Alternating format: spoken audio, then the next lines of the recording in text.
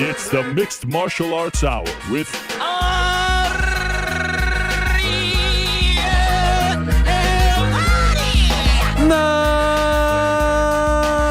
Mixed Martial Arts Hour is back in your life on this Monday, May 20th, 2024. Hello again, everyone. I sure hope you're doing well. Hope you had a lovely, lovely weekend. It is so great to be here on a beautiful Monday afternoon in New York City. There is no place on earth like New York City in the springtime. And you know, I was watching the beginning of our last show, Wednesday's show. I wanted to send my grandfather, who I wished a happy birthday to, I wanted to send him the clip of the beginning of the show to let him know that I gave him a shout out. And I was listening to myself talk about the night before with my kids, going to the Knicks game. We were up 3-2, yada, yada. And now here we are a couple of days later, and my beloved New York Knicks are out. In fact, a bit of a tough weekend, alone with the kids, wife away, dog, 3 kids, glorious time. But my son lost his soccer game on Saturday. Daughter lost her game on Saturday too. Son lost his other game on Sunday. Other son lost his other game on Sunday. And the Knicks lost as well. So a bit of a tough one as far as the athletics go. The one bright spot, though, these guys right over here. We are Premier League. We are Premier League. We are Premier League. The Reds are staying up. Yes, everyone laughed at us, but Nottingham Forest staying up once again. So congratulations to all the supporters, the long-time suffering supporters. Much love to you all, and it's been a fun one, and I look forward to seeing what they do next year. I also do want to say, just at the very top here, and I'm not going to go on and on about this because I know the vast majority of you don't care, but I say it at the beginning of the show as people are trickling in. Very, very proud to be doing this show from New York City. Very proud to call this region home. Now, longer than I've now been longer a resident of this region than I was Montreal, which kind of blows my mind and just sort of reinforces how old I am. You know, I'm 41, almost 42, and I'm not ashamed to say, you know, you watch something like yesterday, your beloved team getting bounced, you're sad, but there's something about experiencing it now as a dad and putting my son to bed last night, in particular my middle son, Walter, who, as I've said, is a lot like me in so many ways. And the last thing he says to me is, I'm very sad about the Knicks. And there's a part of me that is sad to hear that, but there's also a part of me that's like, this is me as a 10-year-old. And I was talking to a friend of mine who I said, you know, I just want one. I just want to know what it feels like. I've said this a million times. I just want to know what it feels like to see my team win it all. And he said, when they do win it all in your lifetime, because they will, his words, it will mean so much more as a dad. And I'm just so, and I agree with that, so grateful.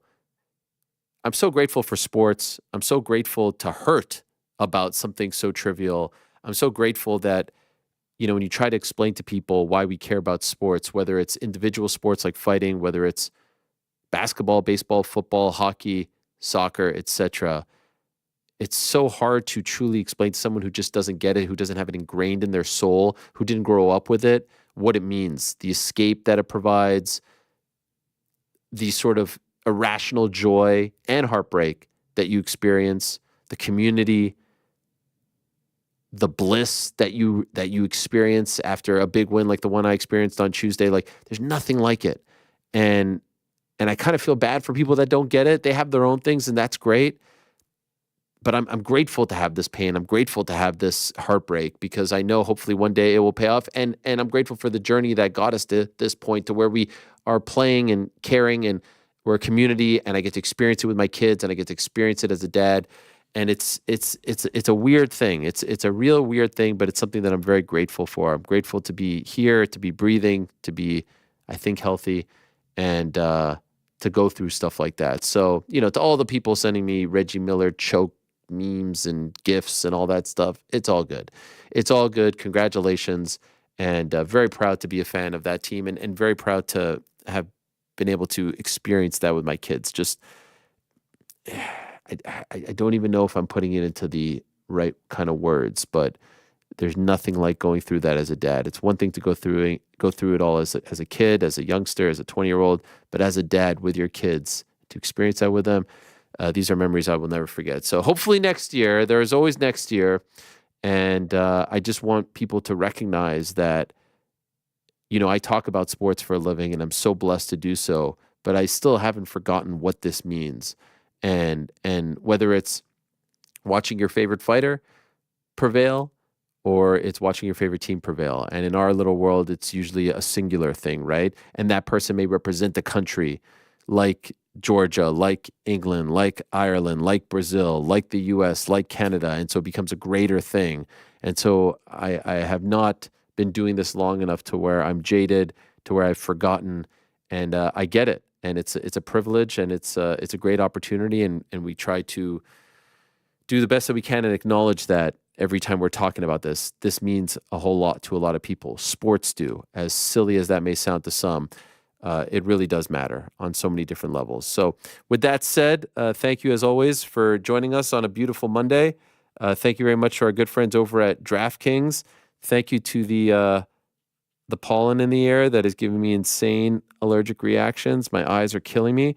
I have a crazy itch in my eye, and I just can't get rid of it. It's quite painful. But more on DraftKings later on in the program, and more from the Parlay Pals. I do want to acknowledge that valued member of our team, good friend, dare I say, the biggest babyface in the biz, GC, not with us on this Monday. He is out due to a personal family matter. So we wish him and his family the best, and looking forward to hopefully having him back on Wednesday's program. So Rick and Frank, I hope you brought your work boots today, because you'll have to pick up the slack in honor of GC's absence. We do have a lot to talk about on this Monday. Obviously, a lot going on in the world of combat sports, and what a weekend it was. Since we last spoke on Wednesday, a whole lot has happened. On Thursday, we found out that UFC 304 is going to be headlined by Leon Edwards versus Belal Muhammad for the UFC welterweight title. We also found out that the co-main that night is going to be Tom Aspinall against Curtis Blades 2, so 2 rematches of 2 fights that ended rather unceremoniously. That's going down July 27th in Manchester at that new Co-op Live building, which is now open and sans any kind of controversy. Which is great to hear. We also found out that Paddy Pimblett is fighting Bobby Green on that card, in addition to the other previously announced fights. On Friday, Bellator was back in Paris, and what a scene it was. And I joked with Cédric Doumbé on Wednesday's show, hey, who are you going to have this time? You're going to have Victor Wembanyama? And lo and behold, Victor Wembanyama, the Rookie of the Year, was in attendance for his fight. He beat Jaleel Willis. He got back on track. It was another great scene. You almost wonder if, why don't they just do all the shows there? Because the crowd is just so incredible. Obviously, that would, dry out the market, but it is rather incredible how hot they are. Saturday was all about Ring of Fire over in Riyadh, and much more on that to come. Alexander Usyk is now the new undisputed heavyweight champion of the world, the first man in the 4-belt era to hold all the titles, at least for now, until the IBF strips him in 2 weeks, which is just so ridiculous. But it is what it is with these commissions, or these sanctioning bodies, I should say. And the first man since 1999 to be considered a unified heavyweight champion. What a fight that was, and what a card it was. It really was. A little long, that's a staple, but incredible main event, and I'm just so happy that there's no controversy. More on that in a moment. And then Saturday, also, we had the UFC event, Lerone Murphy with a massive win, his biggest thus far. Feels like we're seeing the second coming of Leon Edwards in many respects. He beats Edson Barbosa. So a lot has happened, a lot to come. Who's on today's show? Back into the show, we're going to be joined by Eddie Hearn. He has a big week coming up. He has another big stretch coming up. In 2 weeks, it's the 5v5 card in Riyadh, Matchroom versus Queensberry. But this weekend, he has the Josh Taylor, Jack Catterall rematch in Leeds. Remember, we had them on back in February doing the virtual face-to-face. It's a massive, as he likes to call it, domestic dust-up between two of the best in British boxing right now. In the UK, Josh Taylor and Jack Catterall. Catterall representing England, Taylor representing Scotland. So a massive fight as far as the UK is concerned, but also want to get his thoughts on this past weekend. One of his guys, Joe Cordina, lost in a shocker on the card on Saturday, the Pride of Wales. So want to get his thoughts on everything, and he'll join us. Always great to get Eddie's POV. Prior to that, we'll be joined by the aforementioned Bobby Green, who got the big fight against Paddy Pimblett. He won that sweepstakes, so good to have him back on the show. Prior to that, for the first time in 2024, we are going to be joined by the reigning defending UFC welterweight champion, the pride of Jamaica and Birmingham, England, Leon Edwards, back. How exciting. Rocky. Can't wait to talk to him. Prior to that, we're going to be joined by the head man over at Salita Promotions, Dmitry Salita, the former boxer who has now turned into one of the best American promoters in boxing. Want to get his thoughts on this past weekend. He has a big show on Thursday.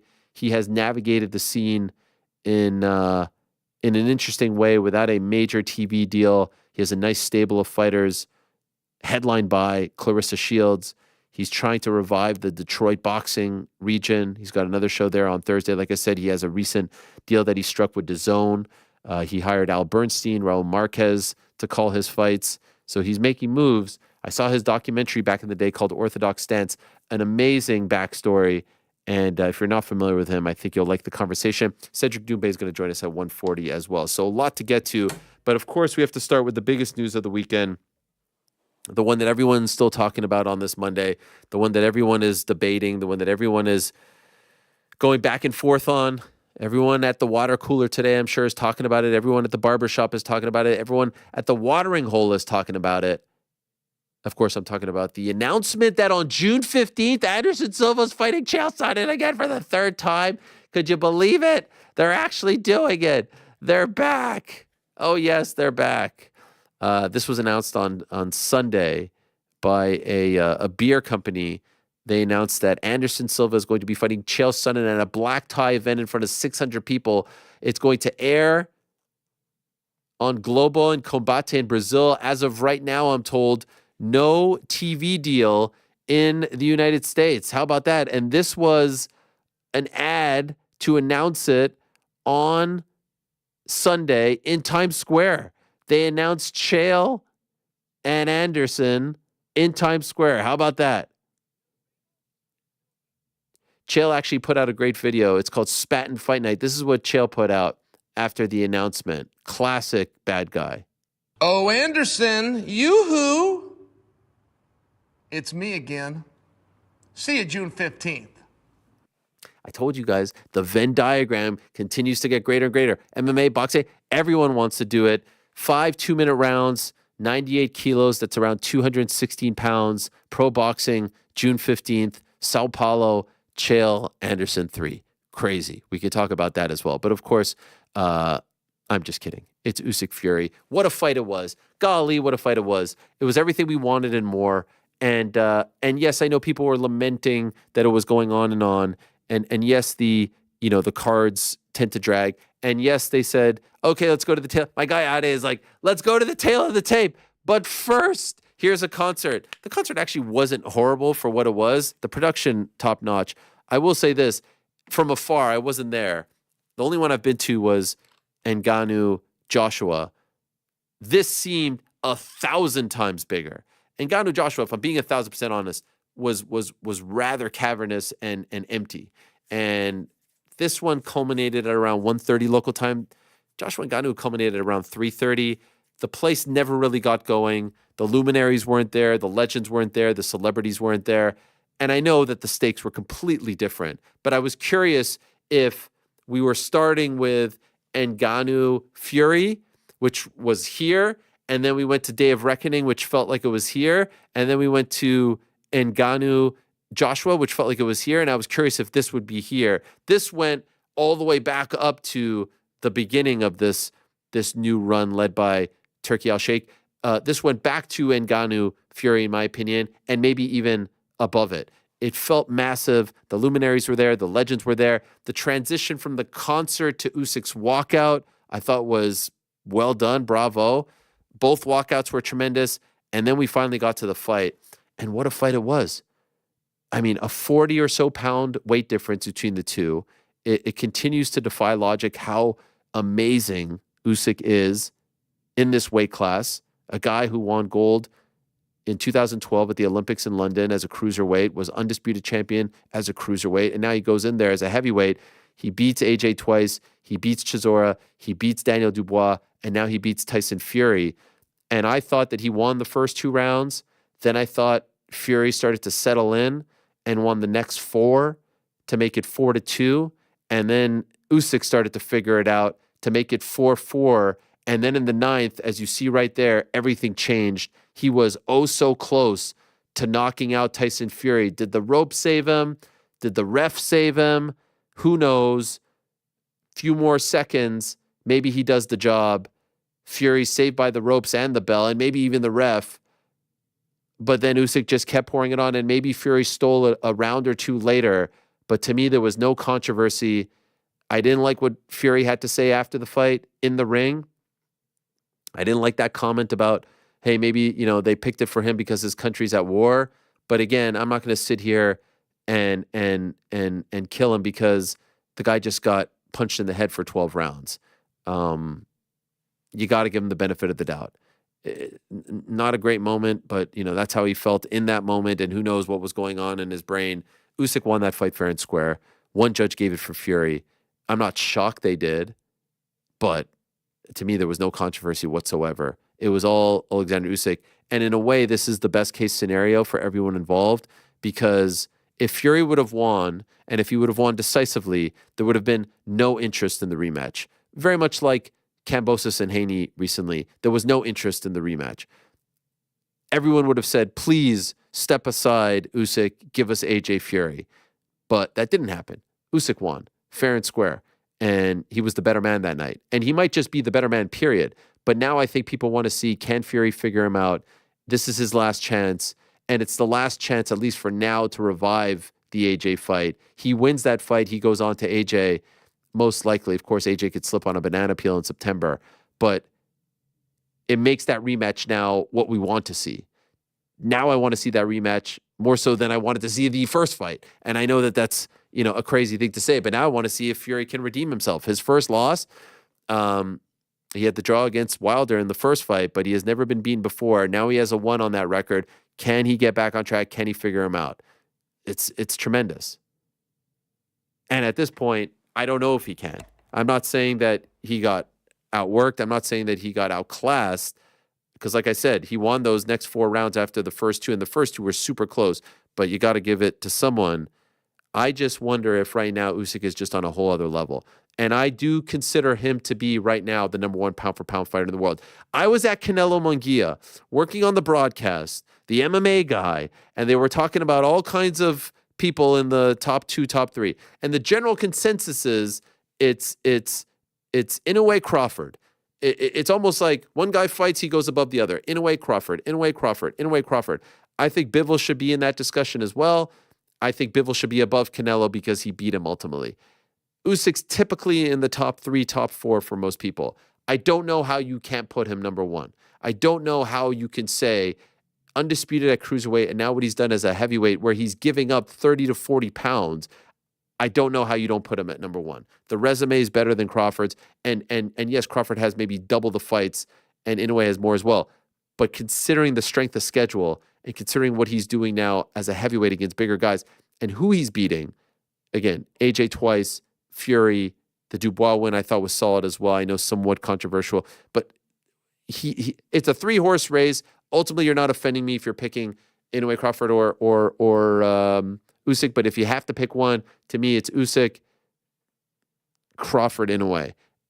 And I go back and forth between 2 and 3.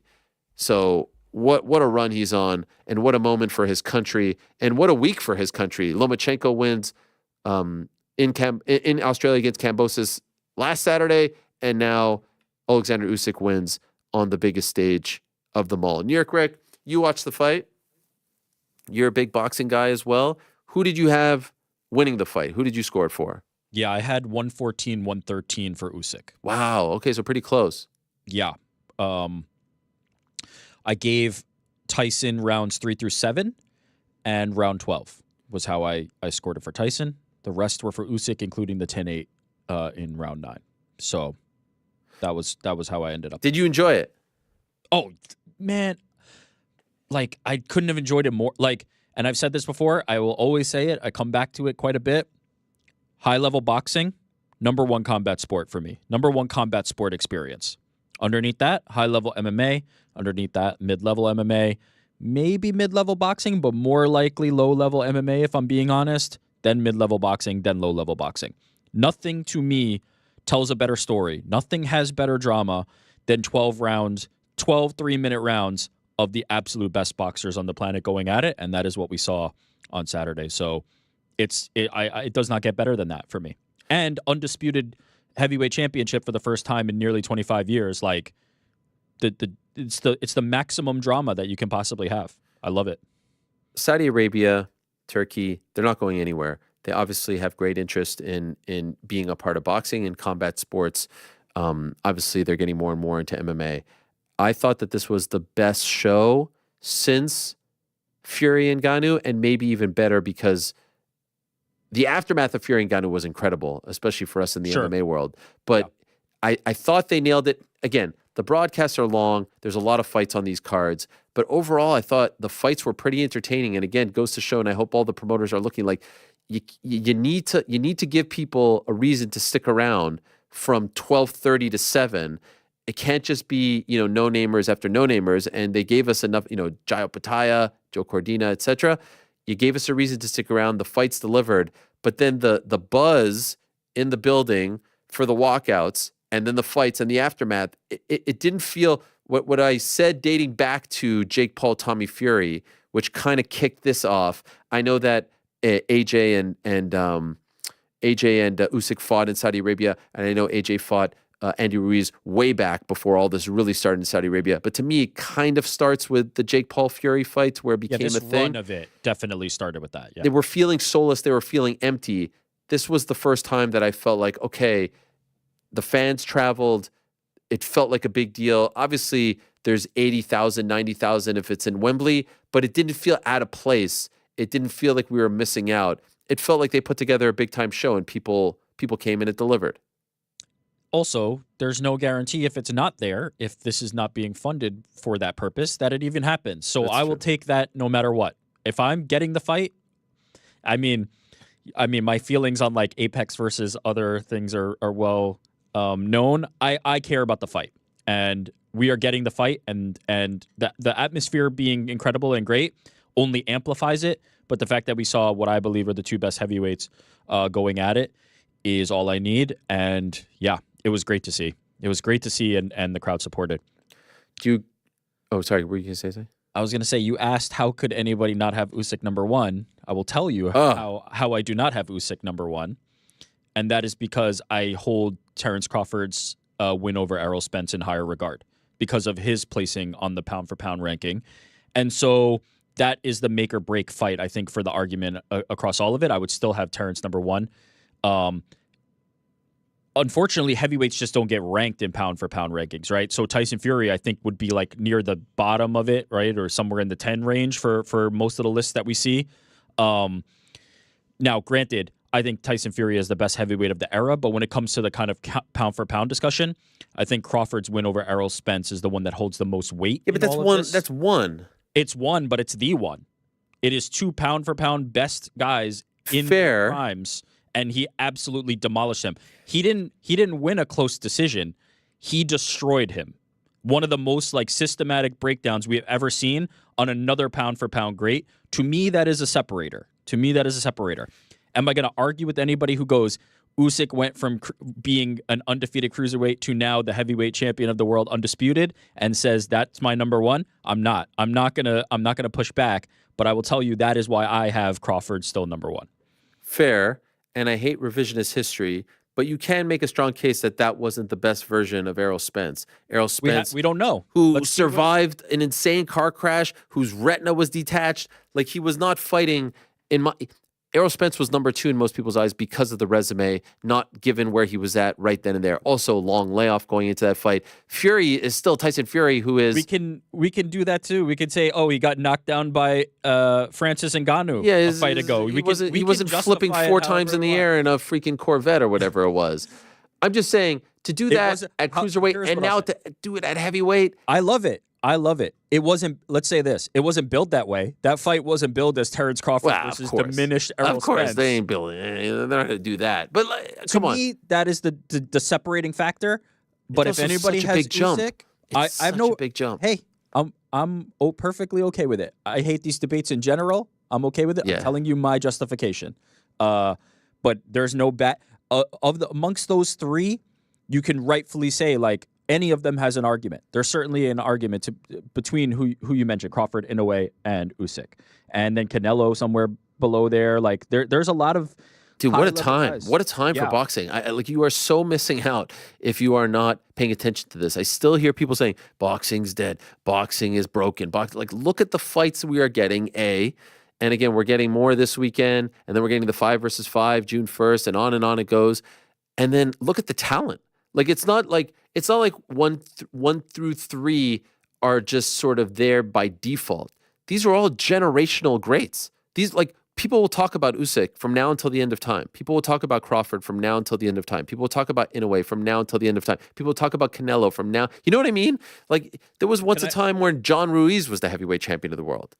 I totally with all agree due respect. with you. There's I'm sorry so many greats just continuing to trailblaze. I will add one more. I will just give a little shout, a little nod to, I think you know where I'm going with this, the original undisputed 2-division champion, Clarissa Shields, I think belongs in the conversation. And I mean, what conversation?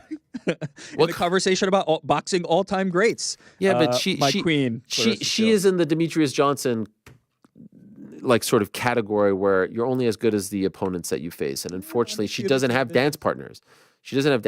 Meanwhile, Katie Taylor's fighting Amanda Serrano again. You know, I didn't mean to make this a debate or a can of worms, but we are seeing greatness achieved in boxing quite a bit now, and it's great.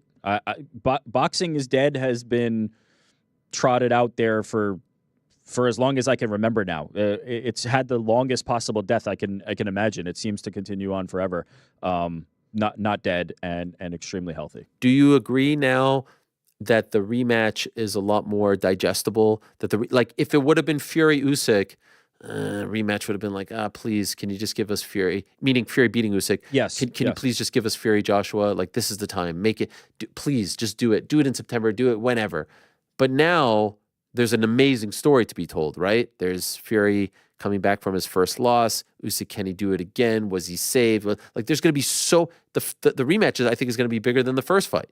I totally agree. I think the story coming into the first fight was, is Tyson Fury diminished, right? Like, the fight against Ngannou was one of the worst performances of his career, if not the worst. And just, is he still that guy, right? I think is a question that people were having. Like, what is his skill level? What is his focus? For Usyk, it was, can he conquer another giant? Can he topple the best heavyweight of this era in Tyson Fury? Is he going to be too small ultimately? Like, is Tyson Fury going to be too big? And we got the answer to both of those questions, right? Like, Tyson still seems to be at the top of his game. Certainly in the rounds that he was winning in the longest period of like extended dominance from rounds 3 through 7, for me, he looked great. He looked sharp as ever until he got rocked. And so I think we've answered a lot of questions. Now the story of the rematch to me is what happens in another close fight between the two best heavyweights on the planet. Like, I'm infinitely more intrigued now because I had a lot of the unknowns answered for me, and now I just know that I'm watching greatness. It's amazing. So early lines are out. Usyk a 2-1 favorite. Makes sense for the rematch. Makes sense. Here's my question. I said this last week and got a little bit of pushback. For Tyson Fury to truly be considered the best heavyweight of this generation, I think he needs to beat two people. I think that story hasn't been finished just yet. It's not like he's at Canelo level, in my opinion, where it's like, look, you did it all, you moved all the way up, all this stuff. You got to beat Usyk, you got to beat AJ. And I know AJ lost twice to Usyk. It's just too big, and he's looking too good now. I feel like you have to beat both. If he doesn't beat Usyk, and if he never gets to AJ, I do feel like the legacy takes a bit of a hit. Unfair or fair? No, fair. I would say I think the AJ part of that has only recently become more significant and more important. It looked like AJ was kind of out of that conversation for quite a bit. And now he's at a resurgence, and I think he is back in that conversation. He needs to beat Usyk in this rematch, otherwise that will be an impossible argument to make. Like, you cannot make an argument that it wouldn't be Usyk, especially if Usyk's able. Now, we don't know, right? How long is Usyk for this heavyweight division? How long is he going to continue to do this? He's kind of achieved everything that you can possibly achieve in boxing. If he wants to kind of extend that legacy at heavyweight, it'd be hard to argue that Fury is better than Usyk, is based on what you said, like the resume of names that he's been able to beat at heavyweight combined with his legacy at cruiserweight. It'd be very hard to make that argument. So he needs this win over Usyk desperately for his legacy. Fury Joshua will always be in the category for me of a fight, regardless of if they're coming off losses, if they don't have belts. I still want to see it. I would love to see it if it's for undisputed gold at the very highest, but even if it's for like one belt, I don't want to see it. Mayweather-Pacquiao was too late. We are entering a territory where this will be like well past its expiration date if he loses to Usyk for a second time, but I would still want to see it. I would still sign up for it.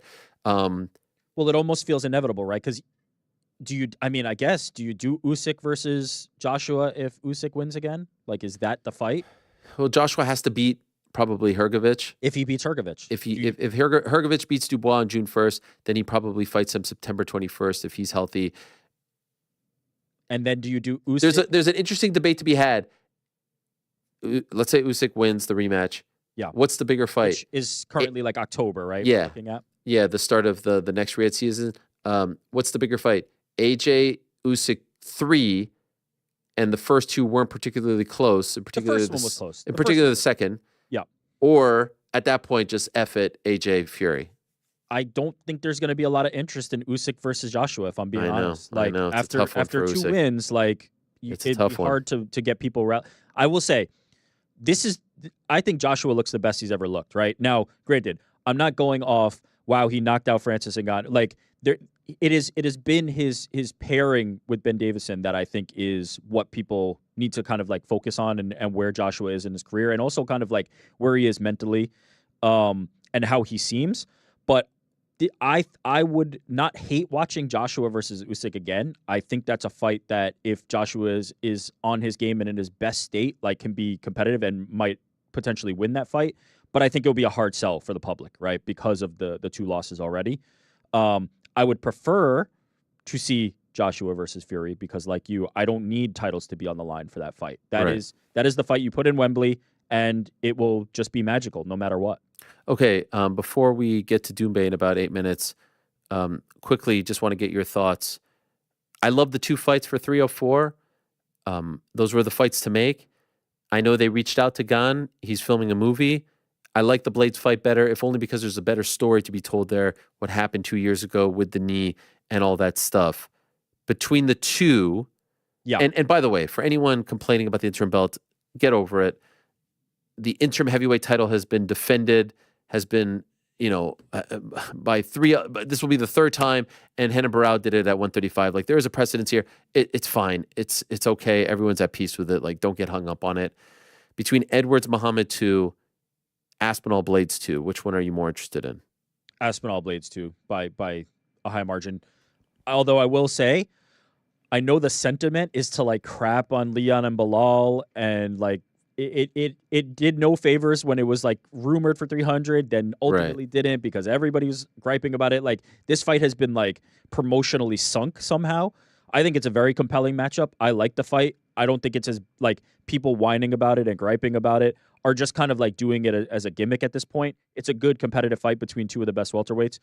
I still prefer Tom and Curtis for the drama of it because, I mean, it's very similar, right? There's unfinished business in both of those fights, right? Leon Edwards poked Belal in the eye very badly, and we got unfinished business. Now, certainly a lot of people, and I know you're one of them, had said like, Leon was cruising. It was one round, and I'm not willing to go there. I want to see that fight.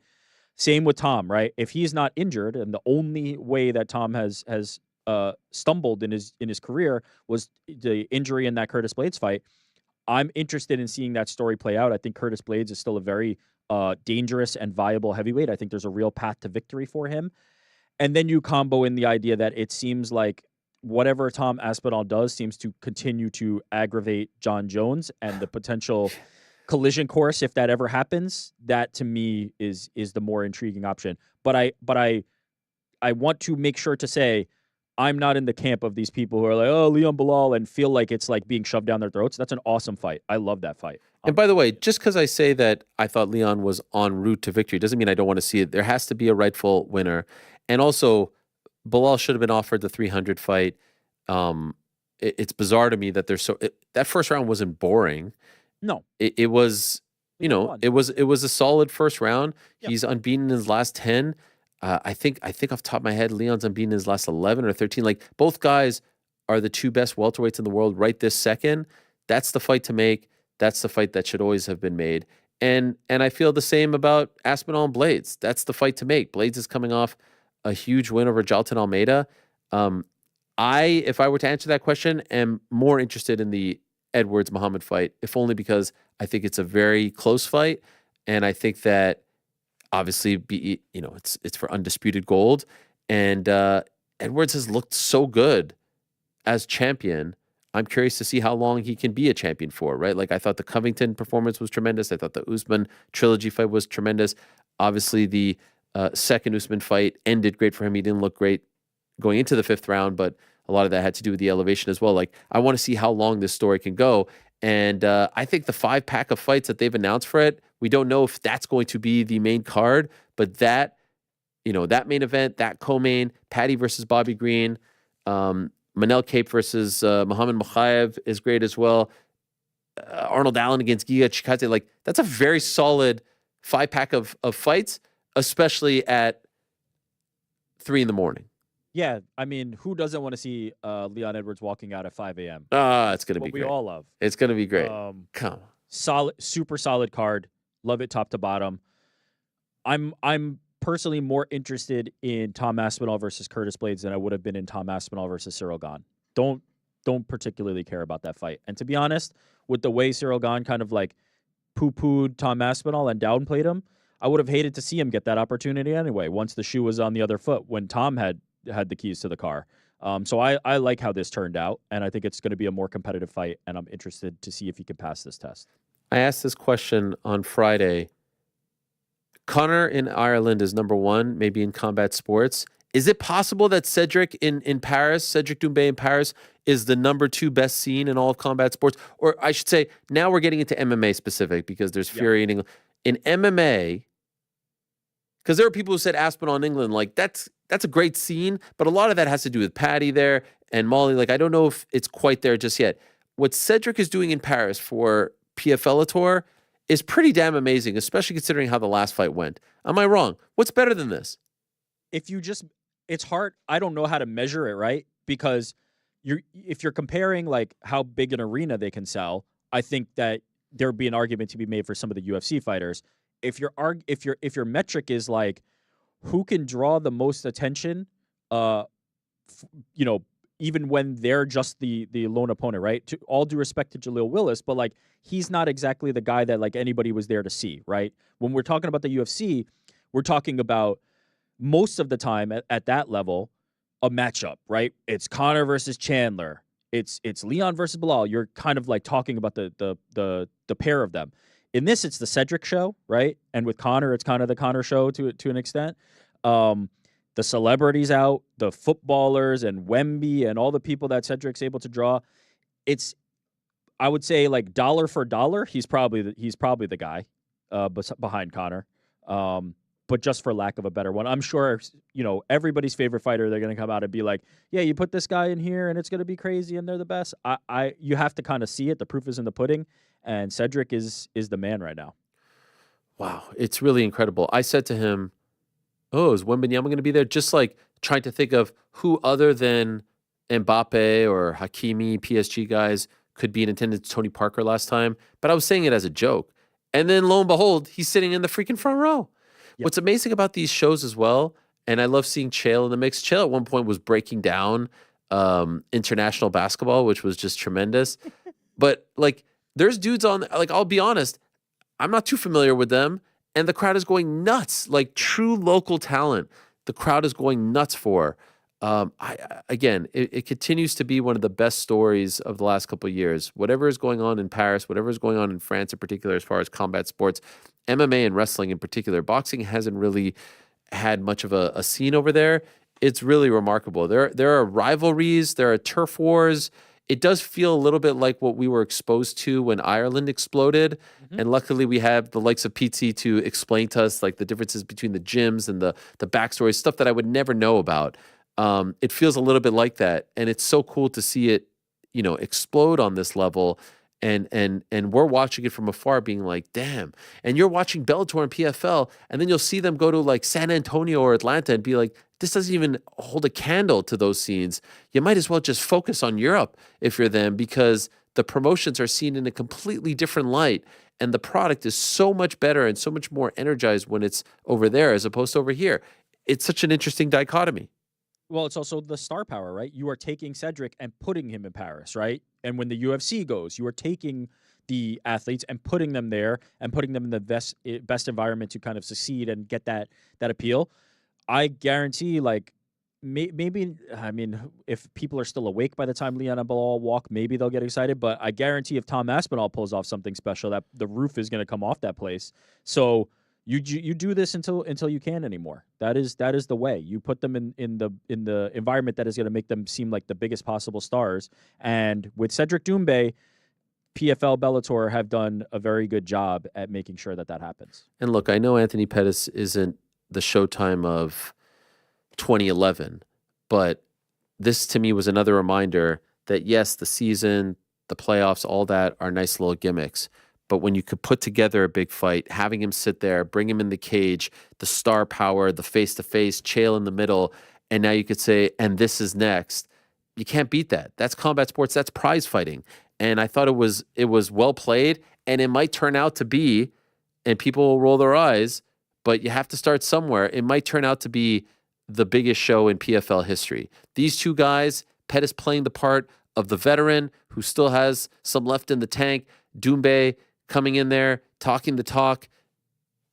How do you not put this in Paris? And I know there was talk of the Saudi Arabia show in the fall. How it would be such a shame. It would be such a shame. The difference in the reception, the difference in the vibe would be astronomical. You have to put that in Paris. You're talking about potentially selling. You could sell at a stadium with that fight in Paris, as opposed to it just being another thing on the, on the card in a Saudi show in September. Like that. I would love that. But I will say, I don't think it's crazy to say this could potentially be the biggest. Like, in the absence of a Francis Ngannou or Jake Paul fight for PFL Bellator, like, what is bigger? What other name is going? Well, this is bigger than, with all due respect, like Ngannou La Problema. On as far as a fight that makes money. But even that, we haven't gotten Ngannou La Problema yet. Like, this for all intents and purposes, this is a done deal, right? Like, Anthony Pettis walked into the cage, Cédric Doumbé was in there. Yeah, he came back and signed a one-fight deal for this. They said, let's fight. So until something else comes along, I have no issue with projecting that this could be the biggest fight in company history. Now, what if Chris Avila knocks out Pettis? So what? I don't care. That's kind of rude. No. What, are you crazy? I don't care about that. That's boxing. That's not even related. Wow. You don't know shit about boxing. No. That's not even related. I'm totally in Cédric versus Pettis. I don't care what happens with Pettis boxing until then. It's huge. All right, let's talk to the best, the man who won on Friday, defeated Jaleel Willis. He said he was going to do it beforehand. He did it, and what a scene it was. He's joining us now from Paris. Once again, it's Cédric Doumbé. Cédric, félicitations. Congrats, my man. Thank you very much. Thank you very much. I appreciate it. Does it feel like a weight has been lifted, that the weight of March and everything that happened now, you could say what you want going into the fight, but you do that, you perform, you deliver. Does it feel like you can now finally move back, that you got your mojo back? Yeah, definitely. Now, I feel better. I wanted to go back right after the March fight. And I feel like, I will never delete the Splinter story. Yeah. but I did what I had to do, to fight in front of the crowd, to win in front of the crowd. And yeah, I feel way better now. I know you were very confident and sort of relaxed going into this fight, but now that it's over, can you say that you were thinking about it a lot, that you didn't want to have any sort of controversy or stumble? If it wouldn't have gone your way this time around, it would have hurt your drawing power in your home country. So can you now acknowledge that there was a lot on your shoulders going into this fight? Yeah, of course. I said that before. I said that a lot of pressure during that fight, even before, because I had to prove, I had to prove a lot, and this way you cannot, when you fight this way, you cannot lose lose 2 times a row. A lot of pressure. People were waiting for me. Maybe Cédric is done. Maybe MMA is done for Cédric. So yeah, I had a lot. The crowd once again was amazing. I don't know. It's really one of the greatest stories that I've seen over the last couple of years. What's happening in Paris and what's happening in France, in particular with MMA and also pro wrestling. There was a show a couple of weeks ago in Lyon, the WWE show, and it was unbelievable. Yeah. Are you ever blown away by this, or is this all what you expected? I used to. I used to. I know. In France, we got probably the best crowd ever in the world, because of we love combat sport. They love show. We love entertainment. And I used to, and I wasn't surprised that Paris come into the cage and say that he wanted to fight me in Paris, because for sure in Saudi Arabia it's not going to be the same same crowd.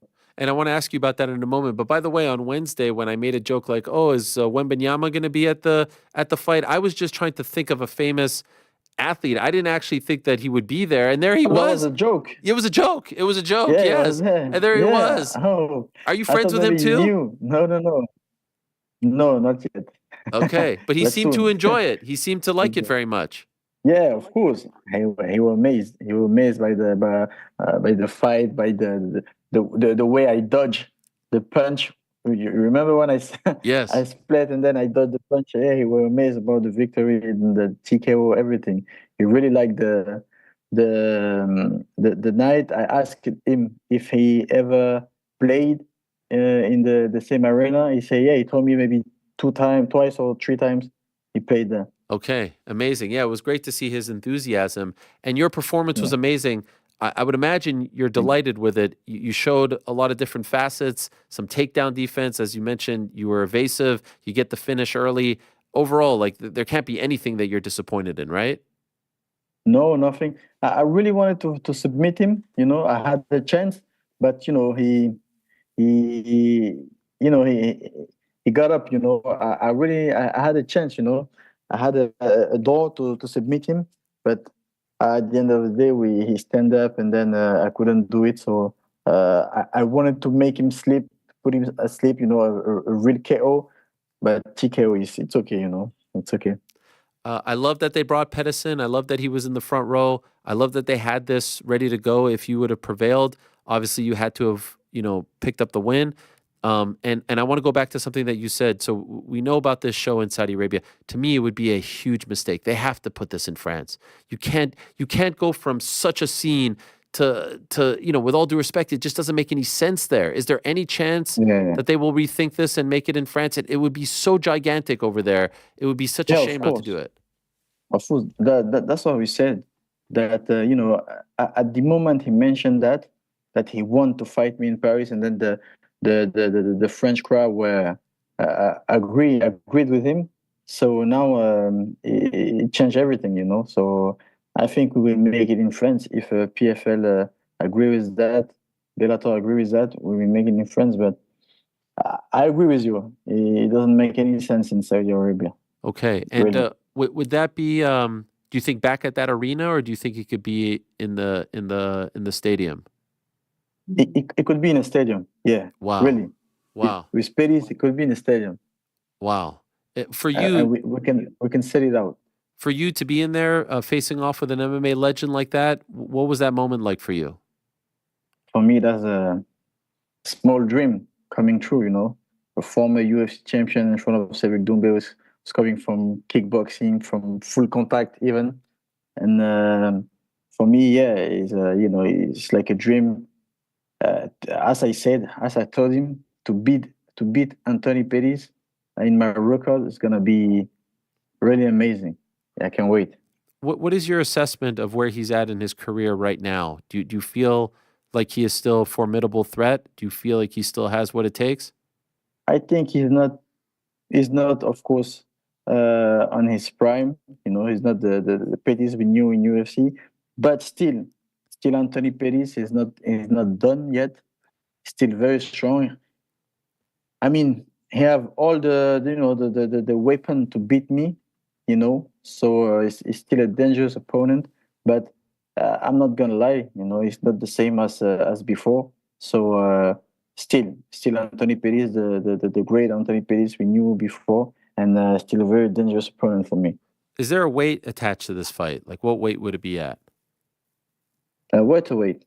Okay, welterweight. And as of right now, do you have a date, whether it's Paris or Saudi? Like, do you know when's, No, not yet. But if at first that was September, Saudi Arabia, but now maybe it's gonna change because of the location. If it's in Paris, it's not going to be September anymore. So I don't know yet. If you were to bet, if you were to make a prediction, where do you think it happens? I think I will knock him out of the second round. No. Where do you think the fight happens? Where?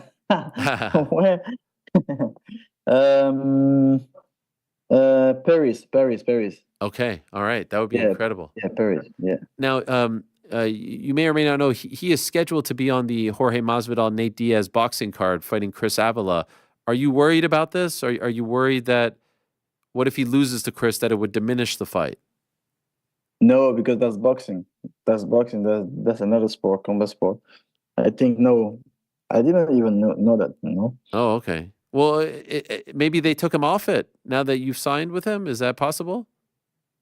It's possible, yes. It's even possible that he pull out the fight to be focused on Cédric Dombé's fight. Would you prefer that? Would you prefer that he doesn't fight anyone? Yeah, of course, because it means that he take me very, very serious. Yes. Oh man, this would be amazing. Would this be the main event? Yeah, of course. Well, I hate to bring up, you weren't on Friday the main event. How did you? Now that it happened, how did you feel about that? I even missed to say my famous sentence. I always, all the time when I win a fight, I say in French, "What did I tell you? KO first round. Nobody can test me." But now I forgot to say it because the speaker were busy. We did it really quick. It wasn't the same. When you are the main event, you take your time. You can play with the crowd, with the audience, with everybody. But now, I didn't really enjoy to be the co-main event. Even after my fight, some people left the arena. So it's better. I think they will not do the same mistake. Even if there is a belt in the card, they will put Cédric Doumbé at the end of the night. I think that makes a lot of sense, especially since you're such a big deal there. The idea to come out with the vacuum, whose idea was that? My manager and I, we had that idea. I wonder, did you pick up anything? Did you notice that there was debris? No. Okay. No, that was clean this time. But you still walked out barefoot. Yeah. Why? Because I was clean. Yeah, no, but why not just walk out with like sandals or something, flip flops? No, I had flip flops before. Okay. But in the stage, because it's ugly, bro. I cannot walk with flip flops. Fair enough. Even as a kickboxer, you would walk out barefoot too. Yeah, exactly. Yeah, always. Yeah. Always. In front of the ring, but in backstage, no, of course, no. But when we are camera, we got camera. Yeah, I take it off. Okay, and was it on your mind at all? Like, were you thinking about it during the fight? No, not at all. That was an accident. No, not at all. Okay, you've moved on. Yeah, I moved on. That was funny, and that's it. Okay. But I like the new referee though. Oh yeah, why is that? Why is I that? really like him because he were, I don't know, in the locker room we make jokes, but he was very professional, and no, I like him. Okay, the connection was good. Did you say anything to Jaleel after the fight? He said a lot about you going into this fight. I'm wondering what you said back to him. Yeah, I told him that I respect him a lot. I gave respect to his strategy because he had a good strategy. He tried to kick me in the face because my stance is very very low. He tried to kick me on the head. He tried to strike me because I knew he would maybe trying to wrestle me, put me down, but he tried to strike. That was very smart. But I was the best, and he even talked to me when we were fighting on Wow. the floor. He told me like, "You showing some great shit, Doumbé." That's what he told me when we were fighting. That was funny. Respect.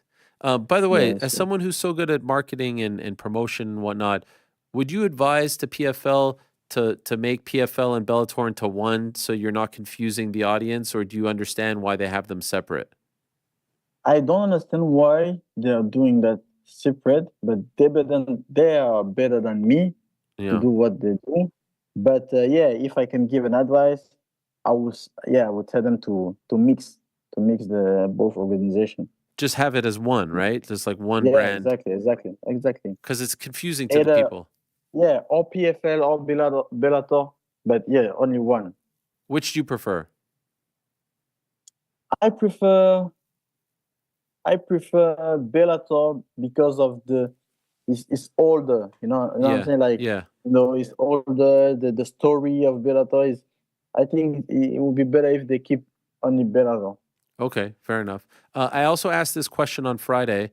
I said Conor in Ireland is the #1 best match for a fighter in a country. There's no better scene.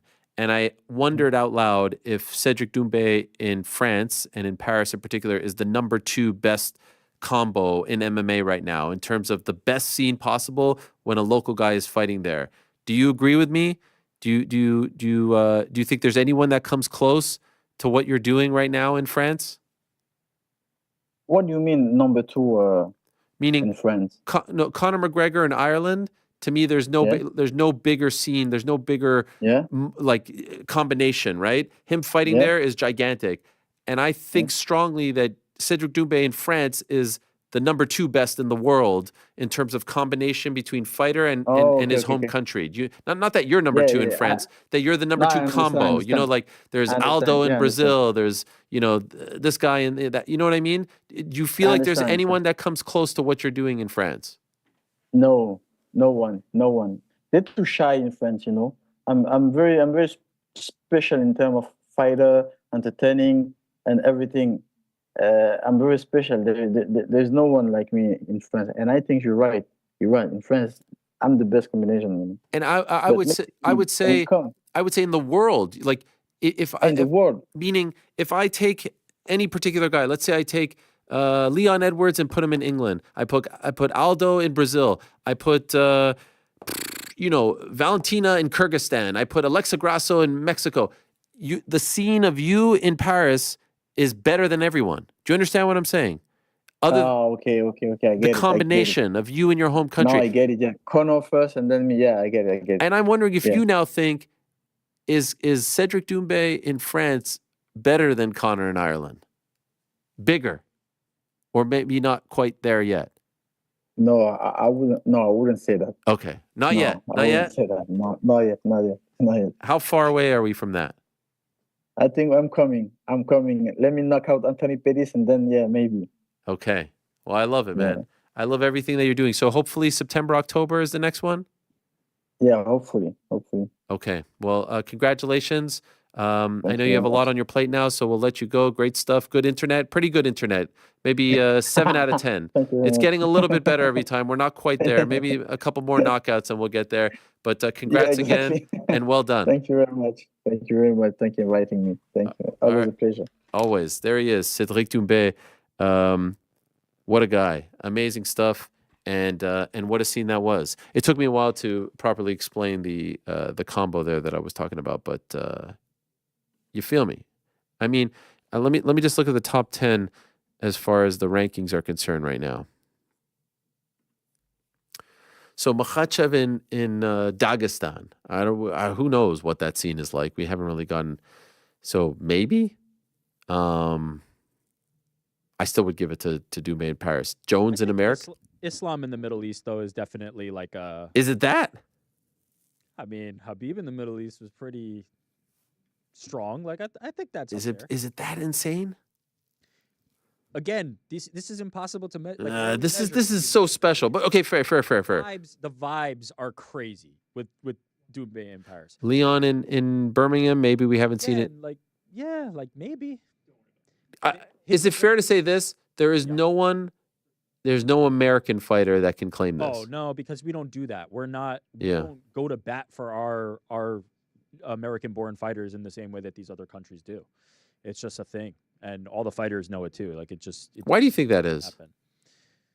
I think like states or countries, right? Like maybe we go to bat for people that are in our own states more so than like the national pride of it. And also I think just by volume, right? There's so many more American-born fighters than there are from these other nations that have limited representation. And then when one makes it big, they get behind it, they support it, and they go to bat for it. The same way, like, you know, there were plenty of Canadian fighters, but GSP was the guy. He was the one representing the entire nation. Even though there's those, you know, provinces and different parts of the country, it was easy to just support the one guy. I feel like it's too splintered here. And also, I mean, like, people don't even like their neighbors here in this country. Like, Damn, son. it's just what it is. Like, this country is not the one for that type of nationalism in that sense. There's just so much also, right? Like I was talking to someone today about today midday in the UK on the radio. They will be talking about Tyson Fury versus Alexander Usyk. Oh yeah.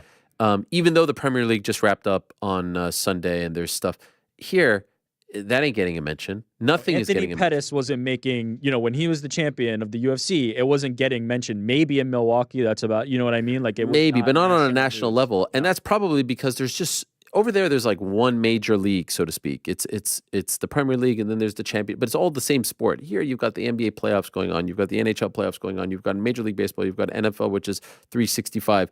It is so hard for any combat sport to break through. Oh yeah, by the way, the number one golfer who's American got arrested on Friday, and oh yeah, there's tennis, and oh yeah, you know what I mean? Like there's just so much competition to where maybe that's why. Maybe it's not as big of a deal. How much are they talking about in France other than League One soccer or football? Maybe that's why a guy like Doumbé could break through as opposed to if he was an American trying to break through. Yeah. We're going to take some heat for Doumbé number 2. But honestly, unless you present like better options, like it feels like that's the answer. I don't even think that's a hot take, to be honest. You know, maybe Max in Hawaii, but we've never seen it. Volkan in Australia, I put Doumbé up there. Again, the ability, Izzy in New Zealand, walking out there, the way he controls the crowd, the way they're with him, the celebrities that show up to see it, it is an unmatched scene. It's very unique. Conor McGregor is the only one that kind of like brings that specific type of energy. Now, granted, somebody's going to say, and they'd be right to kind of point out, like, yeah, Volk's in a big arena, big stadium, and things like that. Like the ticket sales are kind of, a one metric that you could use to measure that. And there's certainly guys ahead of Cédric right now, right? He's not selling out. But if he goes against Anthony Pettis in France and sells out a stadium, it reaches a different level. It's critical mass at that point. Mm-hmm. All right. Great stuff from Cédric. Still to come, Leon Edwards in an hour. After that, Bobby Green and Eddie Hearn. A lot more to talk about, but I'm very excited to say hello to our next guest joining us in studio. He was just named the USBA Promoter of the Year. He has a big show coming up on DAZN on Thursday, headlined by Jermaine Franklin. He's one of the best American promoters in combat sports right now. He is the pride of Brooklyn, Dmitry Salita. Thank you. What's up, Dmitry? How are you? Thank you for having me. Good to see you, my friend. Please. I feel like I'm getting back in the ring This is it? with that kind of introduction. Yes. Long time coming.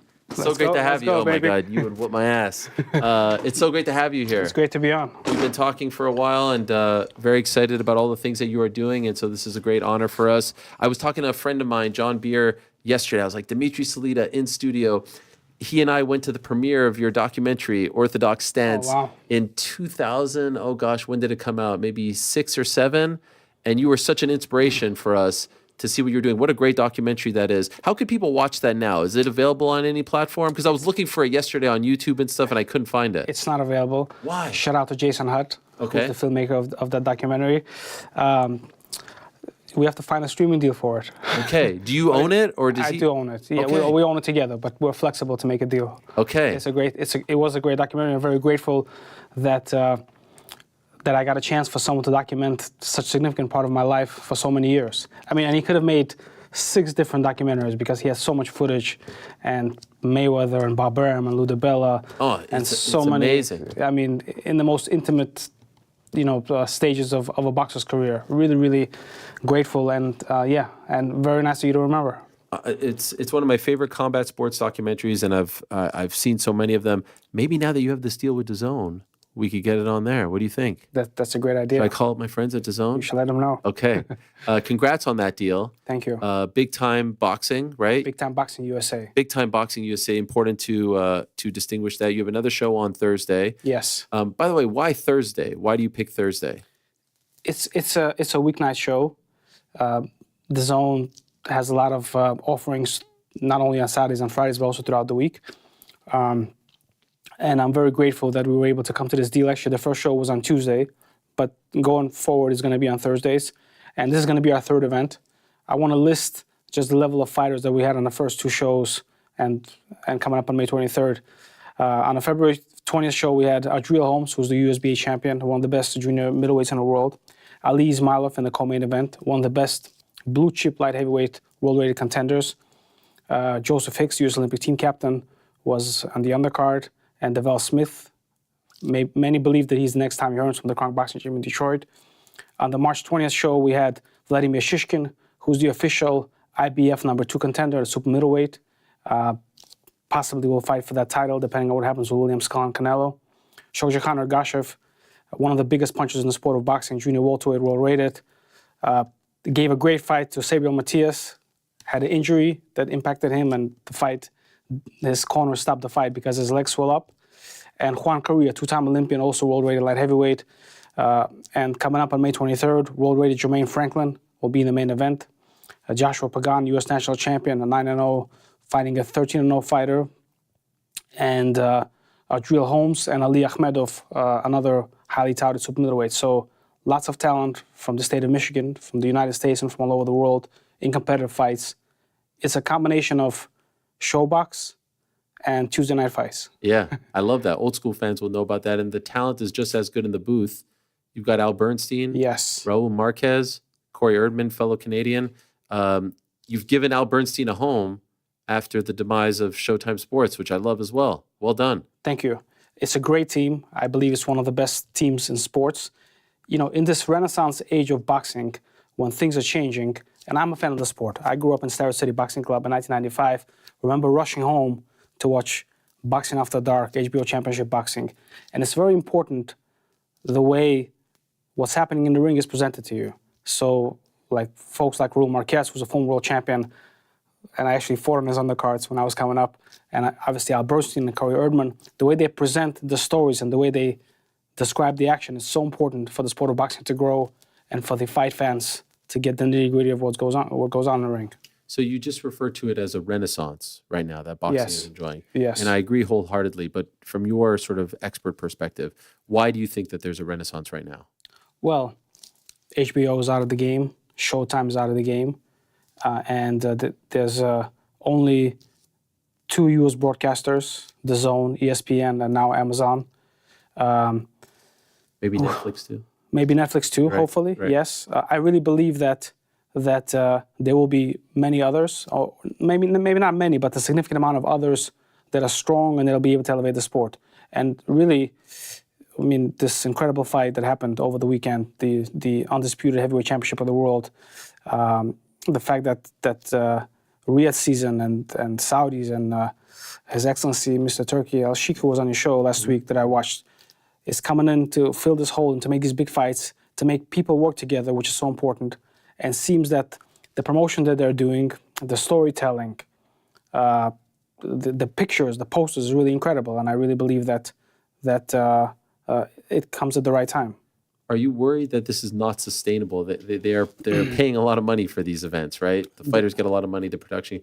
Are you worried that this will only last a couple of years? If you look at the sport of boxing, every 5 to 10 years there's these bumps which sustains the sport, and then either stays or doesn't stay. But seems to be that that they're smart people and they know what they're doing. And I do believe that it'll raise the earning potential of fighters and the sport of boxing to the next level. And when new broadcasters come in, like Netflix or others, there'll be a higher milestone set to make the biggest and the best fights, and it's good for the sport of boxing. You've had a couple fighters on their cards, right? Jarrell Miller, Otto Wallin. Yes. So how would you describe one thing that I'm liking about what they're doing is they're breaking the barriers between the promoters, right? That Day of Reckoning card, I think, had 11 Yes. promoters. What is your working relationship with them like? Great. I mean, I've, didn't know what to expect on that first December 23rd trip to Saudi. Did you go there? I did go there. Okay. Spent a week there. Great time. A great hospitality, and it was great boxing, and I was very grateful and honored to be a part of it. Did you ever think that something like this, like Eddie and Frank up there, all these promoters up there? So I'm not from England. So Sure. When I went to the press conference in London, they're like, "Oh my God, Eddie and Frank working together." So seems to be that it's like the Soviet Union and America coming together in 1960. Yeah. So which is great, and I believe that one of my kind of company's building blocks is to be inclusive, not exclusive. Yes. And it's very important for promoters to work together to make the biggest and the best fights, and for the growth of the sport of boxing, that needs to happen, and it needs to be continuous. And we cannot stay in our own dome of a network and not make the big fights, because the fighters' careers are very finite. And when you talk about a fight and it doesn't happen, boxing fans get turned off. They go watch basketball or football or basketball, or MMA. Or MMA. That's right. And in MMA, in the UFC, they've done a great job of the best fighting the best consistently. And effort is more important than winning or losing. Right. They've done a great job in large part because they have a stranglehold over it, right? Like the thought of working with other promoters, A, is not really a thing because there's such a gap between them and the others, and B, they don't really entertain it. So it's completely different than boxing. You also have, so Jarrell Miller is going to be on this August 3rd card in LA. What is the state of your relationship with Jarrell? Because I remember at that press conference before the last fight, he had some not very nice things to say, which I think caught you off guard a little bit to a degree. Yes. So I didn't even hear it because I was sitting at the podium, and then when I got off the thing, people from his team and everybody was sending me texts. I'm so sorry. I'm so sorry. I'm like, sorry about what? and then I heard it, and I was obviously very disappointed. After the fight with Daniel Dubois, Jarrell came to me and gave me a hug, and we had a nice chat, and seemed to have worked things out. Then I came back to America. Fortunately, Jarrell had that incident with the car. Yeah. Spoke to his family, did our best to help out the situation. And fight with Andy Ruiz is a great fight. Kind of right all the wrongs of many years ago, and kind of, I think it's a fight that has a lot of significant amount of storylines to it. So, I don't control what the fighters say. Certainly, Jarrell has a very great personality, which is one of the things that attracted me to him in the beginning. He's actually the first fighter that I signed is Jarrell Miller in 2011, is it? 2011, he fought on my shows. I didn't want to sign him. Well, I told him that I can't sign you because I don't have the ability to promote you. So I tried to introduce him to Golden Boy and Lou DeBell and all different people. And for some reason, it didn't click. And then he came to me a couple of years later when I was kind of established. And my first press release on him was the best American heavyweight in the likes of Riddick Bowe and Mike Tyson from Brooklyn, New York. And it was a couple of years after the Barclays Center and Brooklyn boxing was coming up. And it took off. And he progressed well. And finally, the fight with Anthony Joshua at Madison Square Garden. Didn't happen. It wasn't meant to be.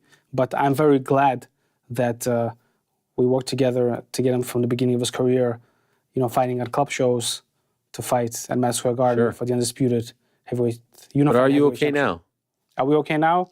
It depends on the day. I'm always okay. But yes, but I mean, like the stuff he was saying about you was very unsavory, right? I mean, he's talking about you stealing money from him and stuff like that. That's these at times like these are maybe like irreparable accusations, right? Of course. Right? And it's great that you bring this up. So as Jarrell was progressing through his career, Different promoters, when I still wasn't, when I was starting out as a promoter, different promoters wanted him and he wanted to be with them, but we had a contract. And throughout that process, Jarrell retained some of the best legal counsel in the industry, and either they refuted themselves or they couldn't help him. And the New York State judge settled the case, and it's ordered with the New York State court. And the judgment that he talked about is not me saying it, it's the court saying it. We have a co-promotional agreement. Every cent and every dollar that comes in, he knows about. If I took 1 cent, he would not be under contract to me. So it's absolutely false and damaging, and it's not true. It's absolutely not true. And but what can you do? Well, what about Jermaine Franklin? How are you with him? Obviously, Good. he's on this show. He's fighting May 23rd. Yes. Jermaine is a guy from Saginaw, Michigan, that I've noticed maybe 4 or 5 years ago. A very talented guy, national Golden Gloves champion. Great fight against Dillian White that I feel he won. And then we got him a fight against Anthony Joshua. So he's back in the ring, and I think we're back in the mix for big fights with an impressive victory. You don't live in Detroit, do you? I do. I live in Michigan. You do live there now. Yeah. Okay, so you have now moved there, and you have decided to try to revive that area. Yeah, so after I fought Amir Khan, Jimmy O, who was my trainer, my mentor, called Emmanuel Stewart and said, Emmanuel, he needs your help. And I know Emmanuel, obviously, from amateur boxing when I fought on HBO. So he said, Dmitry, come on down to the Kronk Gym. It was on Warren Avenue in Dearborn. And I came down to the Kronk, trained with him for a couple of weeks. And he said, Dmitry, I got to go to camp. Here's Sugar Hill. He does the same stuff I do, train with Sugar. So that's how that relationship started. And I saw so much talent in that gym coming from Starrett City Boxing Club, and also, growing up with Louis Colasso, Danny Jacobs, Travis Sims, Curtis Stevens, Saddam Ali, the list goes on. Just Zab Judah. Right. Just so being able to recognize so much talent, but there was no Madison Square Garden, and there were no bigger fights. So, then when I started to promote, my thoughts started to sparkle up, and Sugar has been very encouraging. And then Tyson Fury, when he was like 10-0, came to the Kronk Gym, and he was like, now you're not the only white guy in the gym. It's me too. That got some rhythm, man. I was in Las Vegas, I think it was 2009, and I was covering an event, and there was a press conference, and I ran to my room, and I found a stream, I will be honest, because our guy Dmitry Salita was fighting Amir Khan in England. And that was tough. This was the Super Bowl for us, Yes. Obviously, I bring it up. It didn't go your way. Yes. When you think back on it, are there any fond memories, or is it just like a situation in your life that you just want to forget, a nightmare, if you will? I started training at Starrett City Boxing Club, which was located in a garage, in a parking garage in inner city Brooklyn, New York, in the basement of a parking garage, with no running water, no bathroom, no heat, no air conditioning. And I made it to, I had a dream to fight for that world title, and I did whatever I can. It didn't go my way. Certainly, after that, you have lots of doubts and different spiders climb into your mind, and there's bitterness. But, it led to my career as a promoter, really, that loss. And I've been to the mountaintop, and I've seen the promised land. I wasn't as good as the elite guys, but I was good enough to experience a lot of the things that most people in my position now do not experience. Mm-hmm. And I'm very grateful for those memories. And I see, Amir now, and we're friendly. Okay. And it is what it is. What can you do? There's no hard feelings. There's no hard feelings. No, he did what he had to do. Yeah. How can there be any hard feelings? Sure. And by the way, if you could just move the bottle, I don't want it to cover your face. Oh, sorry. No, just off to the side, because it was right in the middle. I want people to see it. There you are, back as a youngster with Frank Warren. Yes. You know what? It's so meaningful to me to now, when we did the show in Riyadh. Well, actually, first we had Otto Wade and fight Tyson Fury. Yes. And I saw Frank Warren. Yeah, that was a great fight. Yeah. And it was I'm a fan of the sport. I love the sport of boxing. And to now establish relationships with these different people who I had as a fighter is so different and so amazing to me. Yeah. And interesting. Who is the best promoter in boxing right now, in your opinion? The best promoter in boxing, and maybe of all time, is Bob Arum. Okay, still to this day, you believe? Well, right now, I don't mean all time. I mean right this moment. You're putting me on the spot a little bit. No, It's okay. So there are several number ones. Okay. People say like, I'm number one, I'm number one. I think there are several number ones, and it's a good thing. So, I mean, Bob is 93. 92, 93. Yeah, I still can't believe he travels this much. Unbelievable. 92, 93, and obviously age does what it does, but and my first promoter, so I got a chance to see as a fighter, and I always peek behind the door to see what was going on. So you always kind of knew you wanted to do this?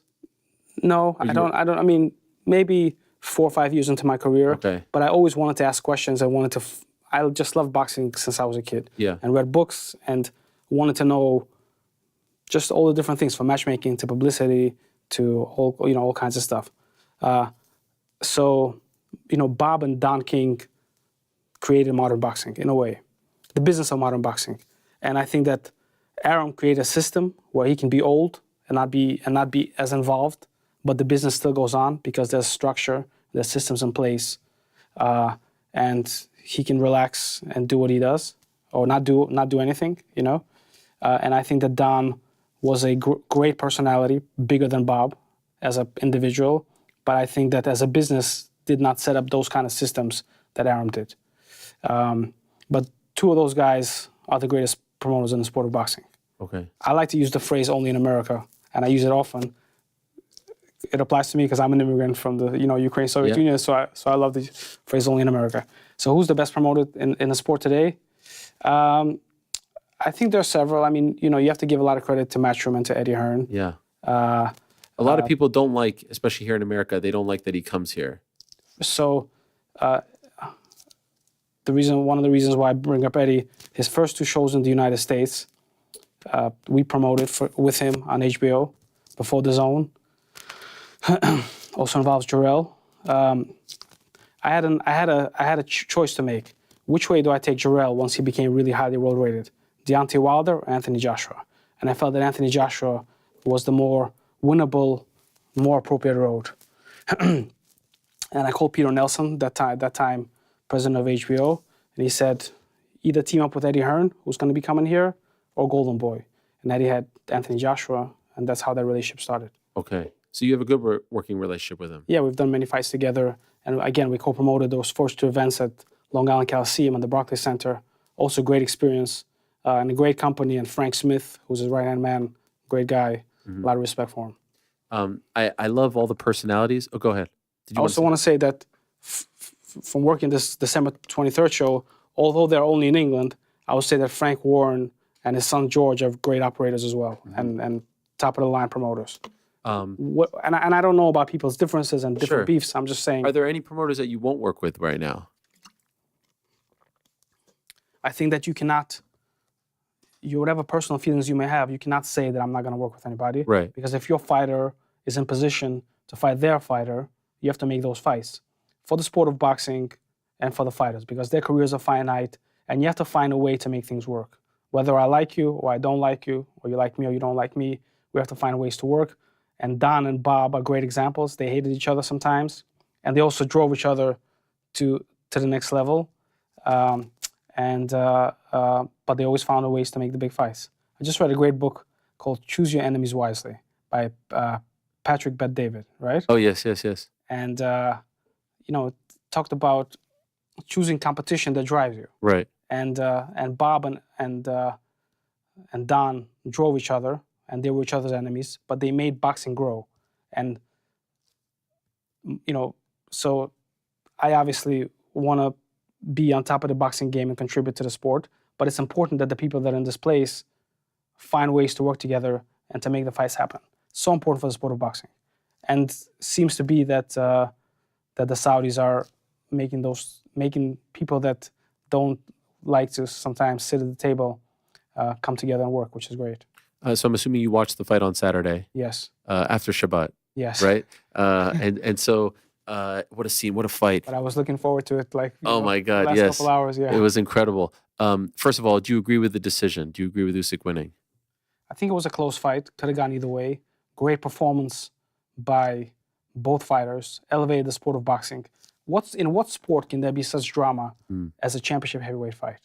I mean, incredible heart and skill by, first of all, by Usyk saying a prayer in the corner, and by Tyson surviving that barrage. Really incredible. So could have been a draw, could have gone either way. Usyk winning, I'm okay with. I think it's, I mean, certainly so much. I mean, it's so great on a, you know, on a just a political and a sports interest, in a sports interest way, coming from the Ukraine and having this redeeming victory. I think it's great for the sport of boxing. And there's few sports, if any, that can drive that kind of passion. How do you feel about that sequence in the 9th round? Should the referee have not stepped in? Should you know, was he robbed? Some people are saying Usyk was robbed of a potential knockout. Well, you can't say he was robbed because Tyson Fury came back and probably won. Sure, but like it looked like he was like, you know, that the ropes. He could have stopped him. Yeah. He could have stopped it, and there would be no, you know, it could have been justified, but he didn't, and that was justified as well. Mm-hmm.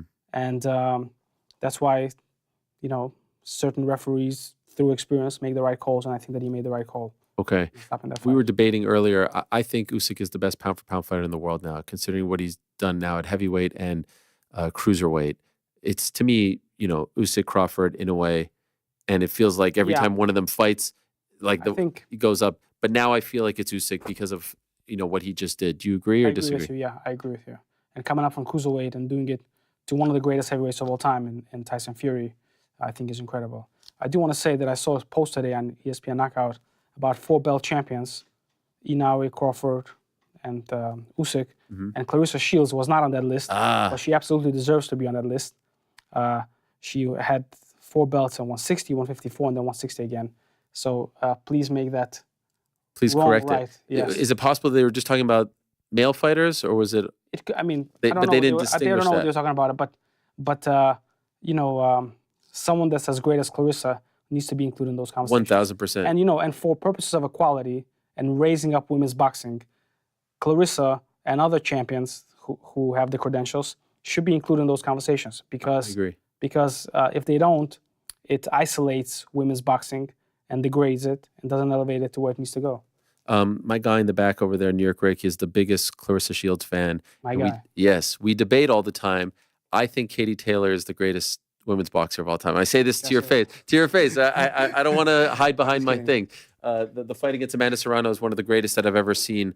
Did you watch Clarissa versus Marshall? I did. I think Clarissa is a victim of this, and it's not her fault. I think just there aren't enough people who are good enough to give her a test to show her true, you know, talent. There was a fighter in the world of UFC named Demetrius Johnson. I thought I had a picture of him somewhere. Sure. Mighty Mouse. And he was so much better than everyone that people took his talent for granted. Roy Jones. Let's go to boxing terms. Sure. You understand what I'm saying? I do understand. Katie's a little bit more tested. I know she lost. I love Katie Taylor. She's a great person, a great champion. Nowhere close to Clarissa Shields. That's fair. With all due respect. Yeah. Clarissa is a 2-time Olympic gold medalist. 2-time Olympic gold medalist. I don't think did Katie win? I don't think she won. No, just one. She won a gold medal. Yeah, right? but not two. Yeah. Yeah. 2-time Olympic gold medalist. First woman to ever fight as the main event on cable network television, which was on Showtime. First fight together. And after that, Katie Taylor and Serrano and other great women fighters started fighting on DAZN, on ESPN, on Showtime, on HBO. But it is Clarissa, through her story, through her incredible life story, coming up from Flint, Michigan, and believing in women's boxing before it was a real business, and becoming, I think, the greatest woman of all time. Katie Taylor, great fighter, sometimes wins, sometimes struggles. She's please not to take anything away from Katie. 100%. It's a fun debate. Clarissa is a dominant fighter. She beat Christina Hammer, who was a dominant middleweight champion. She would look like Roy Jones. She beat Savannah Marshall, who's a very good fighter, but she beat her in a very convincing way. And all the ones that stepped up, they were very good. Clarissa just dismantled them. Does she have her next fight yet? She does have her next fight, almost done. Okay. It's going to be another historic, big news. When you say historic, what do you mean by that? Well, Clarissa is a world champion like Lomachenko in 3 divisions. She accomplished it faster than any man or woman in the sport. And we're going to do something big. Okay. What does big mean? Well, no better place than here to break the news. Can you break it now? You're the man. It's your show, right? It is my show, but we're still working. There's many different People involved. people involved. I will say that she's going to make her story Okay. and do something that's never been done before once again. Okay, so- Against another significant champion in a big way. Okay, so a new weight In a class. big place. In a big place. Golly, there's a lot of bigs there. And you're invited. Oh, thank you. And when is this going to be? It's going to be Sometime in the future? sometime in the future, but in a very near future. Near In future? a not too distant future. Like summertime? Yes. Interesting. Possible on the August 3rd card? No. Not on August 3rd. Okay. Will it be But- will you be co-promoting it? I will be promoting it. Promoting. Okay, no one Yeah. else. I mean, the promoter of the champion, Sure. but it's our event. Got it. Okay. Yes. In America? In America, Michigan. Michigan. Okay. Little Caesars? What a great venue that is. It's such a great venue. It's amazing. It is likely to be a Little Caesars. Oh, I like that. But, Okay. yeah, but which is a great venue, and I would love for Riyadh season to come to Detroit. Is that possible? Why not? I mean, they're doing one in LA. LA, yeah. Yeah, because Detroit is one of the hometowns of boxing. Of course. Just developed and born so many champions: Mayweather, Hearns, Joe Louis, Clarissa Shields, Tommy Hearns, Emmanuel Stewart, Tyson Fury, Sugar Hill, Vladimir Klitschko. So many people came. Michael Moore. I mean, but Jermaine Franklin, Jermaine Franklin. There Right. you go. That's right. who's headlining this Thursday. Big time. Okay, so boxing that is USA. very. How do you find how do you feel, I should say, about her doing MMA? I have some thoughts on this. Sure. I'm curious what you think about it. Sure. When I'm talking about Clarissa, of course. Yeah. So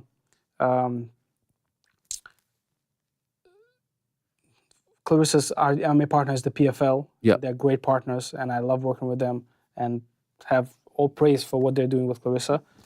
Clarissa always wanted to be a two-sport star, and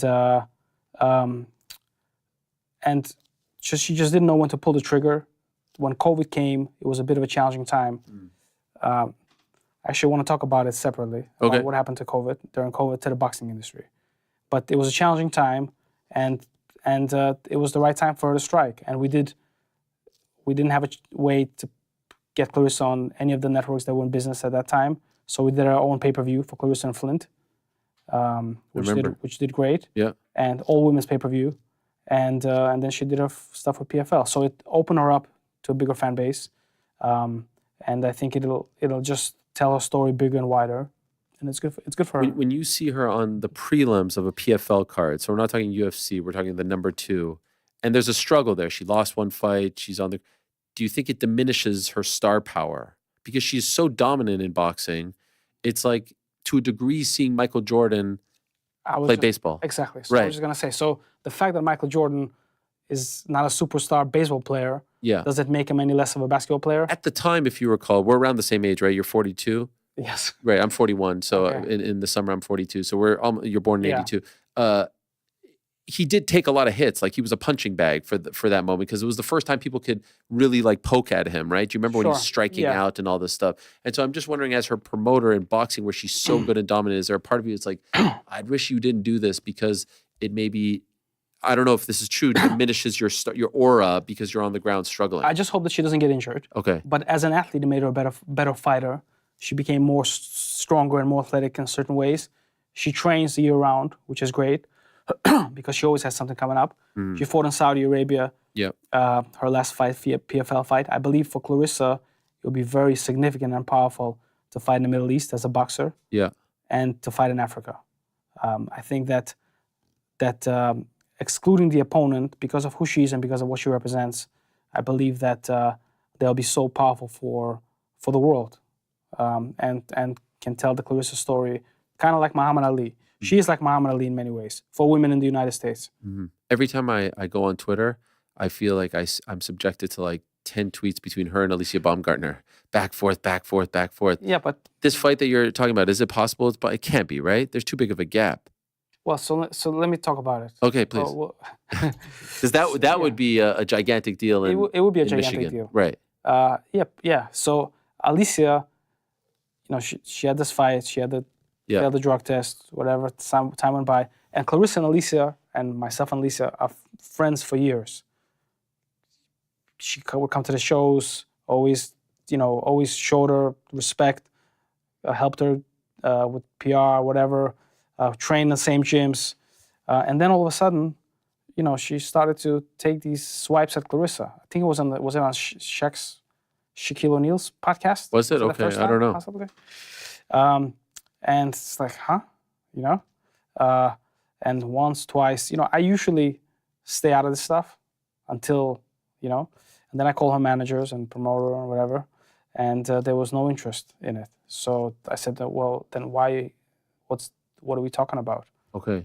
And then it stopped, and then erupted again. So so we're ready to send her the contract. What weight would it be at? It would have to be, well, Clarissa said that she would make 154 for that fight. Okay. And That's like almost 30 pounds more than what Baumgartner fights at. yeah, I think she fights at 130. So Yeah. let me tell you, so this is, Clarissa had nothing to do with this. This is Alicia all by herself Right. talking about it. And I think it may have never been realistic. It's just, it's like Canelo saying, I'm going to fight Tyson Fury. Right. But we will fight at 185 pounds. It's impossible. Right. So, maybe it'll make the news for a couple of days, but it's just clickbait. And So that's not the fight you're talking about. I don't think so. Okay. That would be huge. I mean, It will they be have interesting. two incredible personalities and Yes. fan bases, and it's like a true Michigan turf war. I Right. just think the gap is too big there. The gap is, according to her representatives. When you reach out to them, do they even entertain it? Like, do they say, okay, like, what if? No, I have a good relationship with them Yeah. on other matters, so it's not contentious.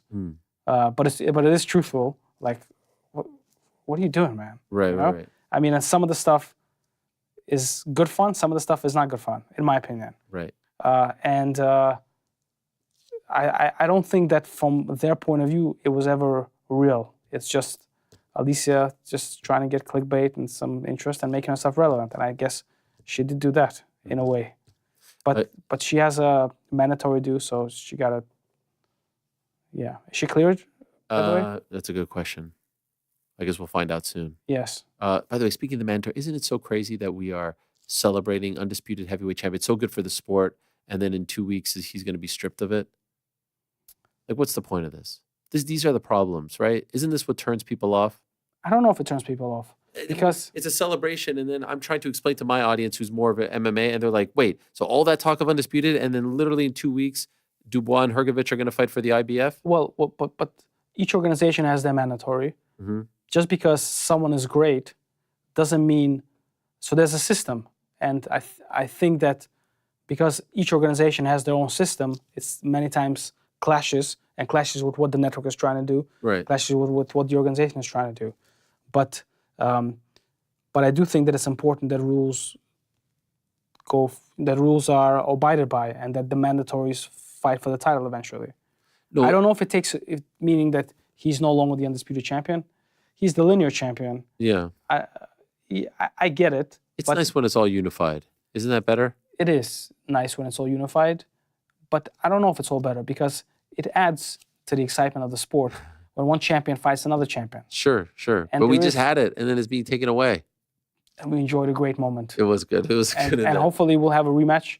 And Yes. the rematch could be with no titles on the line or with all the titles on the line, but it's going to be great. However, whoever is the winner of the Hrgovic Dubois fight, to see him fight the winner of Fury Usyk or fight Anthony Joshua, or if Anthony Joshua fights him and wins the title, that adds to the spice of Tyson Fury Usyk fighting the winner of Joshua versus the winner of this fight again. Right. So well, definitely work needs to be done. This is the charm of boxing. The charm of boxing, yes. You grew up as a young boy in Ukraine before moving Yes. to Brooklyn. Correct me if I'm wrong. You were introduced to boxing via Mike Tyson, like so many kids of my generation, right? You saw him, and Yes. that was like, And via the kids that were trying to pick on me in school. sure. You thought, okay, if I'm ferocious like this, did that happen a lot? By the way, did you get picked on a lot? So first of all, I watched a Mike Tyson fight sometime in the Soviet Union. I don't remember against who, but I remember, and it was very big and inspiring. And then the Rocky movies, obviously. I was not the strongest kid and used to get picked on in school back in the Odessa, Ukraine. My parents enrolled me in a karate club, and then when we came here, initially they didn't have enough money to for me to enroll in a karate club. I did some karate and then gravitated towards boxing. Okay. When you're watching Mike and then you're coming over to the States and you're doing this, do you feel like it's changing who you are as a person? Is your confidence changing? Like, when do you start to think that, okay, this is just a nice thing to pass the time. This is a nice thing for me to be, a little more confident. And, oh, wow, I am actually good enough to where I can become a pro, or, go through the amateur ranks and then a pro. Like, how do you go from the kid who's getting picked on to that? So I started boxing at the age of 13 in Star City Boxing Club. It was the concrete jungle, no air conditioning in the summertime, and it's when I joined in the summer, very hot, in a basement, no stairs, just like a slope. Wow. No windows, just a door, no running water. Tough place that produced some of the best fighters that are still in the sport today. So I was an immigrant. My family was on welfare and food stamps, go through that grind. And I saw boxing as my way out of the ghetto, you know what I mean? As my way out of my situation. I trained from the first day. Very early in my career, I trained to be the best and to be a world champion. And I had a great amateur career. I won the Silver Gloves, Junior Olympics, won a national tournament, then won the Golden Gloves, got the Sugar Robinson Award as the outstanding boxer when during the year that many guys went on to become world champions. And then I turned pro with Top Rank. But and part of what appealed you to so many people was the fact that you were an Orthodox Jew and that you wouldn't fight during Shabbat, right? So it's my family immigrated from the Soviet Union, traditional Soviet family, and one of the reasons why we came here is because Judaism and Jews were treated as second-class citizens, and there was a significant level of anti-Semitism. And when we came here, it was the first time in my life that I saw Jewish people walking around with hats and different garbs, and I wanted to know what it was. Slowly I learned, and I got introduced to an organization called Chabad Lubavitch when I was 14 years old, and very slowly started to progress in my Judaism. At the age of 18, the next step was not to box on Shabbos. I was still an amateur, and I received kind of guidance from my rabbi to not do it. It was a difficult decision, and I decided to take it upon myself. And I went to this U.S. Championship tournament, and I told USA Boxing, so these national tournaments, you fight Monday, Tuesday, Wednesday, process of elimination, you lose, you leave. So I told them on Sunday, if I make it to the finals, I'm not going to box because I'm an observant Jew. They said, well, if you don't box, you're going to get disqualified. I said, okay, I have so many talented boxers, right? Let me get there. So I kept winning. Then in the semifinals, I beat a guy whose name was Keith Mason, who was an amateur boxing world champion, national champion, one of the favorites to win the tournament. And I upset him, I beat him. And I got interviewed by a guy whose name is Dylan Hernandez, who was a local reporter for the Sun Herald in Gulfport, Mississippi. He's now the head sports, whatever, at the LA Times. He said, Dmitry, what a great upset. What can we expect from you in the finals? I said, Dylan, I won't fight in the finals because at 2 o'clock on Saturday, I observed the Sabbath. USA Boxing told me I'm going to be disqualified. So Dylan said, let me see what I could do. And he spoke with USA Boxing, and they changed my time. And I fought Ray Sanchez, who was a multi-time national champion, big puncher, and who was managed actually by Cameron Duncan when he turned pro. Anyway, and I beat him in the finals. Wow. That was When did they do it? Saturday night or Sunday? They did it Saturday night after the head super heavyweights. But you stuck with that throughout your career, and that's a big part of the documentary. Do you feel like you ever lost out on any big opportunities because you wouldn't fight during the Sabbath? No, I feel that I believe in a higher power. I believe in God, and I believe that everything turned out as it should have turned out.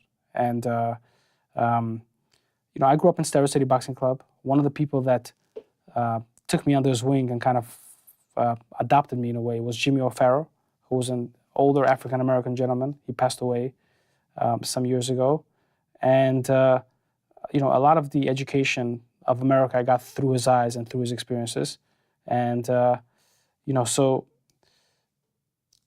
as a kid growing up, I felt that if I get to be a famous boxer, I'm going to represent who I am proudly and not be shy about it, and not be, because, you know, certainly in the Soviet Union, Jewish people, you know, would change their names, or, you know, try to avoid for people to know that they were Jews, because they would get harassed. And unfortunately, a lot of it is going on in some ways here today, which I've never experienced before.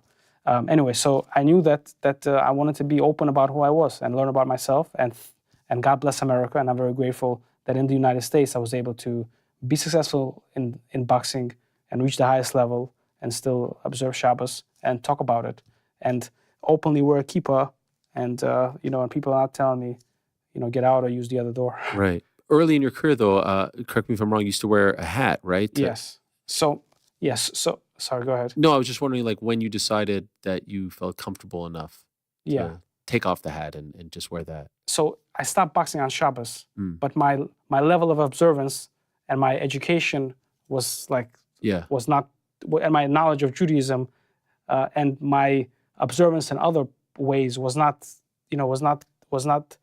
in sync. So I still didn't fully eat kosher food, and I still didn't do some things, but I observed the Sabbath, and slowly things started to catch on. Then as time went on and I started to grow older and realize certain things, I felt more comfortable, and this is how we do, baby. And now, as far as promoting Only in shows, America. yes, amen. Do you promote shows on the Sabbath, or will you? Like, yes. you do. So you know. You just won't be there. Yes. So we've had a lot of showbox events, which were on Friday night. Right. And which were on Friday, and which Clarissa fought on. She's like, Dmitry. She's like, you know, all the promoters are always in the ring, you know, taking pictures. She's like, you're behind the scenes, man. You're like Al Heyman in that. Yeah.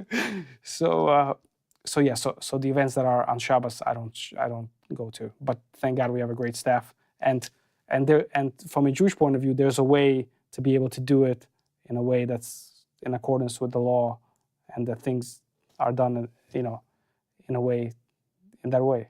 Yeah. How do you feel? Go ahead. Just curious, how do you feel at almost 58 about the fact that Mike Tyson is fighting again? So Jake Paul is trained by another Detroit guy.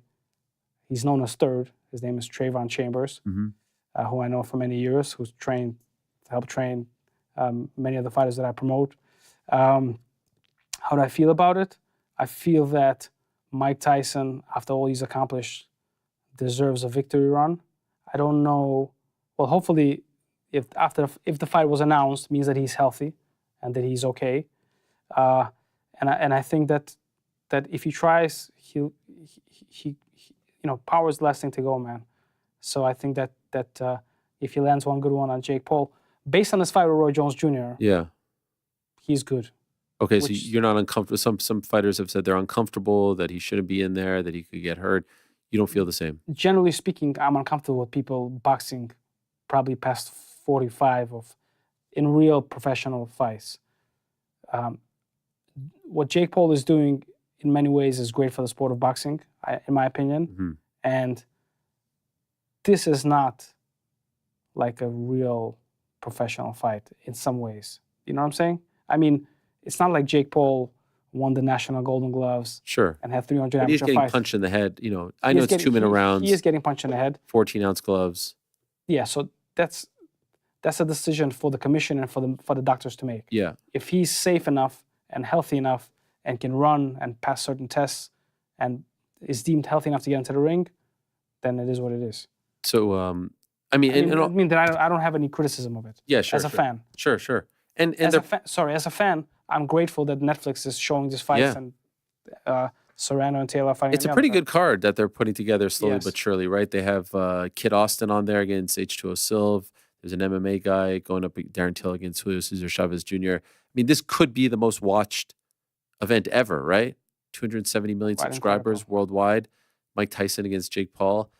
As long as I sort of feel the same as I do about last Saturday's fight in this sense. Obviously, it's totally different, but like, I'm so happy that there was no controversy on Saturday, that there was no, oh, look at boxing, oh, the judges, oh, you know what I mean? Yes. It was just like you shut it off on Saturday and it was like, that was great. Right. That was the best that this sport can offer and has to offer, and everyone goes home happy. Yeah, you know, and I also And that's what I think, want on the 20th of July. yeah, and I feel like there'll be a lot of promotion leading up to the event, which Yeah. will show some of Tyson's earlier fights and tell the story of Cus D'Amato and Kevin Rooney. Hopefully, yeah. And his whole, you know, and that'll inspire people. And hopefully, and I believe they will, Netflix has a great way of telling stories. Mm-hmm. So, and storytelling is what's so important to pull the boxing fans back into the sport of boxing. Mm-hmm. And it's something that we do on our series. If you go on my Instagram page and our company Instagram page this week, but all throughout the promotion, we do storytelling, and we tell the stories of what makes the fighters box and why they do what they do, and that makes fans want to watch the sport of boxing. And I believe that's so important. I like the poster. It's a little old school feel to it, right? Yes. So, go ahead. No, because there's a backstory to that, right? Yes. Tell us. So, so HBO and Showtime, you know, are the best. May they ever. rest in peace. Yes, exactly. So Glenn Perry, who's created artwork for Sex and the City, Sopranos, Bill Maher, Larry David, many others, and most of the championship fights for HBO we've connected, and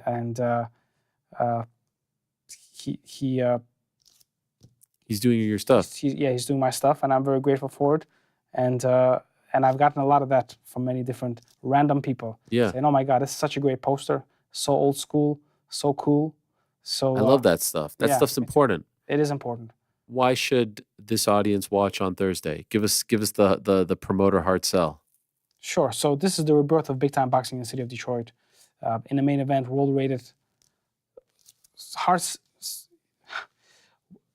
Jermaine Franklin fighting Devin Vargas. But beyond that, I want to say, very important for young fighters, there's a whole system of talent in the world of boxing that doesn't fight on championship events, that is climbing up through the ranks. And there was Showbox, and there is no more Showbox. So Big Time Boxing USA, the goal of it is to be the premier talent development platform in the United States.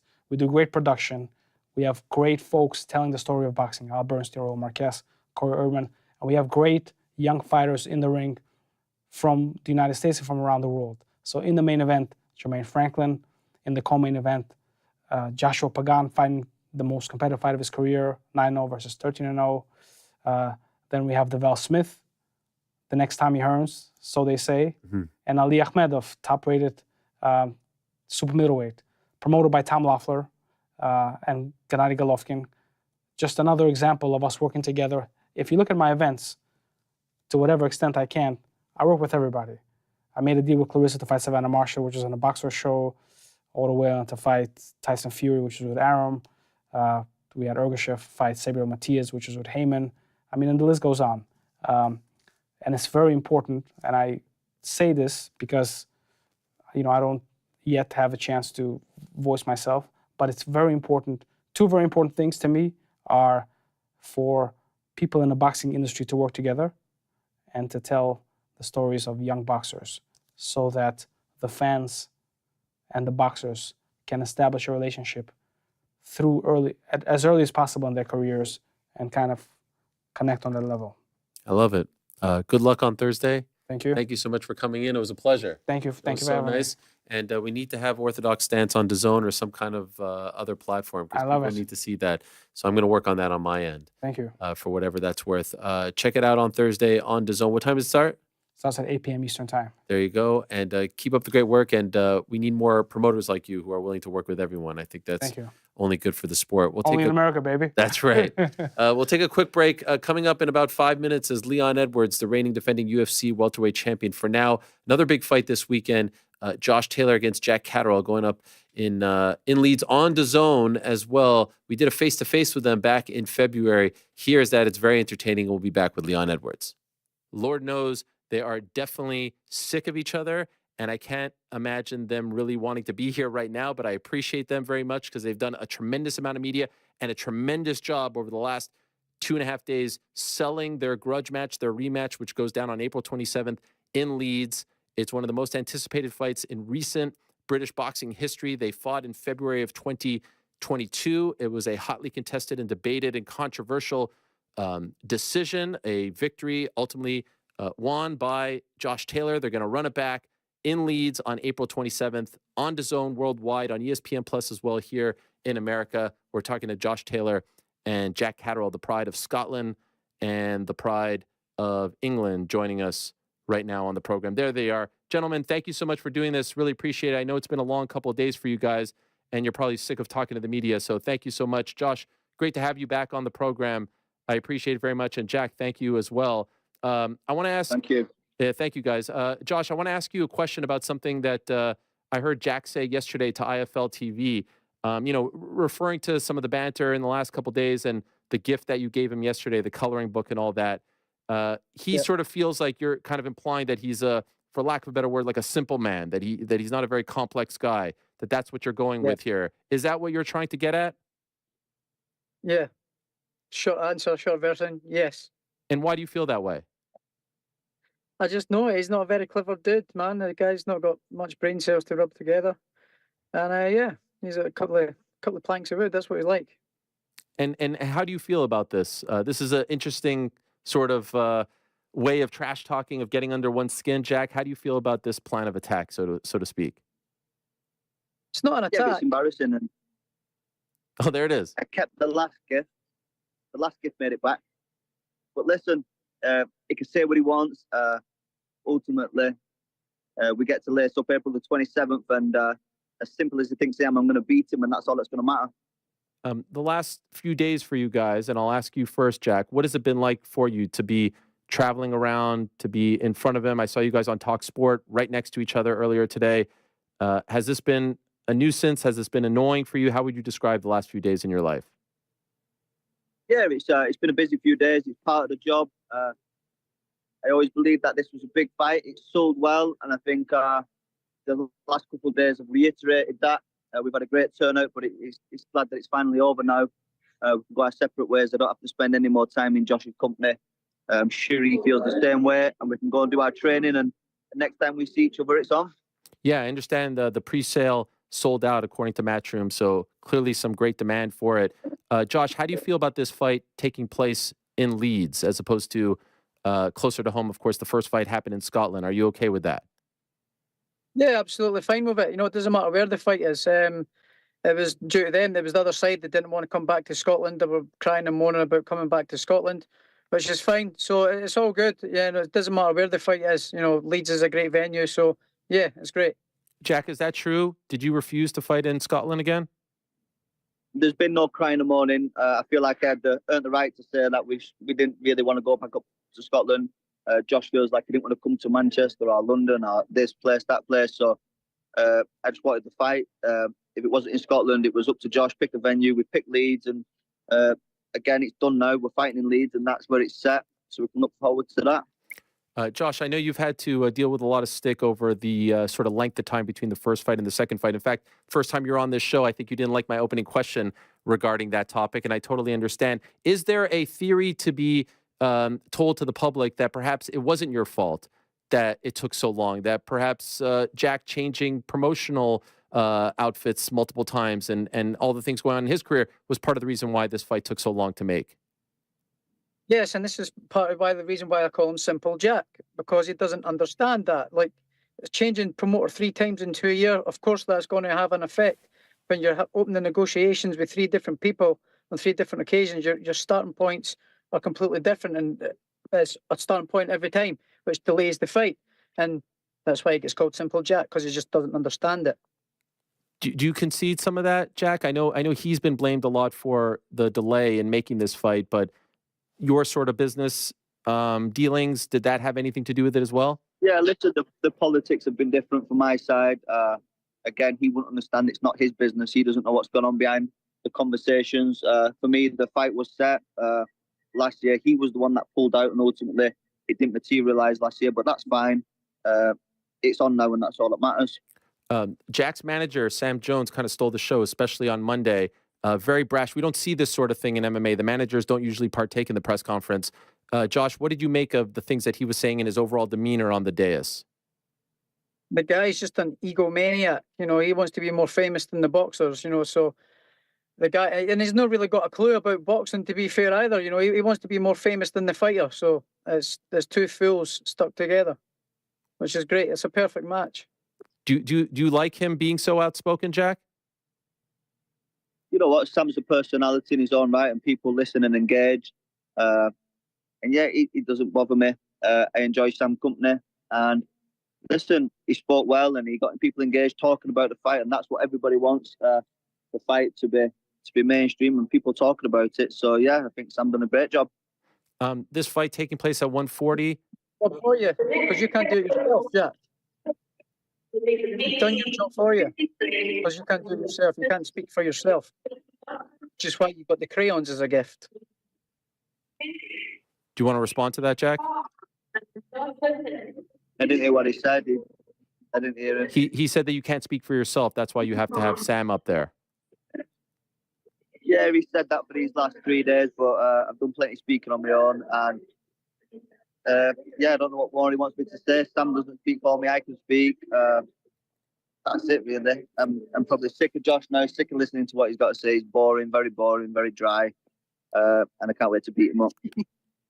Josh, do you think that you're under his skin?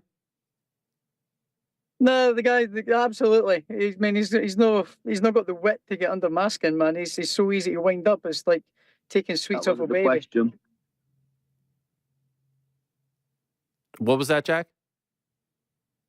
I said he answered your question, but that wasn't the question you asked him. Right. So let me ask you, Josh. 140. I know you've been asked about this a couple of times. Was the reason why this fight was ultimately decided on 140 because if you beat him at 147 or even a catch weight, people will say, well, you still couldn't beat him at 140. Like, you need the circumstances to be the exact same in order to shut everyone up once and for all. Is that why you chose this? Because I believe I'm a career 140 pounder, and I know I can make the weight comfortable. I know I can do it well. You know, and a lot of people will say, no, it's a shame. The fight should be at the same weight. It should be this for the titles and all that, blah, blah, blah. No neutral venue and all that. So I've given them other wishes, you know. So when I beat him again, you know, he's what can he do? He might go ahead and phone the police again. But it's okay. I've got my lawyer to sort it out this time. All right, so that's my virtual face-to-face with Josh Taylor and Jack Catterall. They will be fighting on Saturday on DAZN in Leeds. This is a great fight, and we'll talk to Eddie Hearn about that. Their first fight was very controversial. It's where I kind of started my crusade to get open scoring. There was a Muay Thai promotion that used open scoring this weekend. They tagged me on Instagram, so shout out to you guys. I love open scoring. And think about how much better that Tyson Fury fight would have been if there was open scoring. Just saying. Now, great stuff from Dmitry Salita. Check out his show on Thursday on DAZN. Is our next guest ready, or do I need to... He is. Okay, perfect. This is so great. For the first time in the year of the Lord 2024, we are being joined by the reigning defending UFC welterweight champion, the man who will return to action at UFC 304 on July 27th in Manchester, England, defending his title against Belal Muhammad. Is he there? Is he really there? He's there, Leon. Leon, where have you been my whole life, Leon? Oh, my gosh. I don't believe when my eyes are... How are you?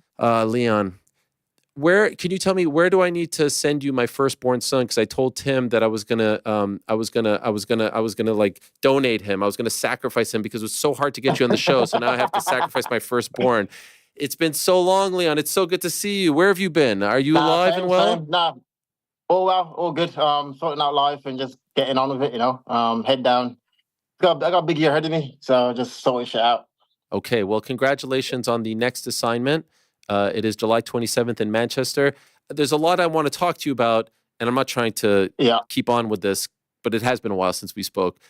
So if I can just start with this, you are fighting on July 27th, and it's been sort of maligned by the fans that this event is happening in the middle of the night to cater to the American audience. As someone who lives in the UK, how do you feel about this? Because you'll be fighting at approximately 5 or so a.m., correct? Yeah, about 5:30, I think. Yeah. So I'm trying to adjust. I'm going to adjust my time zones and to accommodate that, you know. But I feel like it should have been a normal time in the UK. You know, like Dana White came out and said he want awards of fans and in Europe and the UK, and I think it would have been brilliant to do that, you know, but it is what it is. I spoke to Hunter and said, why can't we do it in like normal time? Basically the pay-per-views in America because of that. So, yeah. But the part that I don't quite understand is your fight against Kamaru was normal time in the UK. So why is this one different? I don't know. I think they said the pay-per-view was already booked for Utah, right? And so the slot was already booked in. So when they changed it to Manchester, they couldn't change also the time with the TV station. And that's the reason why it's staying on that time, I think. So, yeah, it is what it is. You have your gym, obviously your home base in Birmingham. Have you considered training for this fight on American time or even in America so that you're not, you know, falling asleep as you're warming up backstage? Like, how are you going to adapt? How are you going to change your body clock? I'm going to adjust. I got like a great sleep specialist guy. I got a meeting with him on Thursday. So I'll figure out what he says and just go from there with my team. I got a smart team around me and we've been winning now for like 8-9 years. So we know what we're doing and how to approach the changes, you know. And I've done it before when I fought in Manchester and that was at 3 a.m, I think. Yeah. But I found that out on like the fight week. I didn't know that. You didn't realize? No. UFC 204, the Bisping card. Yeah. Jeez Louise. It's crazy, right? So I found 204 now. It's going to be 304, which is crazy. So yeah, that's mad. So yeah, that's at 3 a.m. I found out on a Tuesday when I checked into the hotel. You find out 3 a.m. I was like, okay. So after that, adjust that night, that week, you know, and got the win. And so it is what it is. Now I got 10 weeks to prepare and get everything in order. And obviously, I would have liked for the fans for it to be normal time. And I think it would have been way better. But like I said, it is what it is. Are you stressing about this? About what? About just the middle of the night. Like, you want to peak as an athlete. You don't want to be competing at 5 a.m. Are you worried about it? Are you stressing about it? Nah, not at all. Like I said, it's at the start it was like frustrating, but now it's like you gotta get all your ducks in order, right? Like, what do I need to do to make sure I'm at peak performance come fight night? You know, so that's where I'm at now and getting it all sorted out, and I'll be not more than ready. Okay. Obviously, it's Belal. You guys fought a few years ago. It ended somewhat unceremoniously. Are you happy that it's him, that you can finally put this one behind you once and for all? Yeah, 100%. The guys have been a nuisance on social media for the longest, you know. So yeah, 100%. I've been trying to fight Belal now for a while.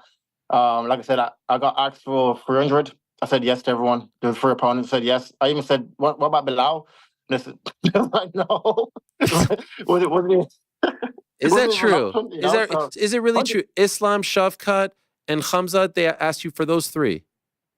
Yeah, and then I was like, I'll fight whoever because I know for that. The card is such a huge card, and it would have been done great for my career, you know. So I'll fight whoever there is, and I even said after them 3 said no. I said, "Oh, what about Belal?" They didn't even entertain it. So it is what it is. I saw a quote around this time from him where he said that this was more of an indictment on you, that they felt like you as a champion.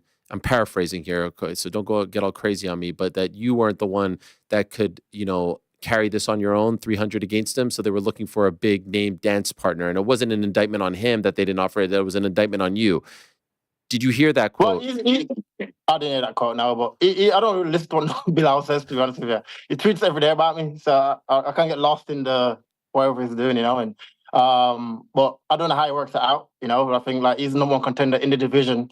They're going outside my division to get someone else to fight me just because, for whatever reason, with the UFC, basically he's not a big enough name to headline UFC 300, you know, and so it is what it is. Like, keep blaming me for missed opportunities, but I'm not the one making fights. I'm not the one offering fights. I'm not the one paying him, you know, so it is what it is. When it comes to me, I said yes, and that's it.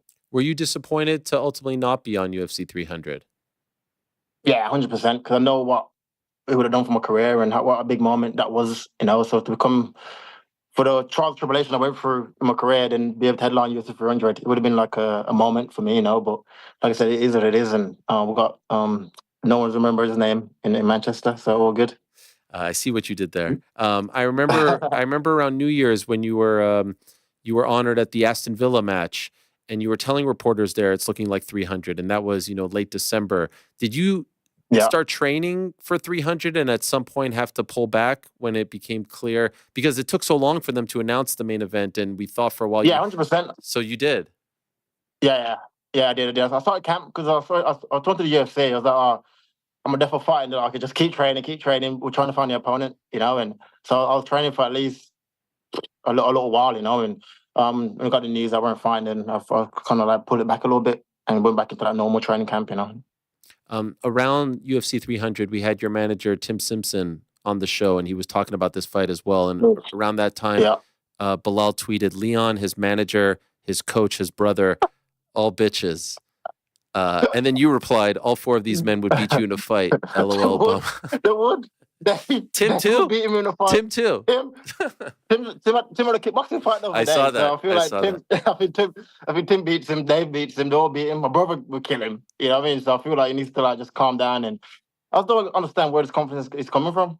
You know, like he has improved since the last fight. Like he has, but I don't get the confidence and the arrogance and the entitlement. You know, like relax. I went through the same kind of longer road than he did, you know, and I held it out and got it done, you know. So it's all good. We'll see come July 27th. But you will agree that I would think that he has improved. I mean, like the win over Beneil, the Sean Brady win, these are solid wins, right? I mean, he has come a long way. No, there's good wins. I said that. He has improved, you know. I can't be deluded and approach it as it's the first fight.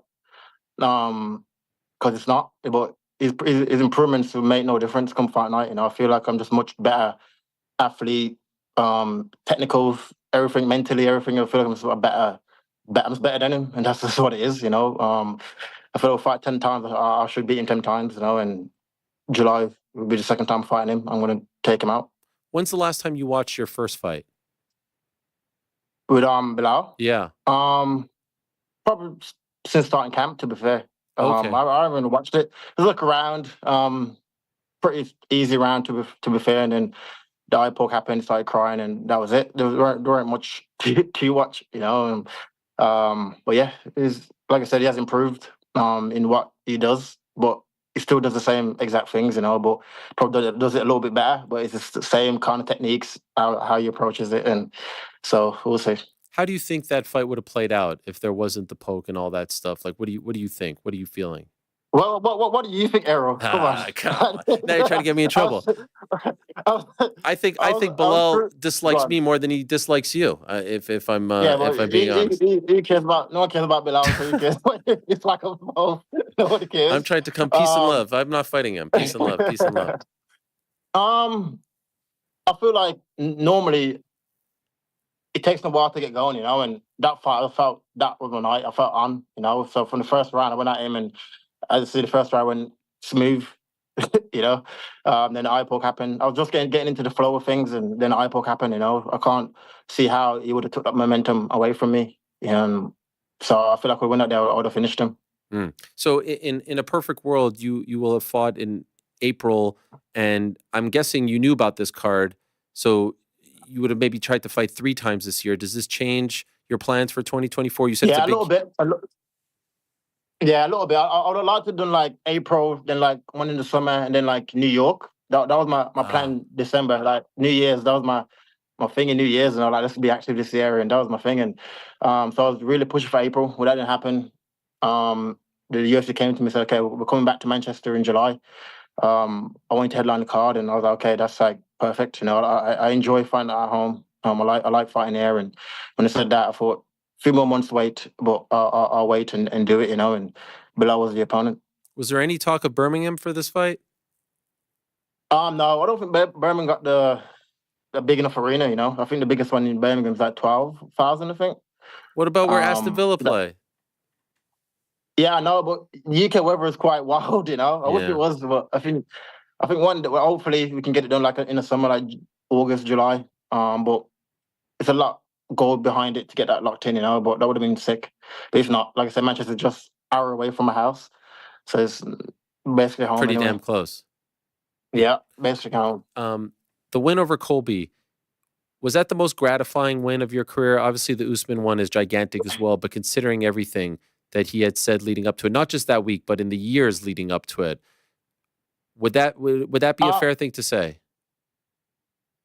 It was a big moment for me because I had to deal with a lot for what he said, and like mentally it was, you know. But I feel like obviously the win over Usman, that's like the for me, right now in my career. I'm sure there'll be a lot more moments like that, but I feel like Kobe was a annoying little cunt, but it is what it is. He came out there, shit the bed, and did nothing, and the fight played out, it played out. We had never quite seen that emotion from you leading up to the fight and in the aftermath of the fight. When you look back on it, can you even enjoy the body of work, or because it was clouded by all this other crap and nonsense, is it just almost like a week that you want to forget at this point because it got so I kind of personal? just want, yeah, exactly. I haven't really watched the fight back or nothing. I just feel like that fight was just because I didn't like the guy one bit. He was just an annoying guy, and first obviously what went on at press conference and everything that went along with it. But like I said, it is. I'm over it now, and I'll move forward. How did you keep your emotions in check? That was the part that I was worried about for you, that you would just want to like legit rip his head off and not fight. Yeah, I did. You did, okay. I did, but I figured I was talking to my mom called me after and just saying, I know what he said was horrible, but don't let him get into your head, like you got a job to do, and obviously I love you, your dad loves you, so it doesn't matter what he says, go out there and perform, don't fall into his traps, and let him get the win, and so that was my mentality. So kind of like cutting weight, I was like hitting the pads hard. Dave was like, man, you need to understand what it is, but you can't go in there like that. You have to relax your mind and go in there, focus and cold, and that's what I did. Did you look for him backstage after the press conference?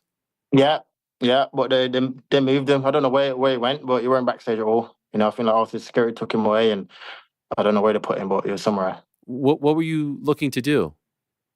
Slap him. I was looking to do. I feel like I don't know. I feel like you're just not a man. I feel like the way he talks and what he says, like, he should be really to back it up inside and outside the cage, and but for me, I don't think he's a man. He's a weasel, and it is what it is. And in the aftermath, he has said that they didn't score the fight for him because of his political beliefs. Have you seen this? And if so, what do you think about that? I don't know. Kobe's Kobe. Yeah, I feel like every time he loses, it's someone else's fault. When we got knocked about Usman, Mark Goddard, it was always someone else's fault. There's nothing to do with him. I don't know how him losing the fight got to do with what. Like, you lost clearly. It's just like I don't get what Trump got to do with it or anybody got to do with it. You lost the fight, and that's it. Just move on, learn from it, and move forward. And for some reason, just makes excuses for his losses and pretend like, oh yeah, he's better than what he is, and he ain't. And I felt Belal would be probably similar as well. Two weird people. Are you gonna be happy when you can move on from some of these characters, as you just described them as weird people? Like, do you want to move on to maybe some fresh faces, if you will? Yeah, for sure. I feel like I'll get Belal out of the way. I feel like all the wrestling phases kind of like going right. I think like it's Usman, then it's Kobe, then it's him. Who else is wrestler? I don't know. Probably Shavkat a little bit. The rest of us are strikers then, which is lovely. So, so I feel like get these wrestlers out of the way and just crack on my career. I feel like I got a lot more to do. I truly believe I haven't done nothing yet, and there's so much that I want to accomplish and do in the sport that I am focused and driven, and I cannot wait to accomplish it. Of those three names that were offered to you for 300, which one excited you the most? I wouldn't. Whoever, to be fair, I wouldn't even think about the names. More about the opportunity than the names. It's like, give me whoever. It's more opportunity, to be fair. I didn't really think who's what. I think there wasn't one challenge that you liked more than the other, or one matchup. Not really. I feel like all work is easy work, and I was focusing, going out there, getting the job done, and that's it. Fair enough. Since we have last spoken, a new face has emerged in the UFC's welterweight division, Michael Venom Page. Did you watch his debut fight? And if so, what did you think of his performance? It was all right. Against Kevin Holland. Good performance. I've sparred him before. I've trained with him before. I know him as well. So he done well. Fair play to him. I feel like we got a lot of way to go to get to the championship, but I feel like he's all right. Okay. He has talked about a potential stadium fight against you, or how big a fight against you would be in the UK. When he speaks about it, I feel like he feels like it could be in the near future, maybe 1 or 2 fights away. But it sounds to me like you feel otherwise. Um, I don't know. Let's see who fights next, right? He's fight like everyone's beat Holland. Like he won't beat Holland, you know. So he is good, but like he's one of these guys who win one, lose one. He talks like he don't care about like championships. You know, it's more just about winning, losing. Like I don't care. But so it is what it is. I feel like let's see him go against like someone that actually wants to be a champion and someone that's like hungry to become champion and go from there. I'm not really focused outside number one or two. That's my main focus, and I don't really look too far down the division, because then you get too distracted. So That's I'm just focused on who's next, and who's next after that, and that's it, you know. And let's see where it ends up. There's some talk of him fighting Ian Gary on this card. Can I ask who you think? You know Ian a little bit as well, obviously. Who do you think wins that fight? Oh, I don't know. Ian is good. I don't know. I'm actually excited to see that fight because they're both like strikers, not the best grapplers. So I feel like I don't know. I'm excited to see it. It'll be hard to pick. I think you're sitting on the fence on this. You're taking the fifth. Yeah. I probably lean towards MVP. Probably. I don't know. Actually, I don't know. Do you agree with him that a fight between you two, considering you're both from the UK, would be gigantic there? That it could be a stadium show. Yeah, 100%. It would be massive if it happened, you know. In the UK as well. I'd love to do Aston Villa for that one. That would be. Come on. that'd be madness. So yeah, that'd be good. Let's say it gets there, then we'll go from there. By the way, what's better for you, fighting in the middle of the night in the UK or fighting in Utah, normal time? UK. I'm never going back to Utah, and I have to visit it. Really? It was so great to you. It was amazing. I mean, you had your greatest moment there. It was a moment. It was a moment, but I feel like no. You're done with enough to do there, you know. I feel like the bar closes at 2:00. Everything just closes straight away. There's like how many drinks you can have, and there's a lot going on there. So I feel like Manchester, 5 a.m. Everyone was drunk already. So it was brilliant. By the way, speaking of the post-fight scenes after the Colby fight, you with the cigar, like it gave me very like Colby-like vibes. Not Colby, Kobe-like vibes with the sunglasses, and it just like that. I felt like your confidence is at an all-time high. Like you have come out, you are a superstar. You have that aura about you. I mean, you don't do interviews anymore, for goodness sakes. I have to sacrifice my firstborn son. Have things dramatically changed? Do you feel like people are I see you sitting down with Simon Jordan for an hour and all that stuff. Like you're a big shot now. Do you feel that? Do you sense that from 100%. People? Yeah, definitely. Especially when if I leave the house, I'm taking pictures every day, you know, and it's weird, but I'm owning it, and I feel like I'm truly getting into the stride of things and going into my prime. You know, I'm 32 now, and I like to go for another like 5-6 years. So I'm feeling I'm going into my prime, and I feel good, and it's a perfect time now. Yeah, I've got the championship confidence, and I've been through ups and downs. I've been through trials and tribulations. I got through it all, you know, and I feel like that built me tough and built me like solid, and I truly feel like I belong here, you know. I'm sure you dreamed about all of this, but is it ever to the point where you kind of sometimes think, not to be as successful, but like, man, I wish I can go to the store or something or be with my kids and not be bothered? Like, is it ever to a point where it gets to be too much? Sometimes, especially with my little boy, you know, like you're trying to eat food at a restaurant, and like, oh, can I have a photo and that. So sometimes, but I enjoy it. Like I said, this is what you dreamt for as a kid, and I got to keep reminding myself to be grateful, even though fans might be annoyed, like you get photos all the time, but you have to remind yourself you have to be grateful. This is what you prayed for when you first started mixing martial arts, to have the money that you got and doing what you're doing and have people knowing you. And so now we're here, I'm just reminding myself to be grateful and thanking God for my position. I'm just curious also about the UK media, because I know they cover boxing like it's, you know, a gigantic thing, and the boxing stars get a lot of love. Do you feel like they give you the same type of love and attention? I know you don't crave that, but I'm just wondering if you feel like you get the same type of attention as some of the other boxing greats from the UK as well. Yeah, probably not like Anthony Joshua. Probably not. You know what I mean? He's like the biggest boxing star, him and Tyson. But I feel like I'm definitely feeling love in the UK, 100%. Okay. You deserve that. And I was happy to see you sitting down with Simon, even though half the interview was him telling you about, you know, why he didn't like combat sports or fighting. And yeah, I know. I was like, what do you tell? You got the champ sitting there, and you're going on and on about cage fighting, for fuck's sake. And I was like, bro, like, I don't know what you want to say, you know? He's like, kept going on about Connor and but obviously, I was like, bro, I don't know what you want me to say. Like, you invite me onto your show just to say you don't like MMA. I was like, okay, like, what am I here? Yes.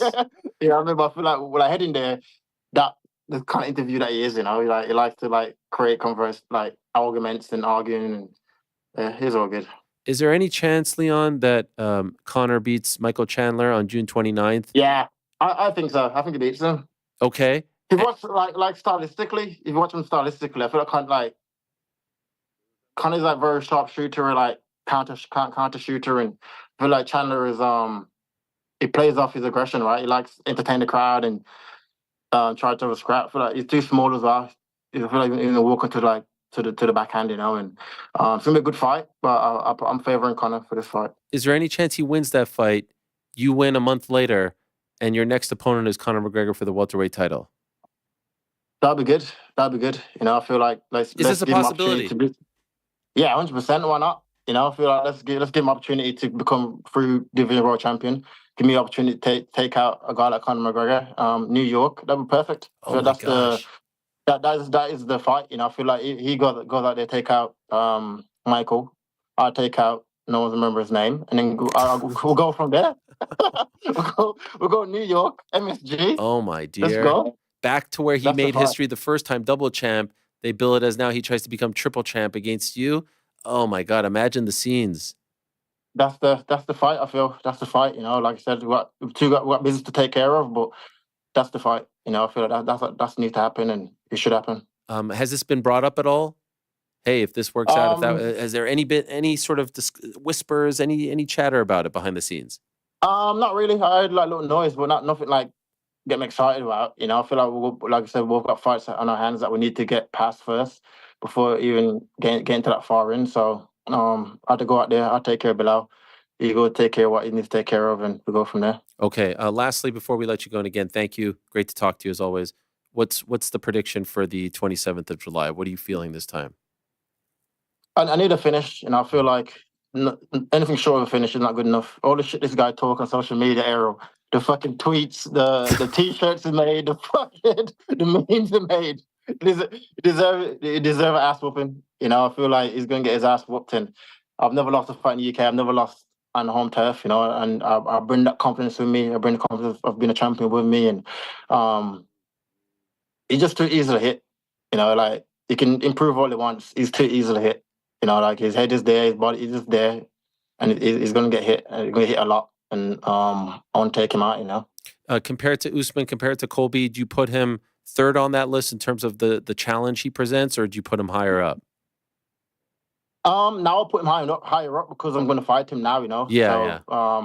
But after that, we'll see. You know, but I feel like Usman out of the three, I feel obviously I probably favor Usman to be number one. You know, but right now, in my head, he is number one, and I'll go out there, I'll compete against him, and I'll go from there.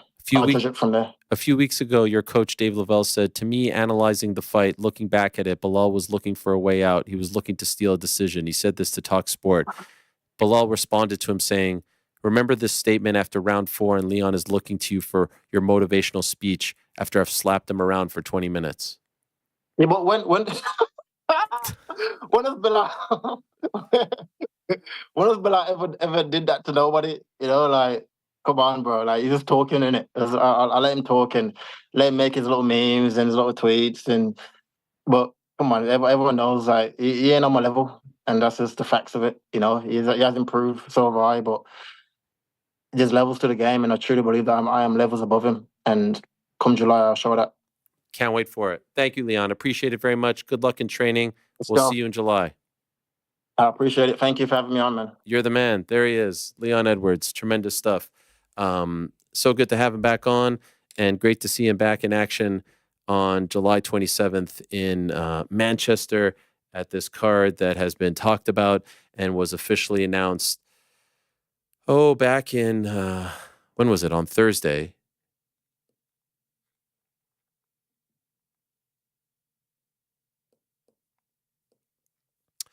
And this is a bizarre email that I just received.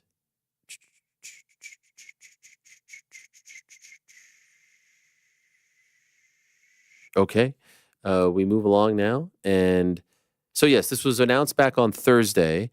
Leon Edwards versus Belal Muhammad 2, Tom Aspinall versus Curtis Blades 2. And then all of a sudden, we also got a third announcement. And there was a bit of a sweepstakes. There was a bit of a, a discussion. Okay, how's this going to work? Who's going to get the Paddy Pimblett fight? Well, lo and behold, would you look at that? It's our old friend, Bobby King Green. He gets the fight July 27th in Manchester, Green versus Pimblett, and he's kind enough to join us right now via the Magic of Zoom. There he is. Yo, look at this guy. Yo. What's up? What's up, Bobby? How are you? Where are you? I'm at home. Look at you, man, living your best life in a robe, just chilling outside. This is amazing. Congrats on getting the fight. It seemed like every week someone was calling out Paddy and wanting that big fight on that stage. You got it. Can I ask, how did it come together? How did it come together? I fought Jim. After I fought Jim, I was leaving the cage. And I was leaving the cage. I haven't even seen the doctors yet. And the UFC was like, man, we think that'd be a great fight. You know what I mean? Sean hit me up. Dana said it was a great idea too. And so I already knew what he was going with this shit. So I let Renato and Paddy run their mouths. I was like, go over and do their little chit chat and stuff because it's going to be a valuable lesson that they got to learn. And the lesson is, like I already told Paddy, I'm going to teach him lessons throughout this whole camp. Lesson one was, you don't run shit. He thought he had to say so. Like, he was like, oh, no, I'd rather fight Renato. Like, nah. They already got this plan, and the show's going to run the way they want the show to run. So you've known essentially since the night of April 13th that this was happening. Facts. Did you do you think that he wanted you as his next opponent, or do you think he wanted someone else? You think he did? I don't know. I'm asking you. It's hard for me to tell. You don't want to say it. You don't want to be that guy. You don't want to be that guy. No. I'm just wondering what you think. Because he was saying it like they're videotaping him, and they're like watching the fights. He sees me fight. He's like, impressive fight from Bobby Green. Then all of a sudden I call him out. You can see him get all red, and he's like, oh fuck, like he got caught off guard with this one. It's like, oh, it won't be the last call out. But then after that, he's saying all the different stuff. He says he's rather fight Renato. That's already telling on itself. So that's lesson number 2. I'm gonna tell Paddy, if he's watching, watch what you say. You telling on yourself. The more you talk, the more you're telling yourself. So he said he'd rather fight Renato based on followers. So I was like, okay, followers. I looked at Renato's followers. I looked at mine. I think Renato has 80K more. I'm like, that's not like a big difference where I'm like, oh, whoopie fucking do. Like, this guy's got 100 million, or he's got 1 million followers. I want to go fight this guy. It's like, no, you want to fight that guy who has 80K more followers? Whoopie fucking do. Like, that's what your shit is? Yeah, the exact quote via his YouTube channel was, Bobby Green screamed my name on the mic after it. Didn't surprise me, know what I mean? He might be ranked, but he's got no followers and he needs me, just like everyone else. They want to fight me because they know I'm the boy. Bobby Green's an option. If Bobby Green wants to fight, I'm there. If I'm there. But then he said right after it, I'd rather fight Renato. So the point is this, is like, you look how he's talking. He's talking like a spoiled little brat. And it's the cool kids versus the brat, okay? It's the cool kids versus the brat. And he's the brat, and I'm the cool kid. He's the brat, and we got to whip their asses when we can get their time. But we can't whip their asses in front of everybody. We can't get the chance. We can't catch them. Finally, you get that one time to catch him, and you catch him when he was out of school, and it was off campus, and you beat him up. And now this is that time, Mario, where I'm going to beat him up. Okay. Can I ask, I mean, you've had such a long and storied career at this point, and you fought so many big names. Is this a fair statement to make? July 27th against Paddy Pimblett is the biggest fight of Bobby Green's life. And I don't mean, because it's the next one, but in terms of the profile, the stage, the name, all that stuff. Nah. I don't know. I think that's for the public to judge. I don't know. For me personally, I don't know. I think it's just like, to me, it's just a personal vendetta. More so like, I'm one like, everybody asks like, what you want to do next? What do you want to do next? I just want to whoop. Hey, get your ass down. Sorry, my dog's going crazy in the back. Oh, no problem. I just want to, like, when I met my white dad, I met my little white dad, and he came in my room and shit. I was staying in this one spot. He came in the room and he saw a list on the door, and it had a list. And he's like, "What's that?" It's like, there's a list of fighters that I wanted to check off my list. I was checking off the list. Same type of thing now in the UFC now is like, hey, certain fighters said my name, I put them on the list. Paddy just said my name, and so that was personal for me. It's like, hey, I just want to get you because you thought you could say, like, I want to fight Bobby Green. What? Why you pick me out of everybody else? You think that you got some type of, you think you can get off on me? Nah, I'm going to show you this is a bad idea. So you think that he was targeting you because he thought that he can pick you off, that he can beat you, that you were an easy fight for him? Ariel, we are in the food chain. And so you got all these animals. You're in the animal kingdom. And all these animals around, right? Well, there's a big, strong animal. But you just see him take an L. You see him get knocked out. He got knocked out, so it looks like, oh, he's wounded. And a lot of fighters will start jumping on that fighter and try to take him because right now he's wounded, he's weak. I'll show that. Y'all think I just got knocked? I'll come back and whoop some ass and show you, like, man, that wasn't shit. He just kind of caught me. It's cool, but my skills is going to be still my skill. You're referring, I think, to the Jalen Turner fight, right? Jalen Turner, Drew Dober, fucking Dustin Poirier. I mean, bro, I had so many setbacks. I came and climbed back from all that. You know what I mean? Considering all of that, getting a win at UFC 300 against Jim Miller, who has, celebrated, he's one of the greats of the game, 100, 200, 300, and to fight the way in which you did, I mean, that was so dominant. He was, crimson mask, the blood all over his face. That had to have been one of the more special nights of your career, right? To do that on such a big stage with the world watching after all the ups and downs, that had to have felt incredible. It was dope. You know what I'm saying? But I just had to show Jim, like, hey, Jim, you've been waiting for this fight. I got to make sure that I go over the top for you. To now I missed it 3 times in a row and it'll be the 4th time in a row. This is going to be something special that I show you. You missed his ass whooping, but geez, it added up now. I'm times it by 4. And so I just had to show him we're not even on the same level, bro. We're not even on the same level. Did you feel any level of disrespect going into that fight because there was so much celebration of him fighting at 100, 200, 300? Did you feel like you were a bit player in this fight and had to remind people that you're not a dance partner, that you're him, as the kids like to say? Exactly. Fact. I felt like they put the promo out. They didn't even put me on a promo and stuff. And like, I'm not the guy who's like begging for attention or anything like that. Like, y'all can do y'all. I don't even need the attention or whatever. But at the same time, it's like, oh, I see what y'all doing. Y'all didn't even put me out there like that. Y'all feel like, oh, it's his show. It's about him type of thing. So I just felt like I needed to make my splash. Like, where am I going to make my impact on the culture so I can say, all right, this shit was my night. We didn't have a chance to talk after the Turner fight and leading up to this one. And so I'm just curious, in retrospect, why did it go wrong that night? And how do you feel about what transpired in Austin? And with the Turner fight, first of all, you're fighting someone on the fly. You're fighting somebody, like I said, it was just going to be a fight where I wasn't even going to study him like that. It's going to be like I just ran into a dude in a hallway, like, what's up? What's up? You got a problem? What's up? We fighting. And it's like, it's not even going to be nothing that I'm going to really learn or be able to study to adjust to his range and his timing and his whoop-to-whoop and put all that together in that time. We're going to be able to do all that. So it is what it is. Let's do it.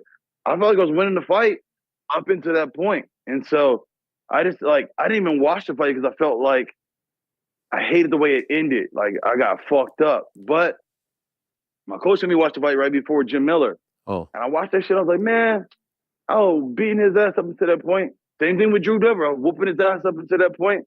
I go, all right, I got this. Let me show them my skills again. It's just skills. I felt like that fight went on like uncomfortably long, like 10 or so seconds long, that you took unnecessary damage. Do you feel the same? Yeah, I didn't take that into account, Ariel. Like, I took into account everything else, like, that come with this shit. Like, I know I'm willing to die on my shield, you know? But what I didn't take into account was that referee is kind of responsible for your life, too, that he could let you take too much. I thought, all right, I get knocked, pow. Oh, I'll be out. Oh, maybe take one more. All right, cool. But no, I didn't know a referee could he could not just be on his job that night and you just receive the bad end of that, you know? And so that was an eye-opener for me. Like, damn, you cannot be the same again just because the referee wasn't on his shit. Did it take a while for you to feel like you were back on track, feel like 100% after that fight? That was my worry as someone who admires you and has been watching you for all these years, covering you. I was worried about the turnaround from December to April is a typical turnaround, but because it went on too long, I thought, and all those extra punches, I was worried if it was too soon.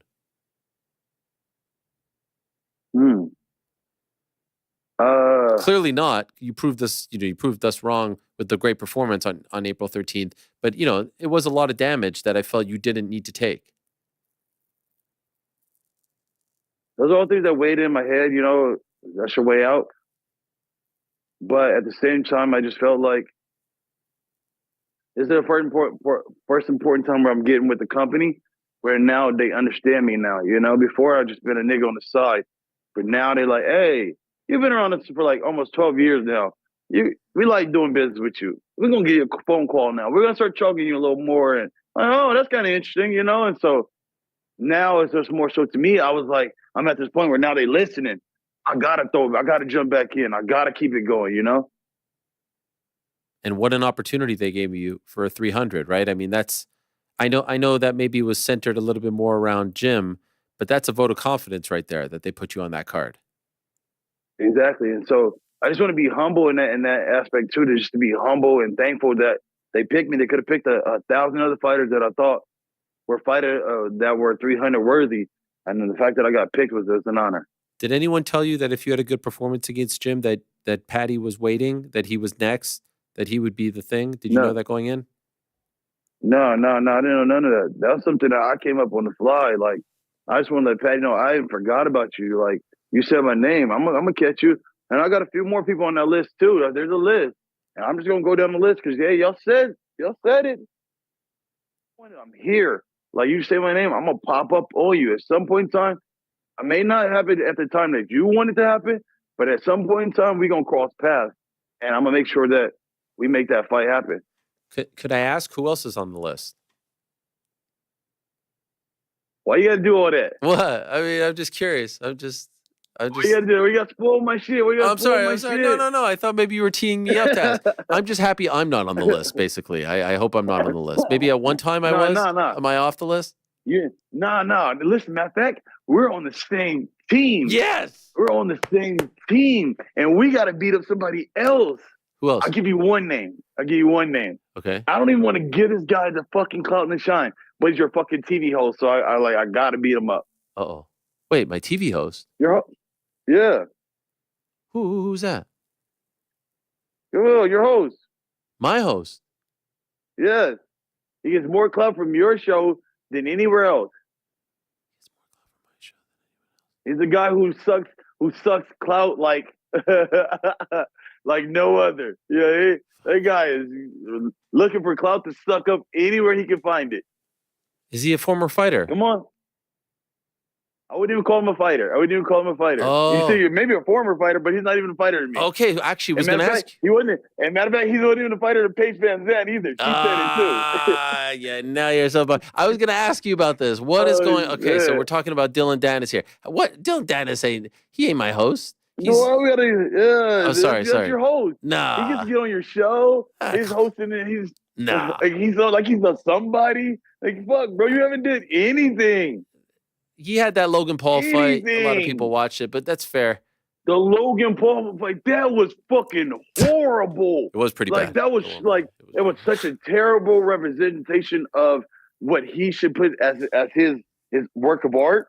That's a terrible representation of that, And so he's been hopping in my DMs and trying to talk shit what's to going me and on trying to get me to promote to fight this guy. And I'm like, Dilly, I don't know where you even think we on the same level. I'm a full-fledged killer. You just a talker. You ain't even really fought nobody real. But he came all on this shit from the Paige Van Zandt stuff. Yeah. And I was just talking to my audience. I was explaining to them, like, to the young fighters. Here's a lesson. You could work years, 20 years, Ben Askren, fucking Bellator champion, undefeated, kicked ass and everything. And some little white girl could come along and tell you, you wasn't a real fighter. And both sides got their points. And I understand both sides. I understand Ben is a fucking warrior. And you can never tell me he's not a fighter. He's been a fucking champion. But at the same time, I understand Paige's side of it too. Is that, hey, I don't want to work at this sport. And then some person could come and tell me that, because why? The real fighters and the cool kids are going to tell you, you wasn't really in there like that. You weren't a real fighter. But I mean, Ben is, yeah, of course. But Ben is a real fighter. I mean, we have to be honest, right? I mean, the Bellator run, the one championship run, we can't forget that. Not to mention Olympics. You want to do this? You want to do this? You want to make me look bad? No, no, you no. Make me look bad? No, not at all. You want to do this? No, let's do it. Let's do it. Let's do Okay, it. fine. I'll look bad. Fuck it. No, I don't want you to look bad. I thought you agreed with me. No, I don't agree with you. Oh, okay. Why? I don't agree with you. Okay, let's talk. Because we have a conscious decision choice that you make. When you in that cage, you're making the choice of how you want to fight. Every day when you go to the gym and what you choose to work on, that's your choice. Now, I can choose to work wrestling. I can choose to work striking. I can choose to work jit. I can choose all of these, but I can choose to make them exciting too, or I can choose to make them boring. And what I'm saying more so is they never open up the true art. Ben is I'm not saying Ben is not a fighter. I get it somewhat. But what I'm saying is that he, like, even with his boxing match, they picked him they made him seem like he was a real fighter. They made him they presented him like the Jake Paul, like he's a real fighter. He's a champion. He's this, but no, he's not a real fighter, and it got exposed really bad. And that's what I'm really saying. At the end of the day, is it got exposed like a real fighter. That shouldn't have happened like that. That's okay. I understand where you're coming from. He was also coming off of retirement, hip surgery, so I give him a bit of a benefit. He was never a striker. No, that's true. He was never a complete fighter. Striker for sure. He was never a complete fighter. Fair. Okay. Fair. He didn't have that's what Paige is saying. Okay. She's saying a complete fighter. So how do you get involved in this mess with her and Dylan? Because then Dylan started talking about the DMs. I didn't tag nobody in. I'm talking to my little young niggas. Okay. I was talking to young guys and say, hey, don't be like those guys. Because why? You're going to hate it when that little white girl tell you, you ain't shit. And all the shit you did wasn't shit. You're like, what? Like, she don't know me. And no, bro, but she kind of got a little bit of point. Okay, so you're talking, and then Dylan hears about this somehow. He reads it. He's always online. Somehow he got in there, and then he jumped his ass in there. And now he's begging for a fight with me. I'm like, man, before these guys wouldn't even pay attention to me. They would be like I posted him, I talk shit to them. They wouldn't even pay attention to me. Now he can't stop messaging me. And I've been kicking his ass every fucking time. I've been kicking his ass. Like, I'm saying he can't even talk to me. He got bitched out by you. You bitched him out. By the way, I think I could have sworn you called him a bitch to his face. Like, I do believe, yes, bro, I did.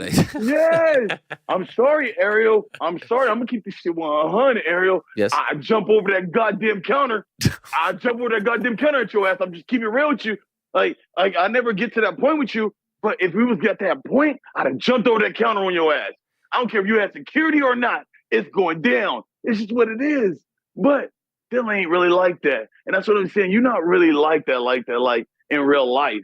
In real life, Dylan, he be running around scared from the cameras. In real life, he's getting called a bitch by you. In real life, he's getting beat up by a Logan. He's getting beat up by a podcaster. He's getting beat up by a fake wrestler. You know what I mean? You're not in real life. You're not one of us. It's the cool kids versus the brat. You know? And so Paddy's another one of the brats. Look how he talks. Like, you had an issue with him too, where he was on to talk about paid interviews. Mm-hmm. Yep. Look at him acting spoiled and shit like he did some shit. You ain't did nothing in this motherfucker yet to be talking about and think you earned something. You ain't earned shit yet. These guys be acting spoiled. You know? You should be lucky that you can hop on Ariel's show. You know what I mean? But they don't act like that. They don't act like this is a privilege and this is an honor. You know? I appreciate that. I just wanted to say two things about the Dylan thing. Number one, he did make it quite personal. That's why I said that. And number two, I would never say that to a fighter. I'm sorry. I'm sorry. Did you just do that? No, Did no, you just do that? no, I didn't do that. That was a joke. I was just kidding. I was just kidding. I would never. Oh shit! Oh shit! You know what? But they're not real fighters. He hasn't earned his accolades yet. They haven't earned it yet. And now, up until this point, because now this is the debate. Okay. I'd say up until this point, Paddy has not earned it. But then he fought Tony. So like, yeah, you fought Tony. Do we give him it yet? Do we give it to him yet? I think or we so. say, no, I think fought so. Tony after 5 losses because they're going to say the same thing about me. So I'm like, do we give it to him yet or not? Or do we say Bobby Green's the official one? This is the graduation in a sense. But you can't put you can't put Paddy and Dylan in the same category, right? I mean, one guy is in the UFC. He's drawing big houses. He's still fighting fellow. Not in that same category. In the spoiled brat person, they're talking like they earned something. Mm-hmm. You know, like another guy, Sean O'Malley. Sean O'Malley and I have always not been at each other, whatever. You're a part of the cool kids. I'm saying it now. That he's earned the right to now get over here from that side to this side. Before how he was acting, and he didn't earn it. But then he fought Peter Yan. Peter Yan, even though he lost the fight, as the real guys, we respect how he fought. He wouldn't fight like a bitch. Like Peter was doing all the wrestling. Peter was trying to, Sean was out there scrapping. And so you got to give Sean his respect. Then on top of that, he went and fought Aljo. So you got to give him his respect now. Hey, he moved from over here with the spoiled brats to, hey, you earned your shit now. You over here with the cool kids. That's fair. That's fair. The Dylan thing can happen though, right? Like it's just I kind of feel like that's the annoying part about all this. Like he's challenging you to a fight knowing full well the UFC isn't going to do that. You're a UFC fighter. He's not. I told him if he begged me, I'll get him in. I'll call Uncle. I hit Uncle up and be like, Unc, get him in. I got it. Trust me, I got you. I'll get you in. But he don't want to beg me. I told him if he begged me, I'll get him in. I wish they would sign him though. I think it would be great box office if they signed him. No. No? Fuck no. I think it would that guy's boring. He's a crotch sniffer. He's a lay-in prayer. He's a backslider. You know what I mean? There's some talk of him fighting Mike Perry. How do you think that goes in MMA? Okay, how do I think it goes? Yeah. Ding, ding. He gonna run, he gonna slide on his back like this. And he gonna start trying to do knee bars, heel hooks, toe holds, all the gay submissions.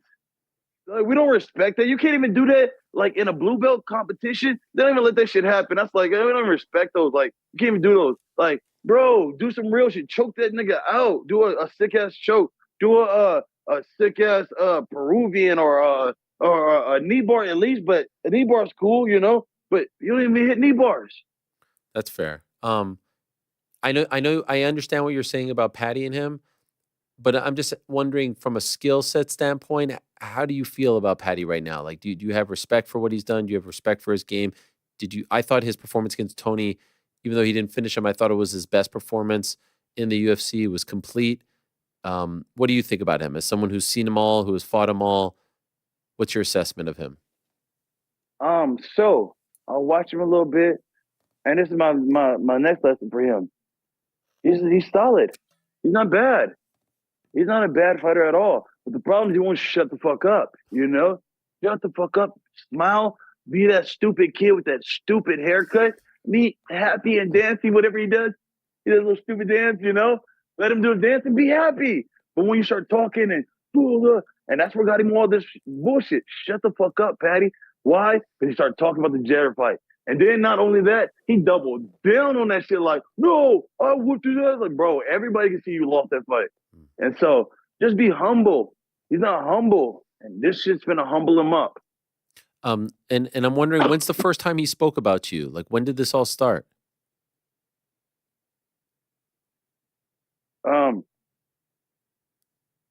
He spoke about me. He spoke about me, I think, right before the Jalen fight. Oh, wow. Okay. And so he thought he was going to get a prime position, And so since I had that setback, I think he thought I forgot about him. I'm like, nah. I ain't forgot about you, bro. I'm going to go handle this shit. I'll get you. And then guess what? I'm going to give you the sneak there. I'm coming after Hanato next. Because Hanato said my name. Oh. So those two guys thought they were going to talk to each other and work this stupid fight out. I'm going to whoop both y'all asses. Fuck you talking about? So that's okay. So we've gotten a couple of names on the list now. We've gotten a new name. Hinato's on the list. We've unearthed another name. I would love to see that too. Dylan ain't even on the list. Dylan. No, I know. I'm gonna beat Dylan up. I'm gonna beat Dylan up when I see him. I'm gonna beat Dylan up when I see him. You know, like I already had that in my head. Like he said some shit before when I got beat up, when I got knocked out by Drew Dober. So when I see him, I'm gonna see if he on that type of time. But now we've been having words exchange and stuff. Now I'm like, okay, I'm that real life guy. I'm don't do this internet shit. So when I see him, I'm gonna get him. So you guys are going back and forth in DMs, like you're going at it in the DMs. Yeah. What's he saying? Yep. What's he saying to you? He is saying he's trying to battle with a real cold killer. Like, I've been kicking his ass left and right. Everything he say, like, let me see some shit he said. I said some shit like, he be he's not even a real fighter. He always is on his back and on his knees. And he's like, on my back, that's not a disrespect. I'm like, yeah, it is. If you doing that shit in boxing, when you ain't supposed to be doing that in boxing, you're not supposed to be on your knees or on your back in boxing. Somehow he was on both. You know what I mean? Yeah, so he's a professional, and now he's not even doing that shit like you're not even doing it like where they're forcing you. You're doing it willingly to get on your knees and on your back. That sounds like some female shit to me. I've been kicking this guy's ass all fucking week. Damn. Well, I can't wait for this fight. You and Paddy is going to be an incredible build. How do you feel about the fact that it's happening in the middle of the night? Like, you guys are going to fight at around like 3, 4 a.m. over there because they're catering to the American time zone. You heard about this, right? Yes, sir. So what are you going to do? Are you just going to stay on American time over there? Ariel, we attack at dawn. I've been on my little Game of Thrones shit right now. And that's where I'm on, like, hey, we get the soldiers ready. Hey, yo, wake up. Get him. We're going to go play and kill at dawn, you know, in the middle of the crack of dawn and shit, you know, 4 a.m. I'm getting up and I'm going to have to kill him. That's what we're going to do. You like, are you at peace with this? Do you find it annoying? Is it a nuisance, or you couldn't care less? I wouldn't be like everybody else to say it's a nuisance. Of course it's a nuisance. But at the same time, I'm a fighter. I'm a true fighter. And what I mean by that is, like, I was telling my boy Alex Reyes, he trains with me too, he's in the UFC. I tell Alex, you got to be ready for anything to happen. Where I've had shit happen where I lost my mouthpiece last minute. I got to throw a 99-cent mouthpiece in and do a fight. I had to have a fight where something was fucked up. My hand was broken and I fought this fight. And I've had so many just different situations that you have to be okay with. Whatever the situation it falls, whatever it is, we're fighting. Mm-hmm. Whatever it is. I don't care if it said you guys are going to fight on the sun and you're going to be boiling hot, you guys are going to fight. Well, then that's what the situation is. That's what we're fighting at. Mm-hmm. Whatever it is whatever it is. And so it's 4 a.m. It's 4 a.m. I know Paddy's from Liverpool. This fight's in Manchester, but I suspect he'll be the crowd favorite. But I feel like you kind of love this, right? Going into enemy territory, shutting up the crowd, being the bad guy, so to speak, over there. Do you like this spot? Well, no, I'm not the bad guy. I'm always the team good guy. You know, somehow I get pushed as the bad guy. I'm the good guy. I'm here to just, like, I told Paddy, I ain't trying to be your daddy. I'm trying to be your granddaddy. You know, I'm just trying to give you some lessons at this shit that, oh, you missing this. Oh, you missing this. And so I'm not trying to be nobody bad guy. I'm here to just kick a couple of lessons, come over, show the UK fans some love and shit, show them a real fight, how it's really supposed to go down. And so that's it, bro. Like, I don't know how I got put the bad guy. I'm just here to make shit some good times. No, I understand. I'm just mean because you're fighting him in his home country. So, like, usually they're going to side with. Yeah, they're going to hate on me. Yeah. You know. It's okay, so I'm already getting on my UK stuff. Like, what is it? You little scoundrel? Yeah, sure. Scoundrel? Yeah, a little scoundrel. I'll get a little sausage, you know? Yeah, that's a good one. That's I'm working on my Tyson Fury. I'm working on it. I like that. Well, this is big. I love that you're getting this opportunity. There was a bit of a. It seemed like there was a sweepstakes, but apparently not. I wanted to ask you, Bobby, because, and I hope you don't mind me bringing this up. When we were talking about you coming on the show, you said, like, you hope I give you enough time because you had a lot to get off your chest. And so I wanted to ask if did I ask you everything, or are there other things that I didn't know about? I didn't want to ask you what it was, but I wanted to make sure I gave you the opportunity. Nah, bro. And so, like, I just be trying, like, I was supposed to, like, do your interview. You wanted me to do it after 300 and shit. Like, I told you, like, they ain't earned that shit, but they get like, all right, because I do your show. So I'm like, all right, I'll do it. Then I'm like, nah, I don't know right now. I'll do another one later. Like, Yeah. Sometimes I feel like I talk too much. Yeah, I hear you. So I don't want to talk too much. I'm like, man, nah, I'll just pop up here. I'll talk one here and I'll talk here, but I won't talk there. And so I just be selective, but I earned that right for fucking with you for so long and all the shit we done been through and moved through. I've kind of earned that right. That guy just got here, You just got here, Paddy. Shut the fuck up and get in line. I appreciate that. I appreciate that very much. Yeah. I wanted to talk to you after 300 because it was such a big moment for you, and what a performance it was. Holy shit! Like, you went Super Saiyan on him over there. It was amazing. I was gonna get the 3K bonus. You know what I mean? 300 and then Max went and shit on my shit. I did the same shit as Max.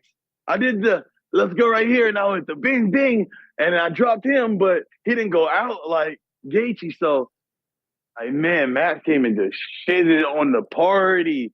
I was like, fuck. When you saw that, did you think, fuck, there goes my bonus? Yeah. That. I was just like, fuck. And that's just like the fight of the year right now. It's just like, man, how could I knew that it was going to be competition. I knew, but I was like, man, maybe I could just make my little splashes. I got fight tonight on 300, And then this motherfucker came and stole that shit from me. I'm like, man, I ain't going to forget about that. I'm going to get it back from Max somehow. Oh, wow. Is he on the list? I can't tell you all that. Okay, I'm sorry. I can't tell you all the secrets, bro. Something. You see what I'm saying? Now you are acting like the police. No. Acting like the police. No. I'm just inquisitive. I just have a lot. You playing private investigator. No. Okay, can I ask you this? Two guys that you know well. You mentioned one of them. You have fought them. Islam Makhachev, Dustin Poirier. They're fighting for the belt next weekend here, just outside of New York and New Jersey.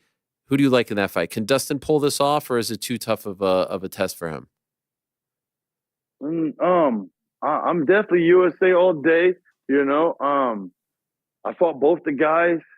I fought Islam on 10 days, so everybody keep asking about the bullshit. It's like, man, I want Dustin to win. I think Dustin has a shot that can put anybody down. I told him that, like, you got a shot that can put anybody down. Believe in your shot, but is Islam gonna give him that time? Like, I thought Islam was gonna stand with me too. Like, they said he's gonna stand, and he just went shooting right away. I'm like, oh, look at this little guy, So I don't know. Let them do their thing. It is what it is. I think hopefully Dustin wins. Yeah, that would be a crazy story. What a legend he is as well. And the card that you're on is great. I like this. This is big for you, Bobby. It's great to see one of the OGs, one of the veterans, getting an opportunity like this on a massive card, back-to-back pay-per-views for you. None of this Apex stuff, none of these lower, like, this is big time stuff. This is where you should be. Yeah, bro. I'm just trying to live in the moment and do the best I can, with what I have. Show people that jumping on every opportunity, I jump on every opportunity. Like, people look at my record sometimes and they see, like, oh, it's this and this, but it's like, bro, 80% of those fights I took on short notice. I went, I did this to do this, to make this happen, and do this. And I jumped on every opportunity to get here. So to all the young fighters that are watching this, jump on every opportunity. You can't miss. So what if you fail? But you'll never find out if you would have made it unless you tried, And so jump on every opportunity. July of 2011 is the first time I interviewed you. Do you know which fight that was? You were very fired up. July what? 2011. 2011? 13 years ago. So that's about 4 years. That's about 4 years being in name. Maybe 3 years. I'd say that'd be King of the Cage. Nah, it was Jay-Z Cavalcante. You were fired up because you thought you won. Remember, split decision. Oh yeah, that guy. Yeah, that guy. And look at you, still That's here, the thing, I man. got a lot of close fights. Like I got a lot of close fights that be happening like that. Fuck. But still here, 13 But years yeah, it's a later, long ass time. on the biggest platforms, on 300, on this UK card against Paddy Pimblett. Like, this is big time shit, man. This longevity. Yeah. Trying to show true warrior shit, you know, Arrow, yeah. Everybody look at just the champions, you know. They look at just were you champion or not, you know. And I'm looking at it for the average person, you know, like the average fighter who comes in 2 years, you know, 2 years and he's gone. And I'm trying to show them that if you do it right, bro, you can make a living off this shit. You can low key be a king out this, you know, if you do it right and you can play your chips right. Congratulations. I was stepping on my microphone. You have done that. So congratulations. And I can't wait for this fight. And it's always great to have you on. It's been too long. I don't even remember the last time you were on, but I'm so glad that you're back on. Yeah, brother. And I'll tell you that too. My bad. I be feeling bad. Like, I be having interviews with you and shit. And it seems like every time I be busy as fuck. I be in the car, like, trying to rush the interview. I feel like, man, No, I it's didn't take no time for you to sit down with you like this. Nah, this And is so I'm good. like, man, I'm going to make sure this one comes out right for Ari. I fuck with him like that where I'm going to do some good shit for you. And listen, if you need a backup with Double D, I got your back.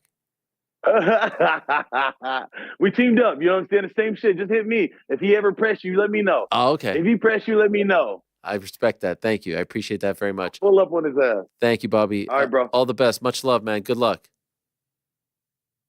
There he is, Bobby Green. What a guy. Bobby Green and I. We're BFF. Look at that. What a time. What a card. It's a great card. Like we were saying before, UFC 304 is a really good card. I really like it a lot. A great card, dare I say. By the way, New York Rick, are you there? Here.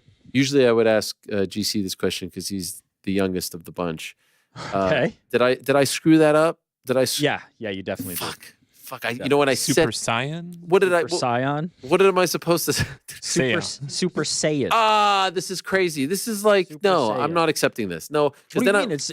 It's literally known. Super Saiyan. No, listen.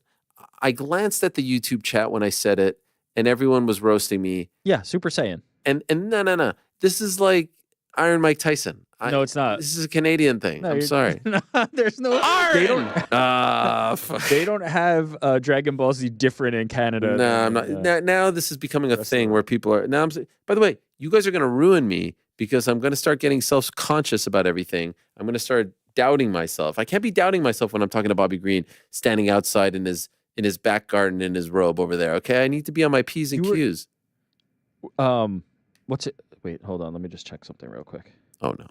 No, I just want to check something. Yeah, that's what I thought. Okay, you were just listing Toyota makes, right? Vehicles like yes. Supra and Scion. Those two are Toyota vehicles. That's what you were saying at the time. You were not talking about. He's gonna roll in there. Got it. Like a brand new Toyota. Got it. Toyota Scion. Got it. What is it? Saiyan. What's the difference? Scion, Saiyan. Can I be honest with you, straight up? You're not hearing it, right? No. I don't even know what that is. I just hear people say it. It's Dragon Ball Z. You ever seen the gifs or like images of the guy with the black hair and then it turns yellow? Yeah. When it turns yellow, that's when they're Super Saiyan. That's that anime stuff. Yeah, anime. That's that anime. Dragon Ball Z. Oh man. I don't usually look, but I saw it over there. And on the left side, the chat. I see you guys on the chat. You're fucking with my flow, okay? I'm trying to flow. I'm trying to vibe with Bobby. And then I see you guys all up in there. I see you all, Brandon, Olajuwon, Twist of Fate, Michael, Gav, Super Dave, OC. I see you all hating on me. We're supposed to be on the same team. You guys are spending time with me here on the chat. We're supposed to be on the same team. Sorry, you got you and Bobby Green versus them. That's what you guys just teamed up there. It seemed like an Avengers assembling type situation. You and Bobby versus the chat. That's all right. Listen, there is no greater thrill than connecting with these guys.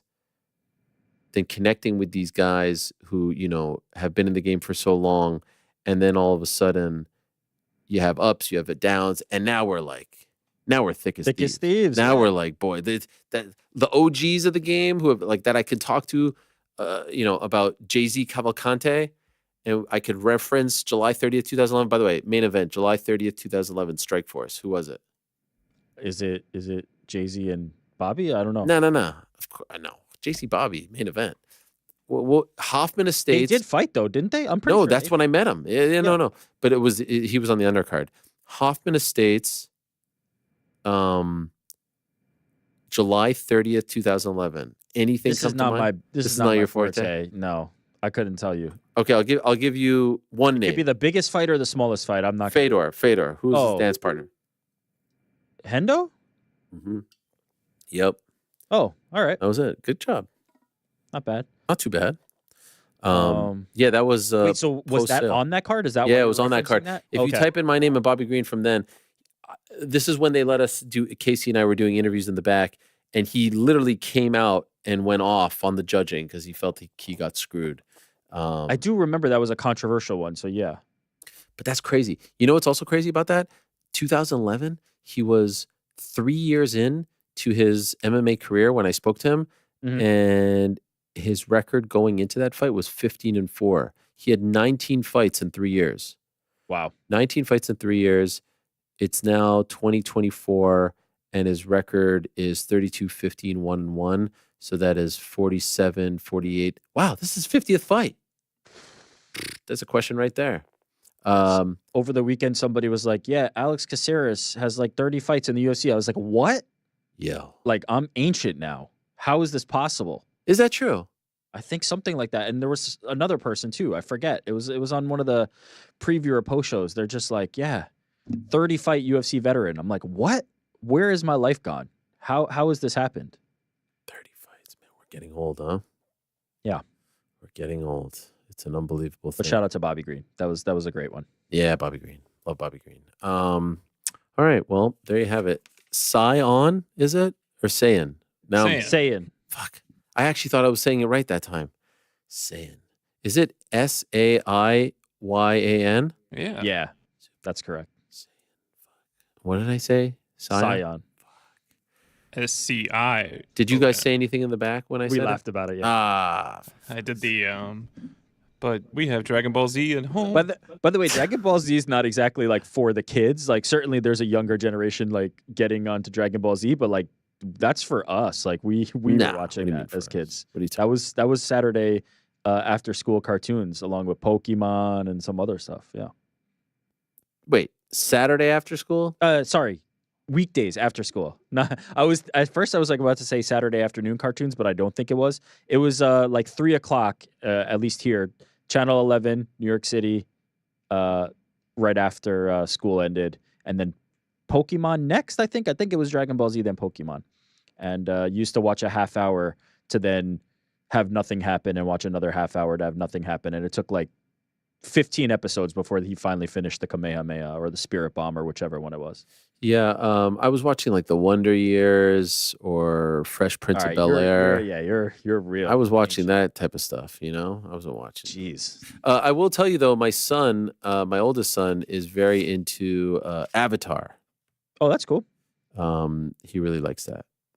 That's a very popular one. I've not seen it. Maybe Frank. I don't know. Frank, have you my seen it?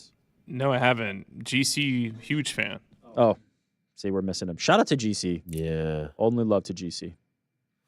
Only love. We miss him dearly. I was talking to my son about it, and he told me that I'm going to screw this up. Is it not the Last Style Bender? Last Bender? Last Airbender. Airbender. I knew it. You were there. You were there. I knew it. I was like, that's my guy. That's Izzy. See? It's all coming together. I would recommend anyone, if you want to be a true MMA fan, to watch the anime. I once met a girl named Anime. You know that song, Frank? No, I don't. Sorry. No, it's all good. Okay, well, a great day so far. Leon all fired up. Can't wait for that. July 27th. What a scene that is going to be. And what a scene it was this past weekend in Riyadh, Saudi Arabia. And in a matter of moments, we'll close out today's program. Still more to come. And actually, I do have a message from the Venezuelan vixen herself regarding this week's Parlay Pals offering. So stay tuned for that. And we'll close it out. We also do have to talk. There was one other piece of news that we didn't get to. We spoke about Doumbé, obviously, and Pettis. Congratulations to Patchy Mix on the on the win. I know it was controversial, and people now want to say, "Oh, he's not good enough," and all this stuff. You know, Magomedov is no slouch, so he may not be a household name, but still very, very good. Congratulations to the happy couple, Patchy Mix and Tatiana Suarez, on their engagement. What about Patchy Mix stealing Paulo Costa's thunder? I told Paulo to do this. I told him that he needed to do this. Get engaged the week of your fight. He fought all over the place. So many opportunities. There you see Patchy getting the belt from Mike Hogan. And there you see him proposing under the Paris lights. I mean, what is better than that? Under the Paris lights to the great Tatiana Suarez, who we hope to see back in action in the very near future. And may I suggest it is for the UFC flyweight title. Is it flyweight or strawweight? No, strawweight. Excuse me. I always get confused. It is strawweight. Yes. Zhang Wei Li. So anyway, that was big news, but perhaps even bigger than all of that, Khalil Roundtree, unfortunately, is out of UFC 303. He posted on social media that an issue has come up in a pre-fight drug test. We'll get into that. And isn't it amazing, in retrospect, remember Carlos Ulberg was on the show on Wednesday from his bed, and he specifically mentioned Roundtree and that fight coming up against Jamal Hill on June 29th. And I was like, why are you specifically talking about that? And now I wonder if he knew something at the time that we didn't know. And I've asked his team about whether or not he's going to be the replacement, which I think would make a lot of sense considering how good he has looked as of late. And so we await word on that. Our next guest always looks good. And I hope he didn't listen to the haters who talked about his attire on Saturday. I thought he looked to be in tip-top form and shape. He is always on form, and he is always kind enough with his time. Let us say hello now to the face of Matchroom Boxing, one Eddie Hearn. Hello, Eddie. How are you? Thank you for doing this. Good to see you. I'm very glad you mentioned that, Ariel. Yeah. I mean, it seems that everything I wear gets debated, and I, in Saudi, 42 degrees, linen hoodie. I really, it's one of those where in the mirror in the hotel, it was a stone cold hit. And then as soon as I got to the venue, it was like, I've made a mistake here, haven't I? Because it was nonstop. Frank Smith, works me. Yeah. He humbles me on every occasion. What are you wearing? You're 44 years old. Oh, people sending me links to new websites to try. Like, I don't know. I mean, maybe I'm just lost at this sort of middle age in my life, Ariel. But I felt good. I felt comfortable. So that's the thing. And what a night it was. And what a night. But also, it's also like 1 a.m. as you're watching these main event fights. Like, you need to be comfortable. Who wants to be wearing a suit at that time, right? And, you could go straight to bed after, like in your pajamas. So, nice. No, I thought you looked fantastic. I wasn't sure if that was the outfit that you were wearing, like pre-main card, like the casual outfit. I was waiting for the double-breasted. Addy, I turned up and I saw Addy and he went, I know you've got a banging suit backstage. And I was like, I swear to God. And I was like, I went, no, this is it. And he went, yeah, right. And I was like, oh, no. And it just went from bad to worse. So, yeah, oh, well, it is what it is. I'm glad to be a topic of conversation in my sartorial elegance. Yes. You've made it when people are debating your attire. So, as you said, what a night. By the way, I love Russ Amber, fellow Montrealer. Couldn't disagree with him more on his assessment. I agreed with you.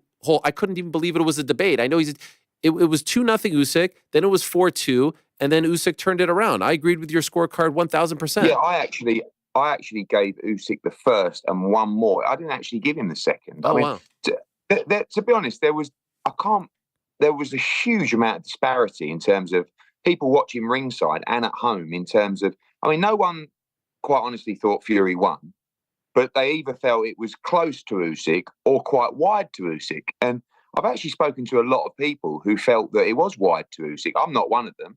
I do think he won the fight.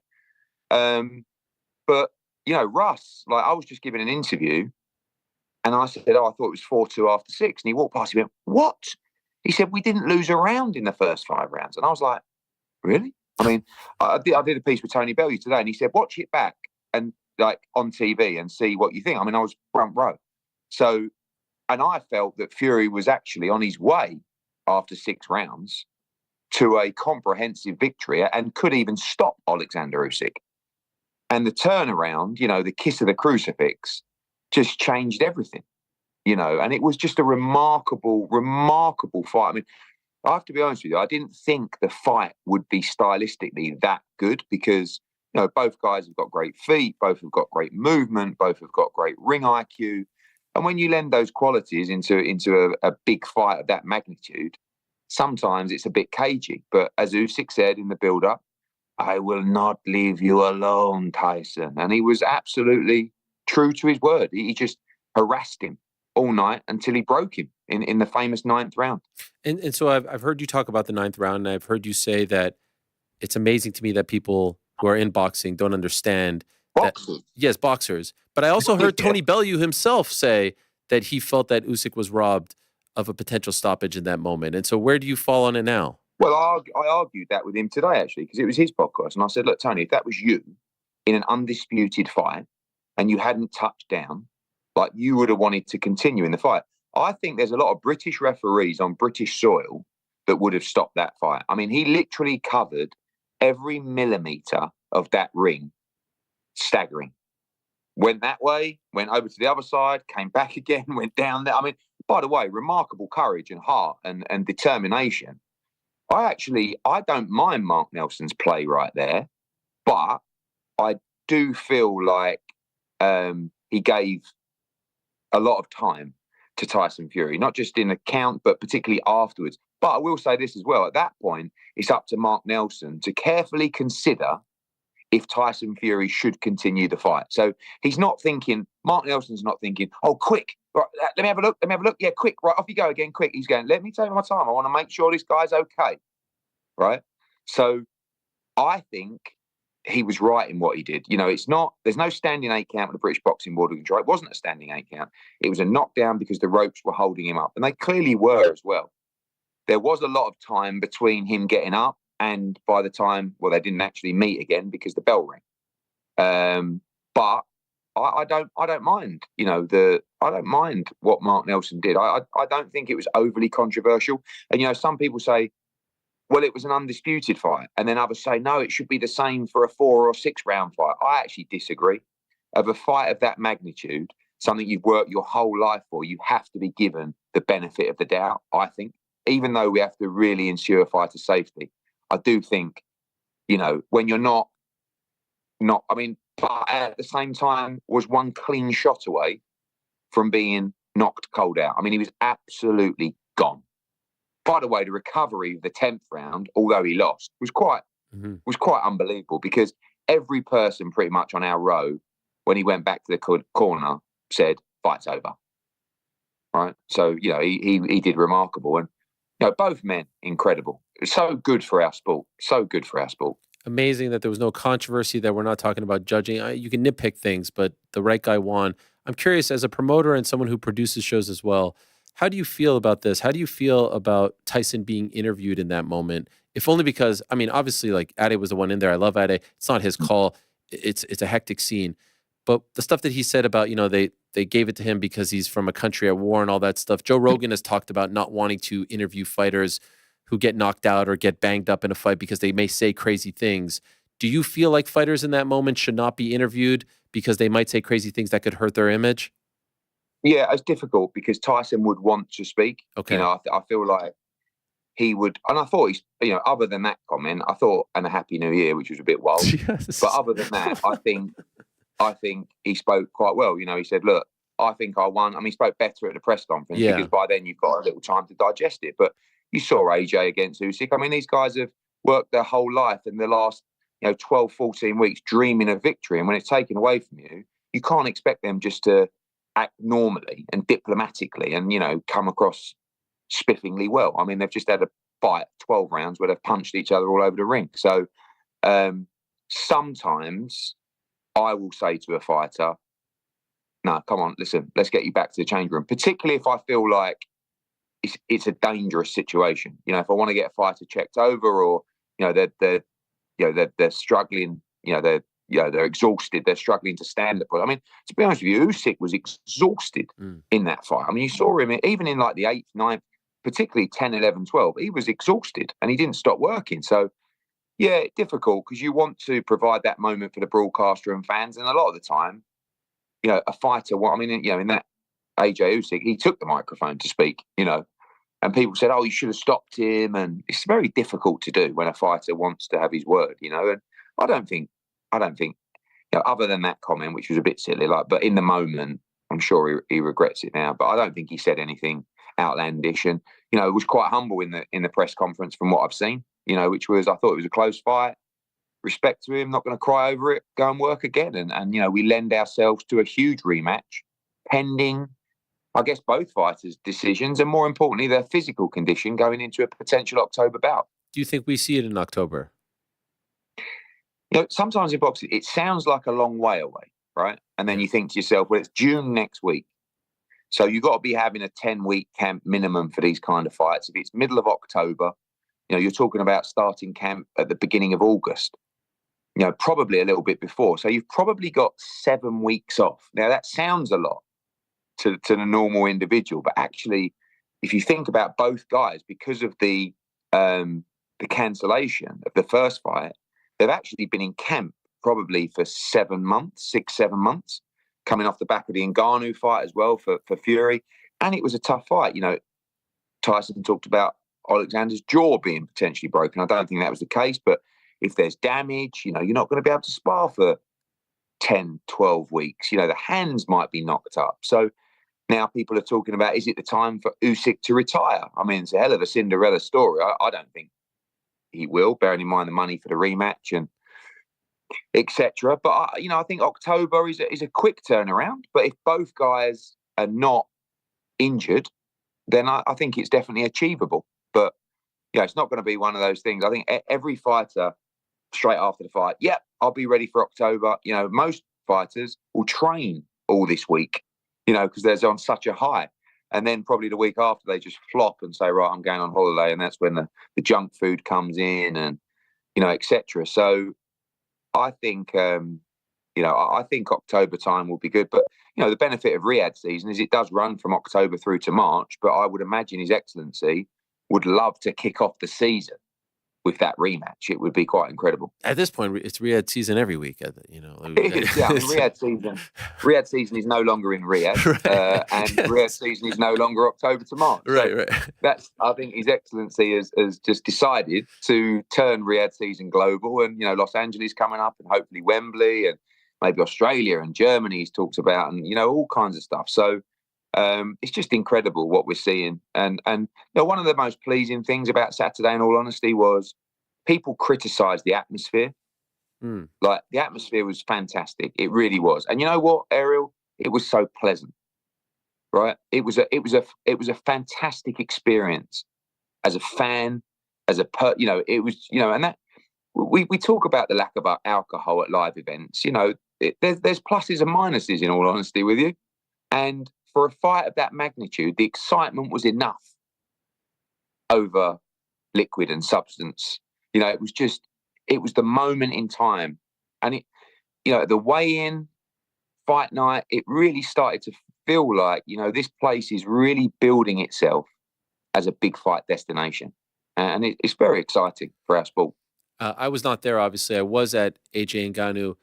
It felt on TV 100 times bigger than AJ Ngannou. Would you agree? Not 100 times bigger, but, you know, definitely bigger. You know, it was the moment in time.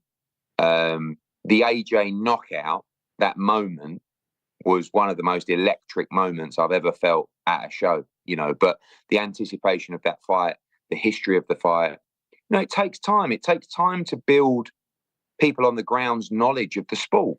And also it takes time for people to realise the destination as a fight destination and as a trip to make. You know, I think the difference between AJ Ngannou and particularly Fury against Usyk was probably 4, or 5,000 Brits Mm. made the trip, either from the Middle East or, of course, from the UK. And that makes a big difference. And they were spectacular at the weigh-in. But I promise you, everyone that went would leave there going, what a fantastic time. What a fantastic place. And that's important when people are spending their hard-earned money to enjoy a live event. I feel very confident in stating that Alexander Usyk is the #1 pound-for-pound fighter in the world now. Do you agree? Yeah, I do actually agree. Yes. So people asked me before that fight, if he beats Tyson Fury, is he pound-for-pound #1? And I said he's definitely got a case for it. But yes, absolutely. I mean, undisputed cruiserweight world champion, undisputed heavyweight world champion. And not just that, moving up, beating AJ twice, beating Tyson Fury. You've got Inoue, you've got Crawford, you've even got Canelo Alvarez. But I think the feat at those weights, and especially because of the size disadvantage, early in that fight, the first 6 rounds, I was actually watching the fight thinking, I don't think he can get to Ty. He's just too small. It's like almost like reaching up to. It's like a kid trying to, beat up an older person in the playground. It's like, how are you going to get to him? How are you going to get hurt him? And just chipping away. And that's I think even more impressive is the disadvantage he has in size against these bigger men. So yes, in answer to your question, I truly believe that Alexander Usyk is pound-for-pound #1. Do you agree with this sentiment? If Tyson would have won, exact same scorecards, the interest in the rematch would have been minimal. A lot of people would have said, move aside Usyk, no rematch, give us AJ. Because it's Usyk beating Tyson, the rematch could be bigger than the first fight. There's going to be way more people. Yeah, possibly. Yeah, I mean, honestly, after 6 rounds, I was thinking, Usyk looks a little bit, beat up to the body, and every time he gets hit, and Fury's, he's on the ropes, he's flowing now. I was thinking this could be a runaway, and then we might not want to see a rematch. As it happens, the rematch is a massive fight now. So, look, but AJ, who is ready to fight anyone, if one of those guys don't fight this year, someone's got to do something. If Alexander Usyk is not ready in October and says, no, look, the jaw's not good, I won't be actually ready till February or March, why not make Fury against AJ? Oh. If Fury's not ready to fight, AJ would have another crack at Usyk, no problem. So, anything could happen at this stage. But, of course, the rematch is huge. So I would guess that is the next move, for both men. Okay, so you have opened up an interesting door here. There has been talk about the September 21st Wembley card featuring AJ. Clearly, that's not a done deal. Yeah, I mean, I would say that's the plan. I mean, look, the card is not, we've been talking, myself and George Warren and Spencer Brown, it's kind of like this trio of building fights that we've developed this great relationship, led by His Excellency, who, himself will put forward his ideas of fights. And obviously that rules all of us. And we help, when asked. And AJ is, penciled in to fight on that Wembley date. And, it's going to be interesting to see what happens with the IBF belt now, because obviously when you become undisputed, you have all these mandatories. It's very difficult to get the chronological order right to, defend them all. And next up is Filip Hrgović. And Filip Hrgović was supposed to actually get the title fight before Saturday. And the ruling was that the IBF said the winner of Fury Usyk must fight Filip Hrgović with no more exceptions. So there is a very strong chance that belt will free up. Potentially, Hrgović could even fight Dubois in the 5v5 coming up for the IBF world title. And maybe the winner fights AJ at Wembley on September the 21st. And then when AJ wins that, becomes a 3-time world heavyweight champion and fights the winner of Fury Usyk, it's for undisputed all over again. So honestly, anything could happen at this stage. And let's be honest, like the heavyweight division's on fire. And so is boxing. Boxing, I was just going to say, boxing is on fire. I kind of feel like you almost jumped the fence. You? No, I'm the Venn diagram. You're just double dipping, aren't you? What double dipping? I love them both. It's a Venn diagram. Do you know what a Venn diagram is? I hope so. That middle part, that's me. And I'm trying to bring both sides together. I am the guy bringing both sides together. I am telling the MMA fans, This is great. Come over here. I'm telling the boxing fight. And I feel like some of the boxing people are getting nervous. Do you get this? They're like, oh, what's the MMA guy doing? Please, combat sports guy. I tell them all the time. Because I can imagine, like, I saw your tweets on Saturday when you were like scoring the fight, and I can imagine here he goes, do you know? the MMA guy, look, scoring boxing events. So you can't win either way. I was watching boxing. I was going to Arturo Gatti fights in Montreal when they were all in their father's nutsack. Okay, what do they know about boxing? They don't know anything. You've already got credibility with me. You don't have to convince me. I'm just saying. I mentioned Inoue Davis, and they all went crazy. I had all these curmudgeons writing for God knows what website telling me, get this fucking guy out of here. What are you talking about? Inoue Davis has been talked about by everyone, including His Excellency, who wanted it, right? That's not such a crazy idea. They have to meet in the middle. And it's the same kind of disparity as Crawford Canelo. Yes. Which also that's all right. And, I think weight division, the famous saying, weight divisions are there for a reason. Sure. But, some work, some don't. Anyway, could I ask, so here we are in this situation where, you're sitting there, you're with Frank. This has been bandied about ad nauseum. You've got the 5 versus 5. Is there any time when you're sitting there ringside, and I don't know if you sat next to him the entire time. Was it the entire night, or was it just for... No, I was with George. I mean, I had a couple of fighters on the card. Yeah, which I took commiserations about Joe Cordina. Joe Cordina, yeah. Joe Alpertai won, but, tough night for Joe Cordina. And then I slid down a couple and sat next to George Warren for the main event. I felt like, I was very well looked after, considering I've got nothing to do with Fury and Usyk. Right. And you know what? I'll be honest with you. Sometimes I go to I'm not particularly... The hospitality when I go to shows that aren't mine, Ariel, is not the best. I mean... I saw you in Brooklyn. I don't know if you want to talk about that, but I felt bad for you. Golden Boy didn't really want to even give me a seat. Yes. There's a certain thing called respect. But, the difference with me is when Oscar comes to one of my events, I'll put him right in the middle. Do you know what I'm saying? Because you know what you do? You kill him with kindness and you bury him with a smile. Yes. And that's the most beautiful thing you can possibly do. But the hospitality that I'm receiving, as I said, that sort of trio there of, Gold Star, Queensberry, and Matchroom, like we are doing some fantastic work together. We really are. Like, there's no, you've got one, and it's your main event. No, it's my main event. Yeah. And that is the bullshit in boxing. That is one of the most painful things. But I have no problem. Just bring everybody together. Treat everybody. Listen, treat them how you want to treat. But ultimately, when you're getting along, life is so much better. Like the enjoyment I'm getting out of boxing now. We flew home yesterday. It's like Queensberry and Matchroom. We're all chatting away. What a great night, right? Yeah. Oh, Taylor Catchell this week. Good luck, Eddie. We'll see you back in Riyadh next week. That's the teams, not just me and Frank and George. And it's really, I have to say, it's really enjoyable. It's tiring, the bullshit, the back and forths. Like he said this and the clickbait on interviews and now it's just like you're actually going out for dinner and talking about, and Frank Warren sent me, can't remember the fight, Ron Lyle against, was it Larry Holmes or something, talking to me at dinner. Next thing, sends me a WhatsApp in the morning. Watch this one. What a fight this was, And it's a good feeling. We love boxing. So, yeah, feel great at the moment. Very motivated. And it's a great run, coming off. We talk about undisputed. Obviously, you've had Inoue fight. Wasn't our fight, but then Canelo Munguia on the zone. Haney Garcia was massive. The sound waves of that, good and bad, around the sport. And then Usyk against Fury. Taylor Catchell this week's a massive all-British fight. One of the biggest fights of the year over here. And then the 5v5. And then we're coming into June. We've got Matias, our first event in Puerto Rico. Got a show in Birmingham after that. You've got Bam against Estrada in Phoenix, huge fight. Got the homecoming of Jaron Ennis after that. July 13, we're going to have probably 15,000 there at the Wells Fargo. So I think this is an incredible boom time for boxing. And people talk about, big fights leaving the UK, leaving the US. Don't worry about that. The big fights are happening. And that is unbelievable for the whole ecosystem of boxing. For everybody. For you, for me, for fans, for fighters, for broadcasters. We're in a great place. Would this have ever happened without Turki Al-Sheikh? No. Never. You never would be sitting at an event with you. Nothing could have happened. No.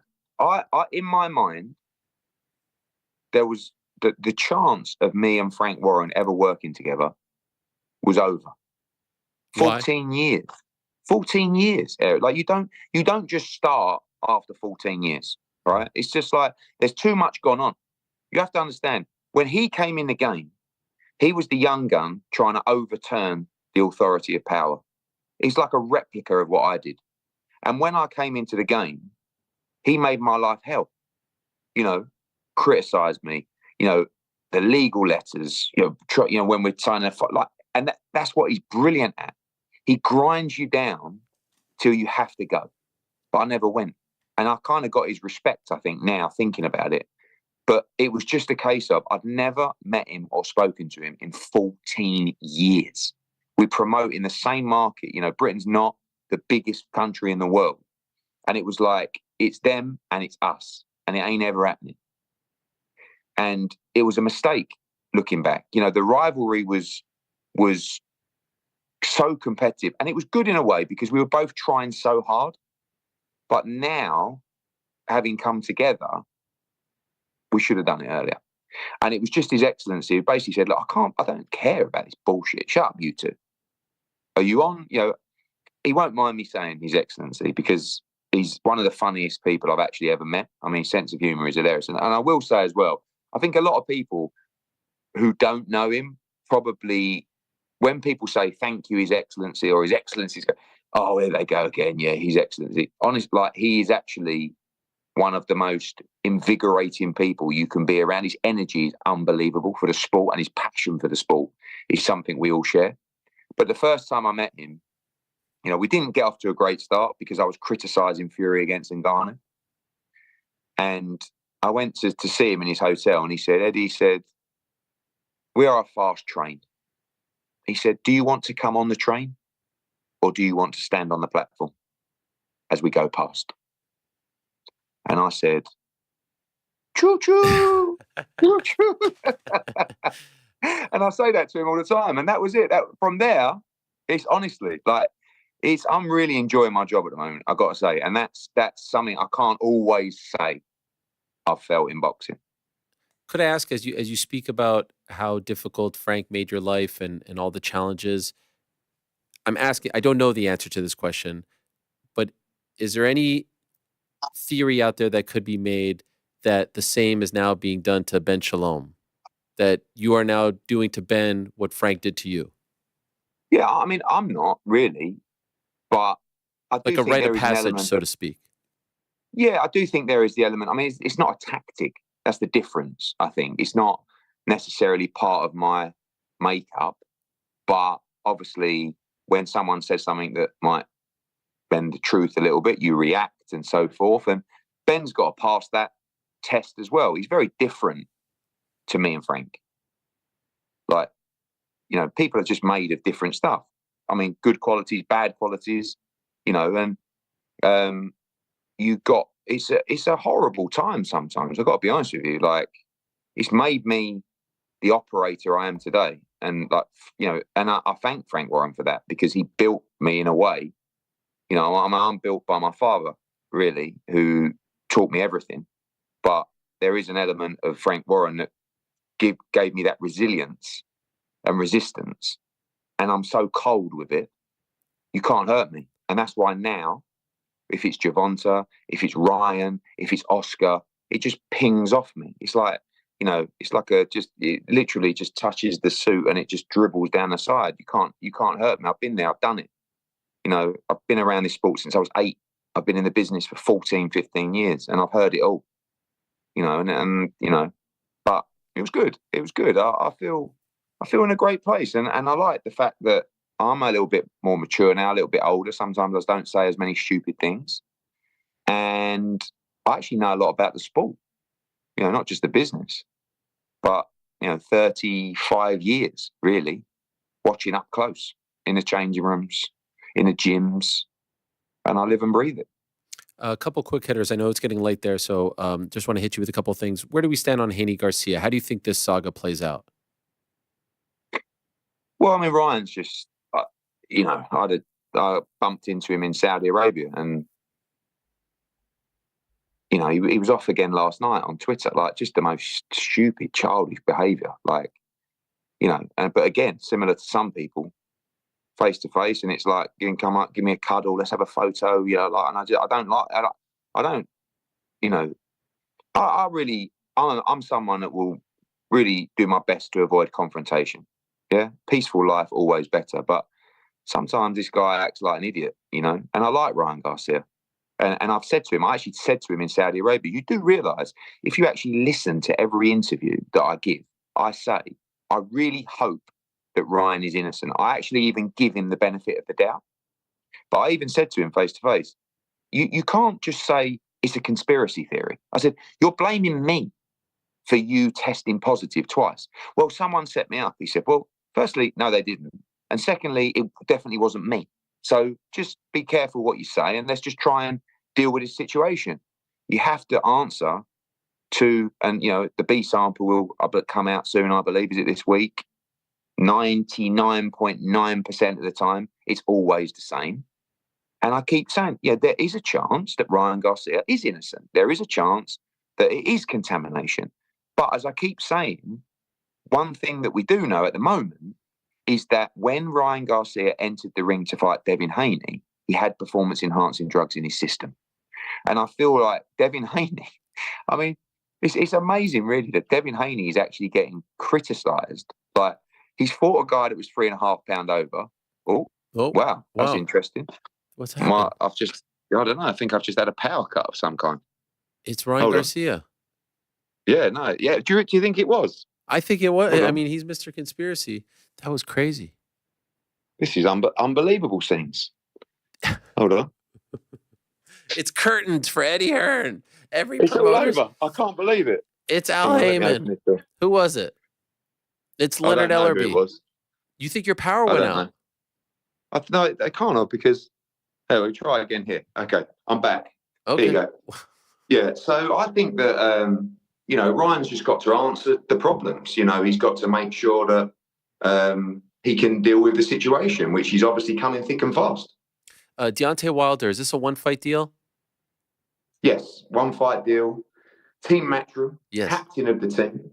And, you know, we hope that he can take us to victory, double the points.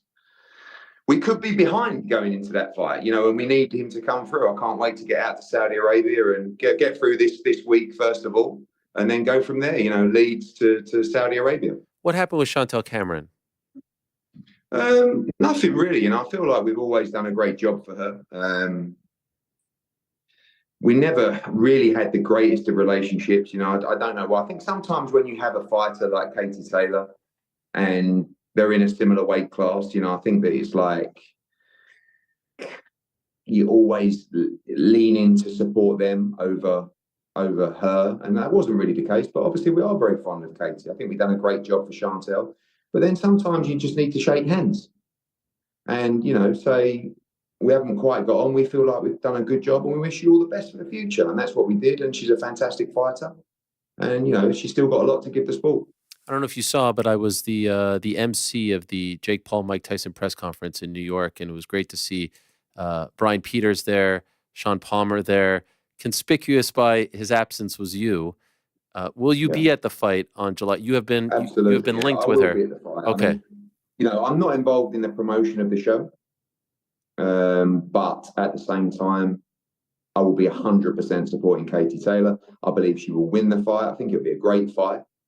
But yes, I will be there to support. Is it hard for you to not, you know, you've been by her side at the dais for all her big fight. Is it hard for you to take a back seat? No, not at all, because it's the opportunity for the fighter. You know, I said to Katie, once we received this offer, this is an offer you have to take. You know, I spoke to Brian Peters. The money was right, you know, and I thanked the zone as well for saying, absolutely, you know, but, you know, I was also on my way to Riyadh at the time for that press conference, but, you know, I will be supporting the fight. It's like, not like I won't be talking about it, but you won't see me actively pushing it, the show, because of my obligations to DAZN. And it's not a DAZN fight, but, you know, it was an opportunity that we had to let our fighter take. And, you know, it's definitely the right thing to do. Two last quick ones. This time next year, will Terence Crawford and Canelo Alvarez have already fought? I think no. I'm not sure that's the right fight for Sal. It's a fight that when I've spoken to him in the past, he hasn't been mad about, partly because of the weight class. You know, I don't think he feels like he'll get the credit beating Terence Crawford. And I think he's right as well. And obviously if he gets beat, but also Crawford moves a lot, you know, and I think at this stage in Sal's career, he likes those guys that come forward and want to fight him. And I think that's why I enjoyed the Munguia fight. And lastly, as you put it, it's an old-fashioned domestic dust-up this weekend in Leeds. It's Jack Catterall against Josh Taylor. I screwed that up, golly. The first fight was supremely controversial. It's the one that sort of kicked off my crusade of open scoring. I wish there was open scoring for some of these big fights. We thought we were getting it a few weeks ago. We're getting it this Saturday. For those that may not be familiar, give us the old-fashioned sell here. Why should they watch DAZN on Saturday as these two? Well, because it's the most fierce rivalry I've ever seen in British boxing. I mean, we've had some great rivalries in British boxing, but none to the point where when two guys approach each other, they want to attack each other on sight. I mean, one of the most controversial first fights you've ever seen, in my opinion, and in most people's opinion, Jack Catterall should have been undisputed champion. 2 years, these two have gone backwards and forwards. And now everything's on the line. You've got, 11,000 packed in the Elite Arena, 4,000 or 5,000 Scottish, 4,000 or 5,000 English, and a few others bundled in as well. It's going to be an electric atmosphere, a great fight this time around. And it's what we need. There is a lot of big fights going to Saudi and so forth. So we must maintain the great fights in the UK. And this is the fight of the year so far over here. And you're going to see a great fight, a great build-up. The first head-to-heads tomorrow. Let's just get them in the ring. But I've never seen a hatred like it, honestly. The slogan for this one is hatred runs deep. And it really is, a nasty one. So let's get them in the ring and settle it in there. Can't wait for it. And I hope Sam Jones is up on the dais as well because he does a great job. He absolutely 1,000,000% will be. Perfect. Thank you, Eddie. Appreciate it very much. Good luck with the power failure. Thanks so much. Yeah, take care. Cheers, mate. Bye. There he is, Eddie Hearn. Great stuff. And what a fight. Honestly, watch that fight this weekend. I screwed that up. Josh Taylor, Jack Catterall. You saw them on the show a few months ago. And Saturday, my forest thing fell. Saturday's a great day for boxing because we have that, and then it leads into, my eye's killing me. It leads into the Paige Van Zandt, Elle Brooke fight on X Series. Yeah. I said last week that they would be on the show today for the face-to-face, but actually they're going to be joining us on Wednesday for the virtual face-to-face. Also on Wednesday's program, we're going to be joined by Dakota Decheva in studio, the pride of Manchester, joining us in studio. The PFL up-and-coming superstar will be joining us in studio as well. So I'm looking forward to that very much. And there's a lot to like. There's a lot to like as far as the sweet science is concerned. Eddie's trying to say that I'm new to the game here. I've been here for years, as you guys know. Been here for years. Yes, keep the lights on. Yeah, what happened there? That's the first, but his internet was still strong. Yes. Oh, that's true. Maybe, was he on a phone? Yeah. Okay, so maybe he was LTE. Also, I don't think that's fair. I don't think Eddie was questioning your credentials. In fact, he said you don't have anything to prove to him. That's true. You're right. I'm very defensive. Rick. Yeah, why are you being so defensive? I'm so defensive. It wasn't Eddie. Eddie wasn't coming for you. Nah, he knows. He knows what's up. This is what Khalil Roundtree posted right after the Fury Usyk fight. I don't know if that was on purpose. I'm gutted to deliver this news to you all, but I will not be fighting at UFC 303 due to consuming a banned substance. I did not do this intentionally, and I'm doing everything I can to get this situation taken care of. I was using a personalized, tailored supplement service from a company that I trusted, who understood my limitations in what I can and cannot take. They accidentally sent a blended supplement to me that contained banned substance called DHEA, which is prohibited at all times under the UFC anti-doping policy. Only after I consumed it was its ingredients brought to my attention. I immediately contacted Senior Vice President of Anti-Doping Compliance, Jeff Nowitzki, and UFC Vice President of Anti-Doping Compliance, Donna Marcoloni, upon receiving that information to inform them of this matter. I provided them with all the information to show that this was not a matter of cheating or to enhance performance. Although DHEA is non-performance enhancing, it is banned. It is a banned substance. Therefore, I am under temporary suspension. My sincerest apology to you all and to Jamal for this unfortunate series of events. This is a huge loss and an even bigger lesson. I feel bad because I think it says a lot about Khalil. Number one, this wasn't out. There were no reports. There was no talk that he had been removed or withdrew from the fight. So he is getting ahead of it. I do think that is noteworthy. I know people are always quick to say you're guilty, but this is a real thing. And you could say, as he put it, it's a lesson. 100%. Fighters should know better, but they put things in their bodies and they find out afterwards. I feel bad because he's on a great run. We had talked about the fact that he had been fighting at the Apex for several fights in a row. Now, not only is he out of the Apex, he was co-main event to a Conor McGregor return fight against Michael Chandler. Doesn't get any bigger than that. Against the former champion, everyone's going to be watching the co-main, getting ready for Conor. You do something spectacular, you're right there in the mix. And I think the world of him as a fighter and as a person. So it's just a crummy situation.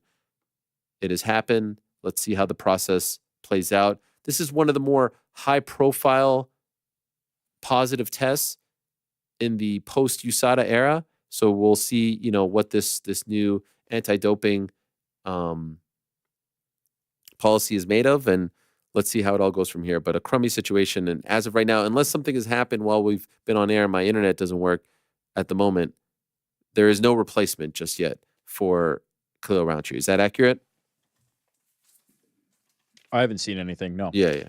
But isn't it interesting how Carlos was specifically talking about that fight on Wednesday? You asked him, why are you specifically talking about that fight? And he got a little he's slammed like, up quite a little bit. Like, it was interesting. It was fascinating. I just chalked that up to the fact that he was watching cartoons in bed at 5 a.m. But now it feels like there's a little bit more to it. In any event, that's the story regarding Khalil Rountree, and let's see how that all plays out. Now, one last thing to do before we go, a quick word from our sponsors. Obviously, the NBA season is rolling on. Why do I have to read an NBA ad? Why do I have to do this? This feels unfair. Oh, I'm so sad. I can't believe I can't watch. When I was in the 8th grade, the last time the Knicks lost to the Pacers in a Game 7 was 1995. Coincidentally, that's the last time they hosted a Game 7, 29 years ago. And they lost. Patrick Ewing missed a finger roll at the buzzer. And I remember I was in my living room and I was devastated because that was my guy and I adored that team. And I was crying. I was laying down face first on the carpet. And my older brother, David, went upstairs and got a Kleenex box and whipped it at my head. These are the conditions that I had to live in. And the next day, my mom was driving me to school, and I was lamenting to her that I couldn't even fathom the idea of 5 months of no Knicks basketball in my life. There's nothing that I loved more at that time as a 13-year-old. And I don't quite feel the same. Obviously, there's a lot going on in my life outside of basketball, but it is very sad. And all I will say is, if they were 100% healthy, it would have been Knicks in 5. And maybe the Celtics would have given us a run, but it would have been Knicks in 7, and then it would have been Knicks in 6. Alas, it's a what if, it's a never was, it's a maybe down the line. And I'll just say, go Celtics. Sweep those motherfuckers. I am so tired of them. You show up with the sweatshirt after the fact, whack. You talk all that smack up 30, whack. You beat a G League team, whack. Whack, whack, whack, whack, whack. Celtics, Wolves, Timberwolves take it home. And as you know, we're close to crowning an NBA champ, and with the action heating up on the court, it's even hotter at DraftKings Sportsbook, an official sports betting partner of the NBA. New to DraftKings, listen up. New customers can get a no-sweat bet up to $1,500. Just deposit at least $5, and you'll get a bonus bet equal to your first bet if it doesn't hit. So download the DraftKings Sportsbook app now. Use the code DMAR. That's code DMAR for new customers to get a no-sweat bet of up to $1,500 if your first bet doesn't hit. Only on DraftKings. The crown is yours. Gambling problem, call 1-800-GAMBLER. Or in West Virginia, visit www.1-800-GAMBLER.net. In New York, call 877-8-HOPEN. Wire text HOPENY. That's 467-369. In Connecticut, help is available. Prompt gambling, call 888-789-7777 or visit ccpg.org. Please play responsibly on behalf of Boot Hill Casino Resorts in Kansas. 21 plus. Age varies by jurisdiction. Void in Ontario. No sweat bet per new customer issued as one bonus bet on amount of initial losing bet. Bonus bets expire 168 hours after issuance. See dkng.co/bball for eligibility, wagering, and deposit restrictions, terms, and responsible gaming resources. All right, so this is what we're doing here. Usually this is when we turn to GC to give us the full recap. We will get his full recap on Wednesday. Hopefully he is back in the saddle with us. But New York Rick, how did the Parlay Pals do? Actually, it's the boys, not the pals. Yeah, I feel like we're back to Parlay Boys, although I know GC likes Parlay Pals. It's hard to keep up. Yeah, it was looking good. It was looking good for a little bit, and we unfortunately blew it. And why did you you're guys... gonna ask? No, I just wanted to know. You're gonna know who was the offender. Why don't I'll run down some of the parts of the parlay. Yours truly, Cédric Doumbé. I mean, come on, couldn't have been easier piece of cake there. Sure, the man. Connor Burks, GC, Adrian Yanez, auto, right? What a win, dub. Frankie, see, this is where it gets a little dicey. The cars swerving on the road here. Fury Usyk over 9.5 rounds. If you're, oh my God, tracking at home, the 9th round is where Tyson Fury was battered from pillar to post and nearly got finished. So, Frankie nearly cost us. But you know what? He didn't, and we're going to be positive. But then we get to Juliana Pena, who picked Pinheiro and Hill to go over 2.5 rounds, and Angela Hill pulled off the first submission in her MMA career and submitted Pinheiro before the end of the 2nd round. And we lost, unfortunately. I received a text at 1:08 p.m. Eastern time. Yeah, you mentioned at that. the I was start of the interested show, what that would be. What from Juliana Pena herself, the Venezuelan vixen. Tell them I said sorry. First submission of her career. Yes. Proud and happy for her, but grr. Oh, man. It is a wild one. We have not lost, as we know from last week, myself and Frank are the ones who have not lost faith in Juliana. We knew all along that she'd be back in and picking winners.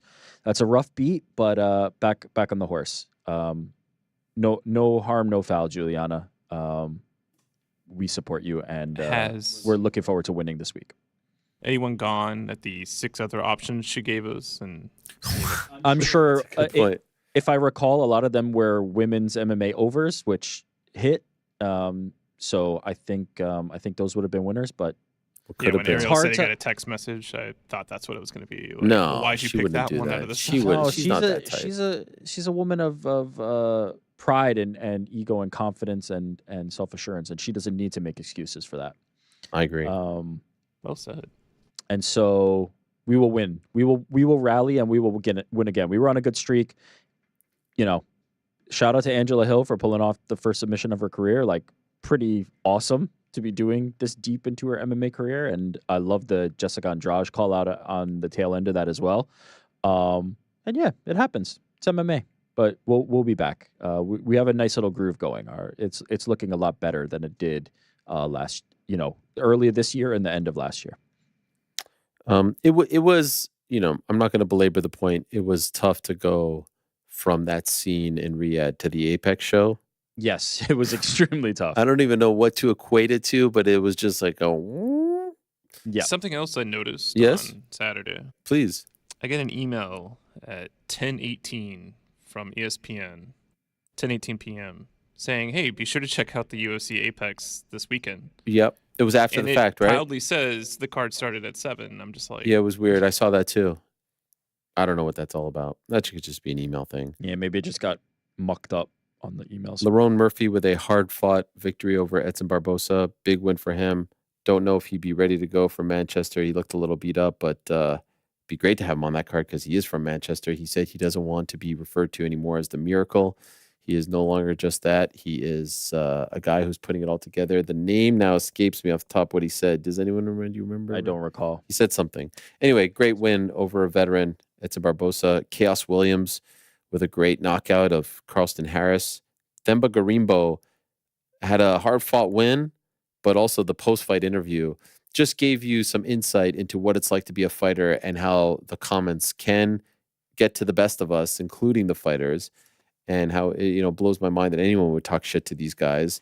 But it was a very heartfelt and emotional interview talking about his coach, whose mother was sick, and he just seems like a salt of the earth guy. We've had him on the show, and I appreciate and enjoy him very much, and happy for him. Adrian Yanez with a big win, and went back home to Houston to help out with the Storm recovery there, I'm told. So good on you, Adrian Yanez. Angela Hill, as we said, with the submission win over Luana Pinheiro. What about Tom Nolan with the win over Victor Martinez? Some other wins and performances of note. Melissa Gatto with a win. A nice win in the third round for her. Who else could we shout out? Split decision win for Vanessa Demopoulos over Emily Ducote. And so there were some nice performances. The UFC is off this weekend.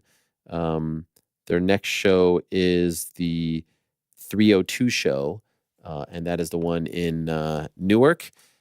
And so that is on June 1st. And speaking of Newark, do want to remind you that tickets are on sale right now over at njpack.org. You can go on there right now and you can type in the name Helwani and my face will pop up and you click there and you go buy tickets. And, you know, they're moving along. Biggest venue we've ever done. I could tell you right now, I'll give you one guess, one hint. I'm not going to be accepting suggestions. A UFC title contender, a current one, will be joining us, among others. There's your first hint. And so I look forward to that very much. 8 p.m. after the ceremonial weigh-ins, a stone's throw from the Prudential Center. I don't know if we have the graphics still. The one that GC made last week. Do we have that? There it is. Tickets on sale right now, Friday, May 31st at the beautiful NJ Pack. There's a little thing on the corner there. I don't know what that is. We got it. Yeah. njpack.org in Newark, in Brick City. Thank you to Robert Pearson for that. And as we announced last week, all net proceeds go to the Good Fight Foundation, the charity headed up by Dustin and his wife, Jolie Poirier, who, of course, will be fighting for the undisputed lightweight title the very next night in the very same town, Newark. All net proceeds of ticket sales are going to that great foundation. So I'm very, very excited about that. And hey, even more reason to just scoop them up. It's a donation to the Good Fight Foundation, is the way I see it in some way, shape, or form. njpack.org, put in the name Helwani or my pinned tweet, link in my Instagram bio. Interviews, meet and greet, giveaway, that poster, signed, great stuff, fighters stopping by, surprises. It's going to be a grand old time. What else are you doing on a Friday night in the tri-state area? Nothing. There's literally nothing else to do but that. So scoop them up while you can. All right. We are done. Out of time. Thank you very much to all our guests, but it is time to go. Yeah. I don't know what happened. I think I unplugged the internet here. Yeah. Some cables got tangled up. I get a little comfortable and, there I am. Hey, feel the space. It's yours. There I am once again. I'm torn into pieces. So Super Saiyan. Oh, wow. Saiyan. Just Saiyan. Super Saiyan. Super Saiyan. Iran Mike Tyson. The last style bender. Freestyle bender. What is the thing? What is the style bender one? Airbender. Airbender. That's right. Yeah. Have you seen the film Kung Fu Panda 4? The most recent one? No. But you know who has? Who? GC. Oh, wow. He was prepped, ready for it to come in. Did you go to the theater? Nah. Oh. I haven't seen it. Why did you bring this up? I was just thinking about what my kids wanted to see. Also, we're talking about like anime. I'm trying to be on your level. Just anime. Yeah. Anime. I know you're doing this on purpose. I'm really not. I'm French. It's anime. French. Dessin anime. Any French person out there, these guys are trying to tell me how to speak in French. Anime is a French word. You can say animation in French, Dessin but this is anime. a Japanese term. Nah. That's an English term, and it's actually derived from the French language. Thank you very much, Cédric Doumbé. Doumbé, French. Dmitry Salita, Eddie Hearn, Leon Edwards, Bobby Green. Back on Wednesday, same time, places.